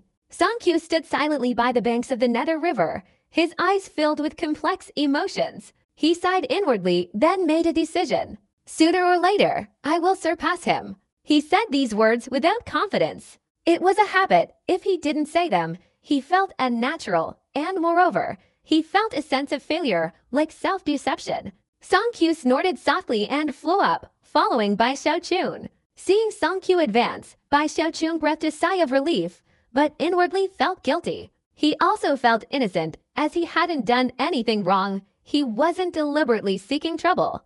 I didn't tell him to stick his head out. He stuck his head out himself. Bai Xiaochun winked. He only dared to say these words in secret, knowing that if he said them to Song Quest's face, the already subdued Song Qiu would probably explode again. Sigh, he's so easily angered. Bai Xiaochun shook his head and flew into the distance. Song Quest's expression was extremely grim. He didn't say a word, and the two of them flew rapidly towards the horizon. The direction lay between the eastern and northern sections of the Great Wall. To quickly return to the Reverse River sect, they needed to pass through the Life Forbidden Zone. At their current speed, it would take several months to reach the Life Forbidden Zone. Time passed, and 2 months went by in the blink of an eye. Along this road, there were no fortresses, only dense tropical forests. Soul cultivators were few, and only small tribes could be seen. Bai Xiaochun felt regretful. He had a strange feeling. He sensed something was happening in the shadows. Never mind, it's better to stay out of sight. Bai Xiaochun sighed. He looked at the gap in the distant mountain range. According to the map of the savage wilderness, after entering this mountain range, he knew that after passing through this mountain range, he would reach the border of the savage wilderness. In an instant, Bai Xiaochun and Song Qiu flew towards that mountain range. Suddenly, Bai Xiaochun stopped. Song Quest's face behind him turned gloomy, and his eyes suddenly changed. In their eyes, on the mountaintop, stood the figure of a woman. Her long, flowing hair, a red robe, and slightly slender body revealed a face as beautiful as a fairy, utterly elegant. It was Hong Chen-nu, Zhu Zimai. The moment he saw Hong Chen-nu's figure, Bai Xiaochun's heart trembled with both fear and sorrow. In this savage wilderness, he feared only a few people the most, and Hong Chennu was at the top of that list due to their complicated relationship, further complicated by the giant Ghost King's matchmaking. Initially, Bai Xiaochun felt a sense of excitement, but today, especially after the incident with Gongsun Water and the epic battle, he felt a headache whenever he encountered Hong Chennu. He didn't want to face her now. He thought he wouldn't be afraid of her if he attacked, but he had no way to do so. I was about to leave, but Zhou Zimai is blocking my way. Bai Xiaochun stopped, his heart filled with worrying as he considered taking a detour. The thought had already crossed his mind. Zur, they're up to no good. I suspect they're here to capture us.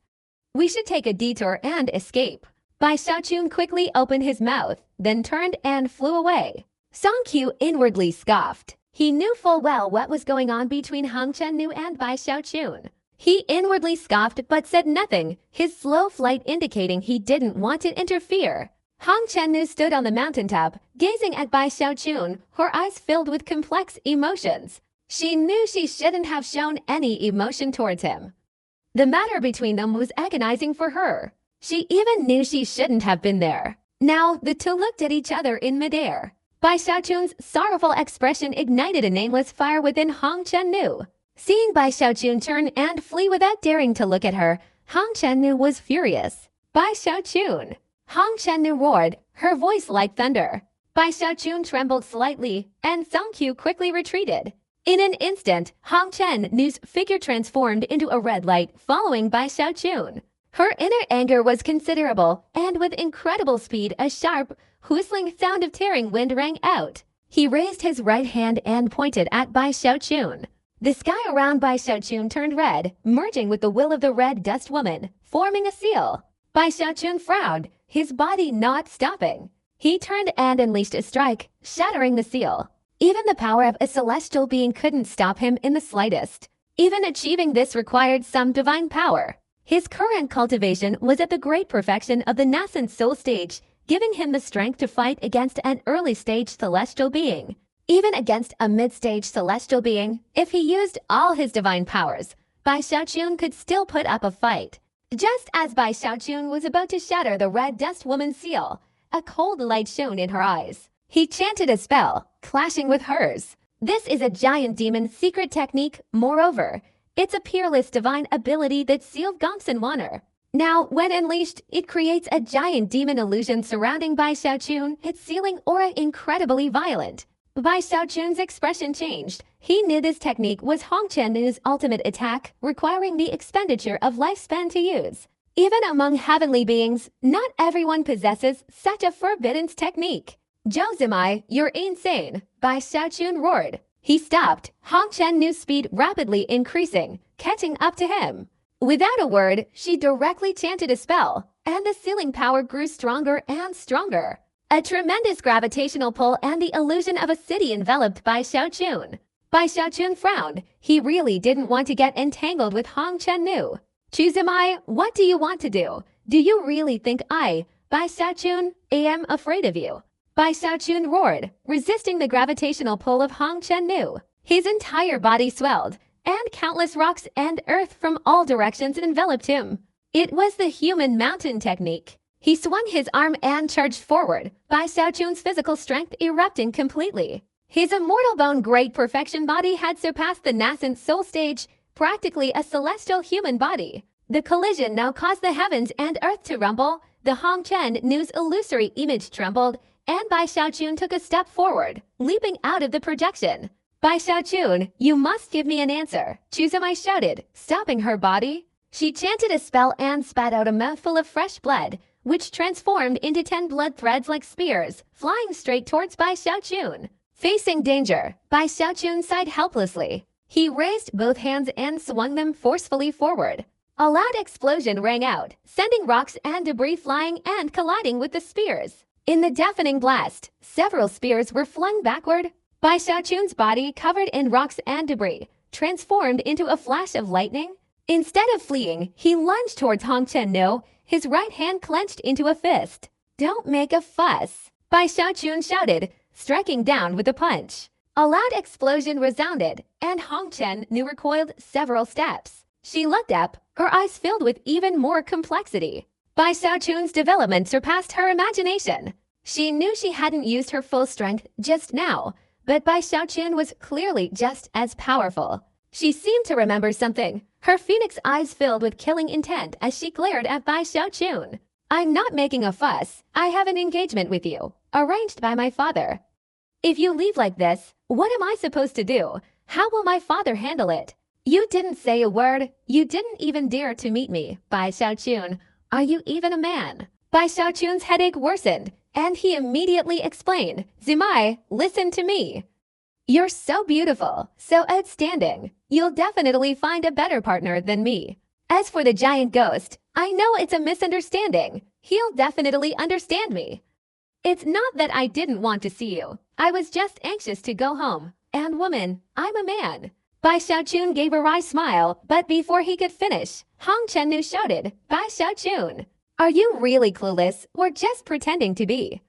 Today, the entire Kuwang dynasty thinks Bai Haoming is my partner, and they even say I'm the empress of the underworld. Facing the gazes of countless people like that, how can I possibly marry anyone?" Hong Chennu was completely enraged, her roar echoing in all directions. Song Qiu watched from afar as Bai Xiaochun fought Hong Chennu, his heart greatly shaken. He had known Bai Xiaochun was strong before, but seeing him today was even more shocking. Now, hearing Hong Chennu's words, Song Quest's expression was strange, but his heart was filled with excitement. Bai Xiaochun, you finally met your match." Song Qiu was so excited that he didn't move away, but stood there watching the spectacle. Bai Xiaochun was also dumbfounded. He hadn't considered Hong Chennu's question, and now, hearing it, he felt that Hong Chennu's words made sense, and he felt ashamed. "Zimai, Bai Xiaochun opened his mouth to say something, but Hong Chennu waved her hand, gritting her teeth and saying, "Today, you either stay and I, Zhou Zimai, will marry you, or Bai Xiaochun, you must give me an answer." Bai Xiaochun was speechless, and he quickly tried to reassure her. "Zimai, don't get agitated. I swear I will come back, really. Rest assured, I will definitely come back." Bai Xiaochun was afraid that Zhou Zimai wouldn't believe him, so he immediately patted his chest and assured her. His words and actions were perhaps too few.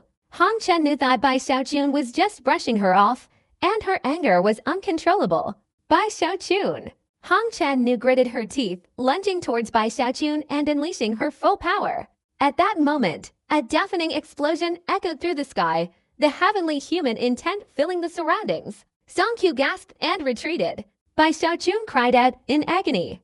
Normally, he would have retaliated, but now he felt guilty and couldn't, only dodging and continuously explaining. "Zimai, listen to me.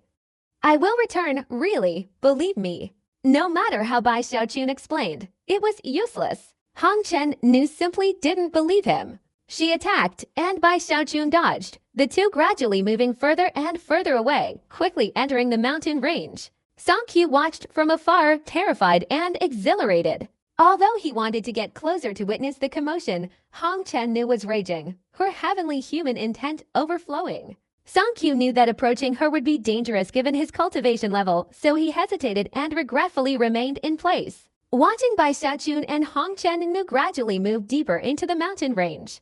Deep within the dense tropical forest of the mountain range, amidst deafening explosions, Bai Xiaochun struggled to retreat, dodging a red beam of light. Any red beam of light could inflict terrifying damage on a nascent soul cultivator at the peak of their power. Bai Xiaochun, with his strong physique, was unharmed by the blows, though his clothes were severely damaged, leaving him in a very disheveled state. "Zimai, don't do this!" Bai Xiaochun cried out anxiously. Unable to do anything about Bai Xiaochun, Hong Chennu gritted her teeth and spat out fresh blood. At this moment, the blood spears became several times stronger and flew straight towards Bai Xiaochun. The blood spears were too numerous, intertwining to form a net. Even with Bai Xiaochun's speed, he struggled to resist. Bai Xiaochun was in a difficult situation. Hong Chennu clasped her hands together, chanting incantations, and the blood spears surrounding him surged forward at even greater speed. Bai Xiaochun was enraged. He raised his right hand and unleashed a punch, creating a storm that collided with the blood spear. In a deafening explosion, half of the blood spear was shattered, and the remaining fragments attacked Bai Xiaochun. Bai Xiaochun recoiled a few steps, his injuries not severe, but his expression changed. Although his body was strong, his clothes couldn't withstand such a blast. Under such a powerful impact, his clothes were severely damaged and moreover, a blood spear pierced through his storage bag. Boom! His storage bag collapsed, scattering countless items everywhere. Inside were numerous multicolored flames, countless soul towers, medicine boxes, alchemy furnaces, elixirs, tokens, and even tens of thousands of magical artifacts flying in all directions. Zhao Zimai, you've gone too far. Bai Xiaochun immediately became furious, flicking his sleeve to retrieve the items. Hong Chennu took a deep breath, knowing she had gone too far, but she was thin-skinned. Hearing Bai Xiaochun's words reminded her of her own suffering, so she gritted her teeth. You value these worthless things so much. She sneered, and with a wave of her hand, she crushed some of the pills Bai Xiaochun hadn't managed to collect. You, my pills! Bai Xiaochun gritted his teeth, his anger raging inwardly. Seeing Bai Xiaochun like this, Hong Chennu became even more enraged. She casually crushed something, and a red pill flew towards her. She picked it up and examined it, but because she lacked expertise in alchemy, she didn't know what kind of pill it was. The moment Hong Chennu snatched the pill, Bai Xiaochun saw what it was. He widened his eyes and took a deep breath. He didn't have time to grieve over the destroyed pills. His voice was urgent. Zimai, be extremely careful. Don't squeeze that pill, or something terrible will happen. Bai Xiaochun was on the verge of tears, because the pill he was holding was the aphrodisiac pill. Bai Xiaochun had used the aphrodisiac pill many times in the savage wilderness, so he didn't have many left, and the one in Hong Chennu's hand was one of them.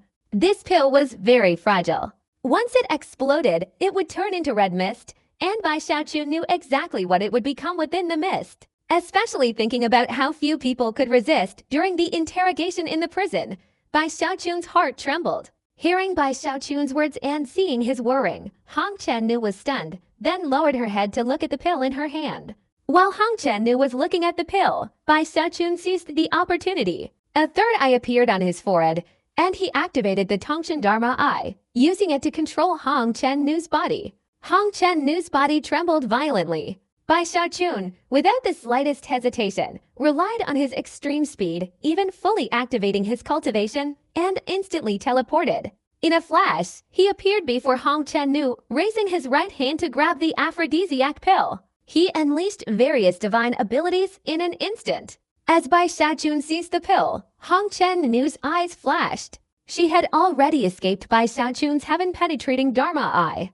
Just as Bai Xiaochun was about to snatch the pill, Hong Chennu retracted her hand, and her right hand struck Bai Xiaochun's right hand. No! Bai Xiaochun wanted to withdraw his hand, but it was too late. He cried out tragically, the two colliding with an astonishing force. Bai Xiaochun's eyes widened, his mind blank. He watched helplessly as the aphrodisiac pill was shattered by the impact. It's over. Bai Xiaochun groaned, retreating rapidly. At this moment, his face was flushed red, his steps slow. He watched the familiar red mist envelop him and Hong Chennu. Bai Xiaochun was filled with grief and indignation. No matter how much he screamed, he couldn't help but take a few deep breaths. Hong Chennu's expression changed. She didn't know what the pill was, so she didn't inhale it. The strange mist touched her skin and merged into her body. Her right hand was the center of the explosion, so Hong Chennu's face turned bright red. She breathed heavily, her eyes filled with fear, and at this moment, she remembered Bai Xiaochun when he was a grown man. What kind of pill is this? Hong Chennu screamed, her body recoiling rapidly. As she retreated, her body trembled because she was too close to the explosion.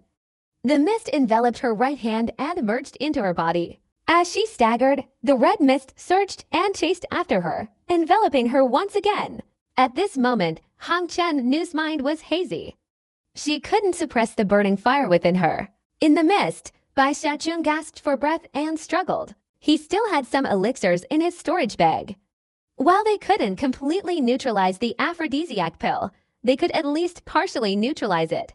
Now that his storage bag had exploded, he couldn't find the elixirs, and he knew something terrible had happened, so he quickly flew backward, trying to escape the mist. The aphrodisiac pill was too potent. Bai Xiaochun was dizzy, his heart burning with heat. He could only rely on his willpower to barely resist, but half of his body was in the mist. He even saw the neutralizing elixir in the grass when suddenly from behind him, a delicate, jade-like hand reached out, grabbing Bai Xiaochun's clothes. Bai Xiaochun screamed in agony and was pulled inside. No. Ah, you shouldn't tear my clothes. This is my first time. Be gentle, it hurts so much. Bai Xiaochun's agonizing cries echoed through the misty mountains and forests, sending chills down people's spines. No one knew what kind of tempest Bai Xiaochun was enduring at that moment. Time passed. This mist lingered for several hours before slowly dissipating. The first to emerge was Hong Chen-nu. Her complexion was rosy and her delicate eyebrows furrowed, as if she were unwell upon leaving. A complex expression flickered in her eyes. She turned to look at the thin mist behind her, stomped her foot despite the pain, let out a sigh of embarrassment, and quickly flew away, disappearing into the horizon. About the time it takes for an incense stick to burn, the mist vanished, leaving behind a mess. Under the large tree, Bai Xiaochun sat there dazed, his eyes vacant, his face twitching. Too brutal. Bai Xiaochun was speechless, tears welling up in his eyes. After a long while, he put on his clothes. Thinking of this, Bai Xiaochun felt a pang of sadness, but also a touch of smugness, especially as he recalled the alluring scene, which filled him with excitement. Forget it. Consider this an answer for Zhou Zimai. Bai Xiaochun sighed, beginning to gather his belongings in the forest. He took out another storage bag and changed into a new set of clothes before leaving. The aphrodisiac pill. It's really too harmful. Bai Xiaochun felt for the first time that he shouldn't have created the aphrodisiac pill back then. He had always thought he would use the pill on others, but today he was the one who suffered the consequences. Remembering his previous struggles, he thought of Zhou Yixing. Yixing was still the most powerful. I gave him so much back then, and he still managed to restrain himself.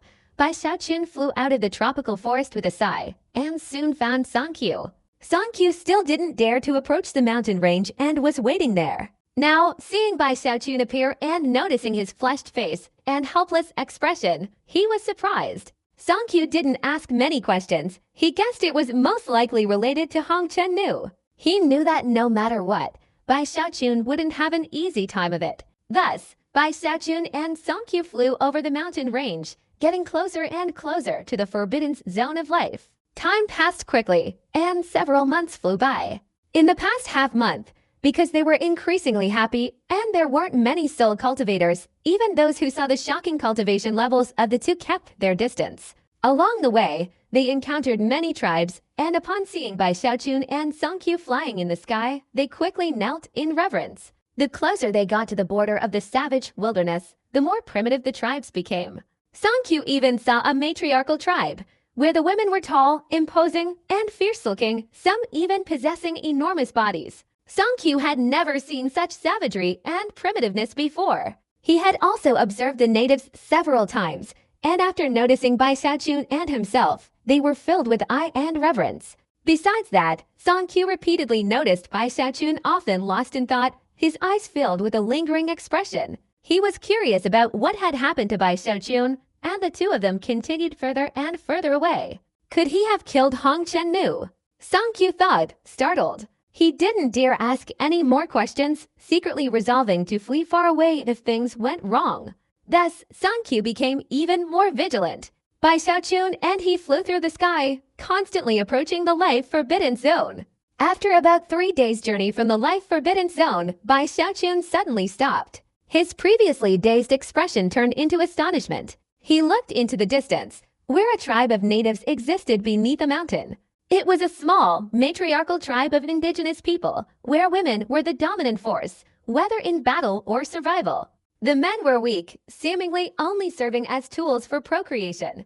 There weren't many indigenous people in this small tribe, only about 100, 90% of them women, with only 8 or 9 men. Each one was thin, with a large build, but they looked weak and listless, lazily sitting around the tribe, occasionally exchanging a few words. Not far from them, amidst a pile of ancient artifacts, sat a man on a heap of grass. This man wasn't an indigenous person, but a soul cultivator. However, he wore a grass skirt and was extremely thin, his appearance a picture of skin stretched over bones, filthy and full of misery and hardship. He gazed at the sky with vacant eyes, seemingly indifferent to life and death. Bai Xiaochun's gaze fell on the man, stunned for a moment. "Sir, do you sense a familiar aura?" Bai Xiaochun asked in surprise, and Song Qiu was stunned to hear this. He stood in midair and used his divine sense to investigate. The divine calculator. Song Qiu took a deep breath, his face filled with disbelief. He knew that Bai Xiaochun had been searching for the cultivator who had wandered in the savage wilderness years ago through Bai Hao, but there were many cultivators there. Bai Hao, the underworld emperor, had only recently ascended the throne and hadn't yet mastered the power of the underworld river. Furthermore, the target wasn't anything special, so the search had been fruitless. It really is the divine calculator. Bai Xiaochun laughed, his body soaring towards the indigenous tribe. Song Qiu quickly followed, also flying towards the tribe in the air.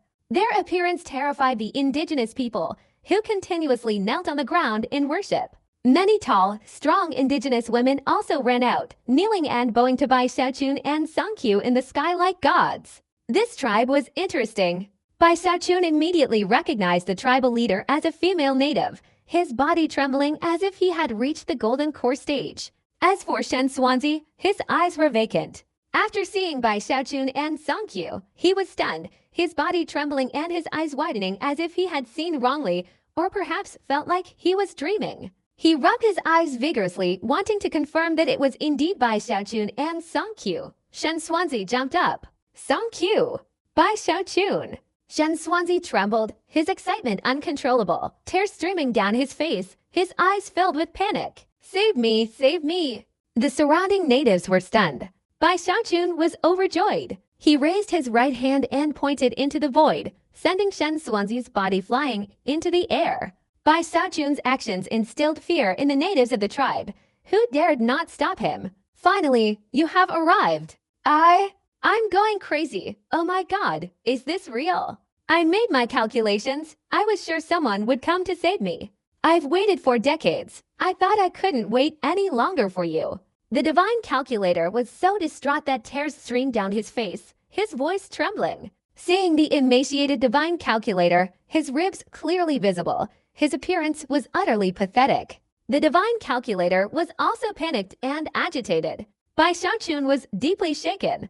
Back then, Song Qiu, he and the divine calculator were both disciples of the bloodstream sect. His face darkened as he looked at the indigenous tribe, about to attack, but the divine calculator stopped him.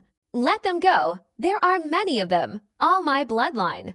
The divine calculator wept uncontrollably. He had been teleported to the savage wilderness years ago, severely injured, causing his cultivation to drop to the Cha condensation realm. He was then captured by the matriarchal tribe and subjected to a restriction by their leader, preventing his cultivation from recovering. Because he was a cultivator, the tribe valued him and took him away to sow his seeds. In recent years, he had been relentlessly tormented, his life drained dry. He was desperate, especially by the ugly and brutal native women and the jealous native men. The divine calculator was on the verge of collapse. If he hadn't calculated that someone would save him, he would have committed suicide long ago. Until today, he finally waited for Bai Xiaochun and Song Qiu, two people who were doing even better than him. This brought tears to the divine calculator's eyes. Hearing the divine calculator's story, Song Quest's mouth dropped open. He looked at the divine calculator with sympathy. Bai Xiaochun was stunned. Compared to the divine calculator, his own situation was nothing. If they were talking about misery, the divine calculator was the worst. HMPH, I understand you. Bai Xiaochun sighed sympathetically, patting the divine calculator's thin shoulder. Seeing the divine calculator in such a miserable state, Bai Xiaochun felt immense sympathy, inwardly comparing Hong Shennu to the native women of this matriarchal tribe. The comparison immediately brought a feeling of overwhelming good fortune to Bai Xiaochun. He didn't show it outwardly, his gaze filled with sympathy as he and Song Qiu escorted the divine calculator away from the tribe. After leaving the matriarchal tribe, thanks to Bai Xiaochun's elixirs, the restrictions and injuries on the divine calculator's body healed rapidly. His complexion was no longer as pale as before, now showing some color. Most importantly, his heart was filled with excitement and joy at surviving the ordeal. The newly born man was in an extremely good mood. He felt the sky was so blue, the sunlight so beautiful. Everything was developing in a wonderful direction. This feeling lasted for an hour. Not long after the three of them left the matriarchal tribe, Bai Xiaochun, who was beside him, kept talking. "Ah, divine calculator, you've had such a miserable time. Ah, before you, I thought queer was the most miserable, but I didn't expect it to be you." Bai Xiaochun sighed. At this moment, Song Qiu snorted coldly, sensing that Bai Xiaochun was preparing to brag to the divine calculator. In fact, that was exactly the case. Bai Xiaochun had waited an hour but hadn't seen the divine calculator ask him how he'd fared in the savage wilderness. He felt disappointed, as if a cat was scratching at his heart, eagerly anticipating the divine calculator's question. The divine calculator's expression was strange. Although he hadn't seen Bai Xiaochun for many years, he understood him too well, especially after observing Bai Xiaochun and Song Quest's cultivation levels. He hadn't observed them carefully before, but after observing them, he was deeply moved. He also saw through Bai Xiaochun's thoughts. Remembering their beginnings at the Starry Sky Dao Extreme Sect and the Great Wall, he secretly decided not to ask any questions and thus changed the subject. "Let's not talk about what happened before. My injuries aren't fully healed yet. Let me cultivate for a while." The divine calculator joked, then decisively went to the side to concentrate on cultivating his mind. Bai Xiaochun was helpless. He felt the divine calculator was too unprincipled. He only wanted to show off a little. Couldn't he cooperate a bit? He endlessly thought of Su Beokai, thinking that if Su Beokai were here, he would definitely cooperate with him. Bai Xiaochun's wish wasn't granted, but Song Qiu felt much more at ease. Thus, Bai Xiaochun continued his dejected journey, and the three of them got closer to the Life Forbidden Zone. Finally, when they were only a day's journey from the Life Forbidden Zone, the divine calculator, realizing Bai Xiaochun hadn't had a chance to show off, couldn't help but ask, Where are we going?" As soon as he asked this, Song Quest's heart trembled. Just as he was about to send a telepathic message, Bai Xiaochun's eyes lit up, and he excitedly spoke up. "We're about to go to the Forbidden Zone of Life, and through there we'll go to the Reverse River Sect. Do you know the Forbidden Zone of Life? It's extremely dangerous. Don't even talk about nascent soul cultivators. Even celestial beings would find it difficult to take a single step. The Forbidden Zone of Life." The divine calculator's eyes widened. He had heard of the Forbidden Zone of Life before and knew that Bai Xiaochun wasn't lying or even exaggerating. According to his understanding, even demigods would be stopped in the Forbidden Zone of Life, because those who enter there never come out. "We should go to the Great Wall." The divine calculator swallowed hard. He had calculated his own chances of being rescued, but hadn't calculated his life or death afterward.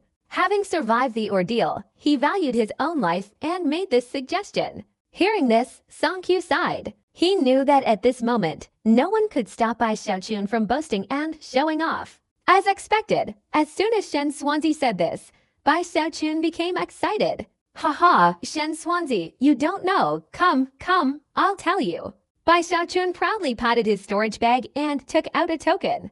Shen Xuanzi stared at the token, vaguely feeling that he had given Bai Xiaochun an opportunity. "See, with this token, we can successfully pass through the Life Forbidden Zone," Bai Xiaochun said, then put his arm around Shen Xuanzi's shoulder, his face beaming as he recounted the story. "You must have questions, wanting to know what this token is, and where I obtained it. It's a long story, so I'll tell you in detail, starting from the year I was teleported to the savage wilderness." A day passed quickly. Bai Xiaochun's story lasted half a day, and he spoke in great detail, especially proudly recounting his identity and status. At first, the divine calculator was still somewhat naive, but then when he heard that Bai Xiaochun had kidnapped the demigod giant ghost king, the divine calculator's eyes widened in disbelief. He kept gasping for air. Compared to kidnapping the giant ghost king, Bai Xiaochun had done far more earth-shattering things. "You said you kidnapped all the prodigies of the savage wilderness? The giant ghost king married Hong Chenlu to you. You said you became the supervisory envoy of the Kui Huang dynasty, inspecting countless houses. You helped the Grand Heavenly Master activate the benevolent decree. You're a peak Earth-grade soul refining master. My God, you're not joking, are you? Your disciple is the Ming Emperor." The divine calculator gasped for breath, his mind reeling, his face filled with disbelief. He was so shocked he couldn't speak. Bai Xiaochun's words felt like a dragon's lair or a tiger's den. It was completely unbelievable. Bai Xiaochun quickly cleared his throat, noticing the divine calculator's gaze, and felt extremely relieved, as if he had no regrets before leaving the savage wilderness. Enjoying the divine calculator's gaze, Bai Xiaochun displayed a rare humility. "Alright, in fact, I only used a small fraction of my strength," Bai Xiaochun said calmly, flicking his sleeve. "As you all know, anything can be dissolved into dust with a wave of my hand." This isn't the first time. Shen Xuanzi felt like thunder was exploding in his ears. He didn't believe it, but time and time again. Song Qiu, beside him, frowned but remained silent. These events only intensified Shen Xuanzi's disbelief, especially the last sentence. Bai Xiaochun's disciple was the Ming Emperor. This stirred up a storm of emotions and boundless admiration within Shen Xuanzi. He realized that comparing oneself to others was the most cruel thing.